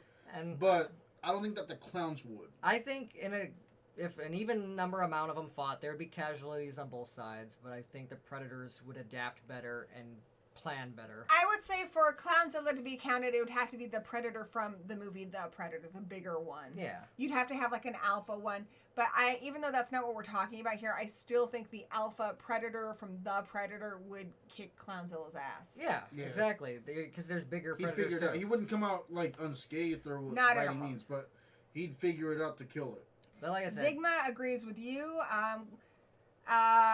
Put the Killer Clowns and Predators on Event Horizon and see what happens. I want to see that movie. Make that happen. Right. Sandy says there's a reason why they're called Predators because they prey on you until they figure out what your weaknesses are and kill you. The end. 100% agree. The clown might have a pet pug to help him. I think that's a great idea. That's probably why they got one of the Predators. And who knows what evil lurks in the heart of men? Dino knows. I agree. The Shadow is actually one of my favorite programs that he shows on his late horror show. Yeah. 18 votes. I'm going to call it, and we're giving it to the Predators. So let's check in with our bracket. The Predator is going into the finals, guys. This is pretty exciting. Let's not also say that the Predator does have a sense of humor, even though the clown sense of humor. It does have a sense of humor. He loves to laugh when he knows you're about to blow up at his nuke. Like a Predator is a soldier. Yeah. Soldiers have a sense of humor. Yeah. It's a sick, twisted sense of humor, but they got a sense of humor. So. I'm excited that this scrappy kid from another planet came here for this death battle. You know, a lot of people at home are rooting for the Predator. A lot of family members, a lot of colleagues, a lot of fellow Predators. Predators really worked its way up the ranks and went against the Thing. It went against some killer clowns. I'm really excited to see what happens in the finals, guys. Let's put it this way: the killer clowns their ship was infiltrated by two like teenagers who managed to find a way to kind of take them down. Or if two teenagers walk onto the Predator ship, they're gonna be trophies real quick. But I don't know about you guys. I want to know who the Predator's going to fight in the finals. Me too. Let's find it. Let's find out. So I want to know who the Predator's going to kill. This is a pretty exciting fight here. This is a pretty exciting fight. We've got Syl from Species. Now, Syl has really shown that she has what it takes to be in this fight. Syl went up against the It Follows demon and won. Syl went up against Dr. Wolfula and won. Syl has earned her place in this tournament. But we also have the Mummy. Remember, this includes all mummies from all movies. So Imhotep, Karis, all of them. The Mummy went up against Tarman and won. And the Mummy went up against the iconic Frankenstein monster and won. Now here they are, head to head, in this horror battle royale. Danny, give us what you got. Some of the mummies, they're pretty sexy. Sils might even think that they're gonna make a good mate. But... And even though she could probably physically throw a lot of them around, and there's plenty of mummies I think she could easily take. Once again, we're going with like the most powerful mummies. I don't see her strong enough to kill some of the more powerful ones. I think that their scarabs probably could eat her. I also think their sandstorms could evaporate her to the sense where there's nothing left. I think a lot of things could happen, but I still think the strongest mummy is stronger than Sils. As much as I like Syl, I think. I have a few hot takes on this one. I will say the disadvantage Syl has, even though she is in many ways similar to Predator and the Xenomorph, in that she's a highly adept fighter. The disadvantage is, one, she's been kept away from her own kind. And two, she's pretty oblivious to everything she can do in that first movie. Granted, there is 2 and 3. But it's still kind of figuring itself out, especially in that first movie. And it doesn't quite have the, magic angle or even the technology that like a Predator has. No. The Mummy has a lot of magical forces. However, I don't think the sand is going to be a problem for Syl. I don't think her exoskeleton is vulnerable to sand. I think she can actually wear out that sand. I don't think the scarabs are going to do shit to her armor. I think she'll be able to actually rip a mummy apart. I don't think a lot of the mummy's powers are going to do shit to Syl. Right, which is like I think she's going to just and the scarabs power aren't going to do through anything. And just like rip this mummy apart. It might not actually like kill the mummy, but it'll rip it apart to where it won't like be able to do anything. And we're considering Species 2 and 3 there too, where she is a lot more adept. She is more familiar with what she can do. Magic, even with all of its magic, I still think Syl is the stronger fighter here. And that's kind of where I'm going with it. Let's check in with the chat, because I think this can go either way. So it's going to be Mummy versus Predator. But at the end of the day, Rocky beats all. She could just hide from his Tana tea. Yeah, but hiding doesn't win a fight. I honestly, correct me if I'm wrong, if there's some mummy abilities, but especially like the old school Universal mummies, that's a very slow moving mummy. I think she could beat those ones. Syl is super fast and agile and very skilled as a fighter. If we get into some of the Brandon Fraser mummies, the biggest magical abilities they have are these sandstorms, which I don't think are going to hurt her, and the scarabs, which I don't think are going to hurt her. Then you get into the Tom Cruise one. Forgive me, I've only seen it once. But I don't remember having any abilities that are really going to harm Syl. So I'm going to have to say Syl. And mummies are pretty vulnerable to fire. Agreed. Well, the bandaged ones, yeah. Which Syl would take advantage of. It's not that hard of a weakness to figure out. It's like, oh, fire? Okay, cool. But I'm definitely in the minority here. Mummy is taking the lead. So what more, give us in the chat some arguments for why you're voting for the Mummy. Why do you think the Mummy's going to take this? I don't think your exoskeleton could handle it all after a while. I think anything, no matter what, Grand Canyons get wear down by sand. I think eventually it might be a slow process, but you can sandpaper anything down with sand. That's why it is But sand. it's alien. Yeah, but that's provided that she stands still long enough for that to happen. That's true too. She'd have to stay which still. she would not do. No. But We're Team Cell. you usually, to beat those ones, need some sort of magical artifact, and I don't see Syl figuring that type of thing out. Checking in with the chat, if the mummy is eternal, says Dino. Can Syl still drown in sand? Now that is a really good point there, Creep It Clean. She does need to breathe. She does need to eat. She does need to do all of those biological things. I don't know if the sand is going to wear her down in the same way it's worn down some of its other competitors in this challenge, but you make a good point there. It could fill Syl's lungs with sand and easily kill it. It also depends on the setting too. Because in order for the mummy to create a sandstorm, it would have to have sand around it. Well, Yeah. we're assuming it has access to sand. I mean, sand's almost everywhere. Almost. But, like I said, I don't know. There are versions I know that she would definitely beat the mummy of, like certain versions easily. But we're, once again, going to the strongest versions. Those ones usually need some sort of magical, sacred artifact to, like, seal away, and I don't see why Syl would have that. So, Sandy mentions that some of the mummies can also suck the life force out of things. That's true. Is that a melee ability or is that a long range ability? Oh, I don't remember. I think they have to touch them. I think they basically have to I think they have to suck it grab out them. Suck it out of your butt or your mouth. Depending. Oh, yeah, like in Bubba But Hotep. They suck it out of your butt. Out of your asshole. That one is not a very strong mummy. I think Syl's would kill that mummy. So Syl is a shape-shifting alien, but if we believe ancient aliens, the Egyptians knew alien technology, so it could be a toss-up. Like Stargate. Lately Harsho says a possible curse on Syl could kill her. I don't think Syl would be prepared for magic. I just think she'd be strong enough to handle a lot of the abilities, but magic I think would be confusing for her. Granted, she was raised on Earth, but she's had a very short childhood. I think even like a fooling of the curse where she sees herself, like, and her alien form unattractive and unsuitable for mating might dishearten her enough to, like, throw her off her game completely. Axon says, I feel like Syl still needs to stay hydrated. The sand is a bad place for her. So, honestly, I was coming into this saying Team Syl, but especially Creep It Clean's argument about drowning her in sand.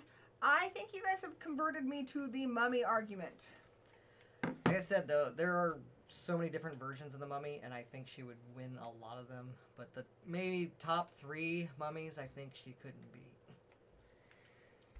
Okay, we have 17 votes. Let's see if we can get to 20 votes, guys. Mummies can also, like, you know, raise the dead and shit like that, so... I don't know. I don't know what would be technically allowed in this fight, but they just have higher abilities, I think.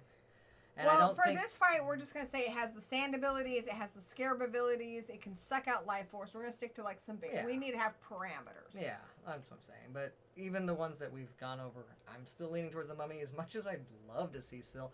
Now, Syl is a very surviving character, and I think if she was somehow in a crossover with the mummy, she could probably survive the mummy, but there would have to be so much plot armor and convenience for her to come up with a way to actually kill the mummy. Well, we're just going on, like, a straight-up fight. That's like, why gonna I win. think she would lose. All right, I'm going to call it at 18 votes, and let's get to our final fight. Dudes, we've been doing this for almost 4 hours now, and we have seen some shit, right, guys?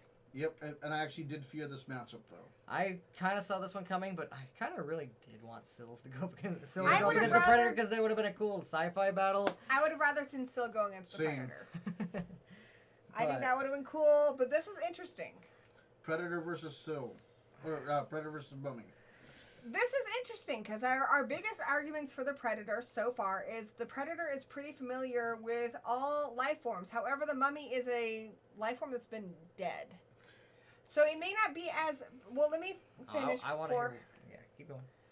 It may not be as familiar as this one because it's not a current life form. It's kind of an anomaly. It's not even really like a registerable life form. It's not something that's supposed to exist. It's not supposed to be here. Mm-hmm. So even the Predator could be caught off guard by this because it's not like Syl. That is a species, that does exist. Xenomorphs are a species. But on our planet, mummies aren't supposed to exist. It's kind of an anomaly. We're not even prepared for it, and we live on this planet. So I do think the Predator's going to be caught off guard here. As for the mummy is from ancient Egypt. Now, they are familiar to a degree, depending on your movie, with some alien stuff, but I don't know if they'd be prepared for the Predator. I think both of our contestants here are a little out of their league. Both of them are unprepared for this fight. Ultimately, it comes down to their abilities. So for the sake of this battle, let's narrow down what can they do. The Predator has invisibility. The Predator has a shoulder gun. The Predator has heat vision, a lot of technological sights and such. The Predator is a trained fighter. The Predator can also mimic voices and such. The Mummy can control sand, can create a sandstorm, can control scarabs, can levitate. The Mummy can sometimes suck the life force out of people, though it does genuinely have to do it like a mouth-to-mouth kind of thing. Not likely to happen with that Predator mouth. So I have a lot of things to say in the Predator's favor about. So just before we go forward, I'm gonna say those are the skills we're working on. Okay, so for the Predator, yes, he might not know what a mummy is. However, I also forgot that the Predator has a nuke. Yep, and not only that, but the Predators have been on Earth for a long time. Like they have a database of Earthlings, so they would know about ancient Egyptians and possibly their curses. I don't know if they would know about reanimated mummies. I'm not 100% sure, but the lore of the Predator, that's why there's a giant pyramid in Antarctica. Right. And that's why Egypt have they pyramids. Created those pyramids, they they might have even worshipped predators. Right. That's what it is. Right, and that's kind of where I'm getting. It's like the Predators have been coming and going to Earth for a long time, so they would have this database of Earth stuff. Yeah, so the Predator actually could very well know about the mummy and know about... Well, at least the curse. It might know about, the curse of the mummies. At least enough to read, the hieroglyphs, be like, okay, this is what we gotta do. Or this is what it is. They would figure it out. I think that's why I'm saying it. And also, like somebody mentioned the heat vision. Yes, the mummy would not show up in heat vision. However, a Predator's mask does not only see in infrared. Yeah. It sees in a whole bunch of different spectrums. It would spot this thing. Yeah. I think it would boil down to a long range thing, and the shoulder cannon would just blow up this mummy. Okay, I'm gonna break it down as I see it, just down to the brass tacks. I'm gonna go through all the powers that we mentioned are available in this fight. So the mummy has a sandstorm. It might make it a little hard for the Predator to see. I don't think it's going to do that much damage. No. This is a death battle. It's not something we're waiting for eons to pass on. I think the Predator has enough technology that it's not going to be drowned by sand. It's also worth but noting. I want to go through the powers here really quick. Okay. So the scarabs, I don't think are going to be an issue. And it's not going to get close enough to the Predator mouth to be able to suck out its life force. However, the Predator, I personally don't think the Predator would have a mummy in its database. I don't think it's going to be prepared for that. I'm not sure if the Predator would understand magic. However, this isn't like witches we're talking about. We're not talking about like Willow from Buffy or something. Mummy's magic is pretty limited. The mummy's mobility tends to be pretty limited. I don't think, though, that this shoulder cannon is going to do that much damage to the mummy. However, ultimately what it comes down to is the Predator has a nuke. That would probably end up killing both of them, but because it's the Predator's weapon, that win would go to the Predator. I don't think the mummy can survive a nuke. No amount of the mummy's magic is going to make it survive a nuke. And the mummy doesn't really have anything in its arsenal that's going to kill the Predator. So even though they're both unprepared for this fight, it comes down to the fact that the Predator has a fucking nuke. It's also more highly adaptable. Not to mention, the mummy would not be able to see through the Predator's cloaking device. That's true. The Predator can cloak itself and be invisible, and then the mummy can't do a sandstorm on it. The mummy can't do the scarabs on it. The mummy can't suck out its life force. It can't fight what it can't see. The mummy's really unprepared to go up against the Predator in this fight. I think you underestimate the power of a sand. It is Like, I mean, it could take out ships. If it can't see it. Yes, but I do agree that it. And we're not talking about hundreds of years. We're talking a 15-minute fight here. 30-minute fight here. It's about force and not years. And you have to understand that a predator would have most likely encountered adverse weather because they are survivors. Yeah. They literally get thrown into a campground, and it's like survive. Mm-hmm. Like so they would see this sandstorm and be like, oh, we've encountered this before. We know what a sandstorm is. I ain't gonna stick around to find out what happens.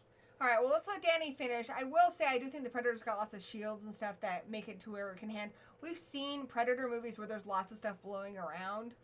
I think it can handle the sand. But let's go ahead and hear your argument. I think you underestimate that, but I don't think that's the biggest weapon that it would use here. Because, I mean, a sandstorm could destroy a ship, a boat, a plane, a spaceship, so it can obviously destroy a human, breathing, even living creature by any means of Predator. The Scarabs could as well. I don't think that the Predator would be falling to the traps of a Scarab trap. Like, I don't see that really, falling for it very likely. I think it could avoid the sandstorms by being invisible and not setting off them. And I think it does have the data that it would require to defeat a mummy. I don't know. Just because I do. Each Egyptian is supposedly been created by the Predators. I'm also going to say, let's look at their opponents. Let's look at the people who've actually managed to take these down. Arnold Schwarzenegger, pretty fucking badass in that movie. He arguably way more badass than our discount Indiana Jones Brendan Fraser. They've both been taken down by human beings, but it took a lot more for Arnold to take down his nemesis than it took down Brendan Fraser. Brendan Fraser, let me finish, was not taken down by sand or anything. Brendan Fraser defeated the mummy perfectly fine. He defeated it with his child and his wife quite easily in 3 movies. And a whole army of people. Remember the guy with the... No, yeah, the first In one movie. The first movie. But in other ones, it didn't need that. They were able to outsmart the mummy and figure out a way to stop it using, the lore and stuff. The Predator could do the same kind of research and still defeat the mummy. Whereas human beings have had a really hard time against the Predators. It's taken basically the best of us to take it down. The best of us, like our best fighters. Not just any human, but our best fighters. And even then, in a lot of our movies, it's ended up in a draw. There aren't that many movies where there's a big population of humans who survived the Predator. But there are many humans who have survived the mummies. And many. And like Dan pointed out, the Predators were around when the pyramids were built, so it would know how to read the hieroglyphs. If anything. At the very least, they would be able to figure something out. Yeah. The Predators are going to be able to... I think they're going to be unprepared at first, but I think they're going to be able to figure it out pretty fucking quick. If Brendan Fraser's wife can open up a few books and figure out how to break the curse of Imhotep, or if fucking Tom Cruise can take down a mummy, I think a Predator can. But the biggest question that you forgot to mention is, can the Predator withstand the smackdown that the Scorpion King's going to bring when he leaves his Rudy Tooty candy ass in the sand with that elbow drop? I think the best fighting move any mummy has done is when it bitch slapped Tom Cruise in The Mummy. Nah, I'm talking about The Rock. I know what you're talking about. I'm just saying that's still not nearly as awesome as The Mummy and the newer one with Tom Cruise. Well, that's because Tom Cruise's always go-to is to run, and running at it twice didn't work. I think the Predator's got this. I think it's a really good fight. But yeah, I think ultimately the Predator is a trained fighter. I think there are things the Mummy can do to win this fight, but I think we need to look at the movies. And especially the Universal movies, those mummies are taken out like bitches. Yes, but it's usually you look at the Brendan Fraser movies, a man who stumbles through life and his wife and child are able to take them down. You look at the Tom Cruise movie, Tom fucking Cruise took them down. The Predator movies, it has to be the very best fighters of us. Not just anybody can take down a Predator. And he was playing with Arnold and got cocky. Yeah. Like, Arnold would have, died like a bitch. Fighting the Mummy. Because the Mummy... No, fighting the Predator. But, like I said, the Mummy wouldn't have played with him like that. But the Predator did play with him. That's the only reason why he died. Right. All right. Let's check in with the chat, and then we're going to call it whatever it is at the end of the thing. I think... So, Dino says the Mummy can make the Predator. Not sure the nuke, though. Magic and curse. And that's the other thing. You didn't consider the nuke. Well, that's, I think... The Mummy can't survive a nuke. That's I still don't think that killing yourself is a win, but It's its weapon, it wins. That's provided that the Predator doesn't just toss it. exactly. He can also nuke you without killing himself. All right, let me finish going through the chat.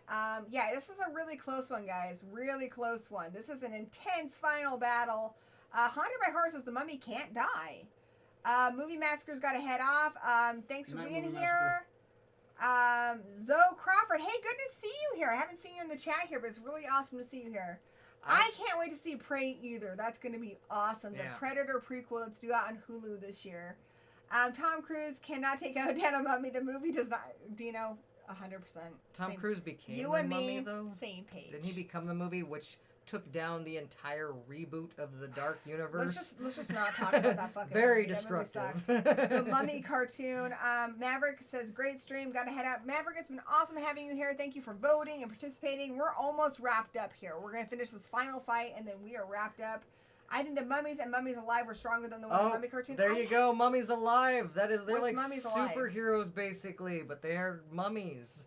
It's not. That's one that's multiple mummies, so that doesn't count. Well, We're talking about the Mummy. And it wasn't a horror movie. The Mummy. I know. I'm just saying that is a powerful one. But I voted for the Predator, so I just think, though, in defense of Brendan Fraser, is he won because of plot armor, not because he has the ability to take out a mummy like in a fight. He didn't fight the mummy. He found it by sneaking around the mummy and like figuring it out with artifacts and shit. All right, it was a close one, guys, but I'm gonna call it at 22 votes. And this was I by am happy a hair. I am happy. Like, you guys have made me really happy with this. I just wanted everything to be by discussed. a damn hair. Yes, the Predator won. It was a close battle, and yeah, I'm a little worried about Prey going straight to Hulu too. I think they should put that in theaters, Destin. I agree. Yeah. But guys, this was a fucking night, guys. Our two winners of the night, we had Predator and who won the last one? Who won the last one? Not the Queen Alien, but the Krampus. Ooh.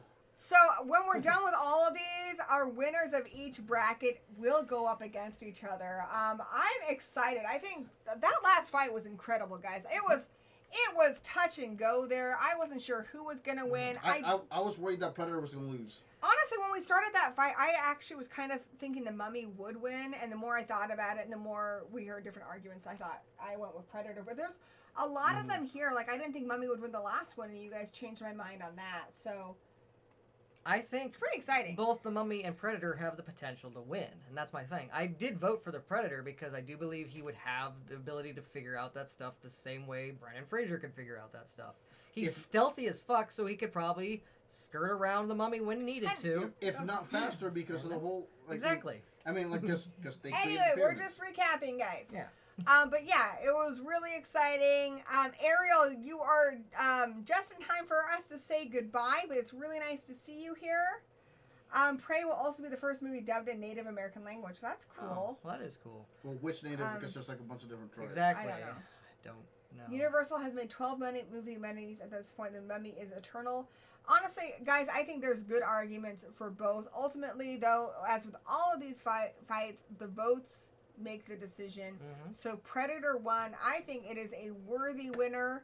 I think it went up against some great opponents, and I think it was really exciting. What do you guys think of the whole show tonight? Honestly, I think that the Predator had the best fights. I feel like it was diverse. I think he is, like, in a sense, the underdog, but I'm glad to see him win because I think he went up, like, I didn't know who he was gonna, like, with him and the Terminator, I felt like that was gonna go either way in the votes. Mm-hmm. Him and a lot of the fights he had, I felt like we're gonna kind of go either way. Killer Clown, I felt like that was going to go either way in a vote. The Mummy, I kind of suspected that it was going to win most of its fights going into the, like, up until we got to, like, the semifinals. So, yeah, I'm glad. Predator, every time I was a little worried for him, but he kept winning, and I'm happy that he did. Yes, exactly. That's why I said he might be, in a sense, the underdog here, but I think he deserved that win. It got intense. It got really intense. We had some really good battles. I know Demons will be on the next one. And look at this guy. Yeah. Look at that cute little vagina-shaped face. Next Sunday will be the next round of brackets. So I know Demons is up for sure. I'm not sure what the other one is off the top of my head. But yeah, it's going to be another great one. We're going to find out who the winners are. You guys picked the rosters. You guys picked the winners. It's exciting. Yeah, I can't wait for more bloodshed. I kind of feel like a wrestling announcer when I do these. I feel like WrestleMania just ended, you know, and we're coming down from that high. Yeah, yeah.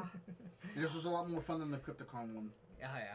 All right, and as Kevin put it, good fight, good night. Thank you guys in the chat.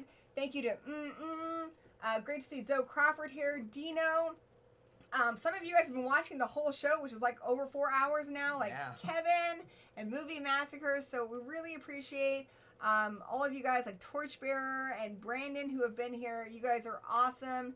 I really hope you'll join us again next week. Same Gory time, same Gory channel. Come back here next Sunday at 7 p.m. Pacific Standard Time, 10 p.m. Eastern, for another epic horror death battle. And hopefully, I know you'll be here. Mm-hmm. Hopefully this guy will be here too. Yes. The jungle, baby.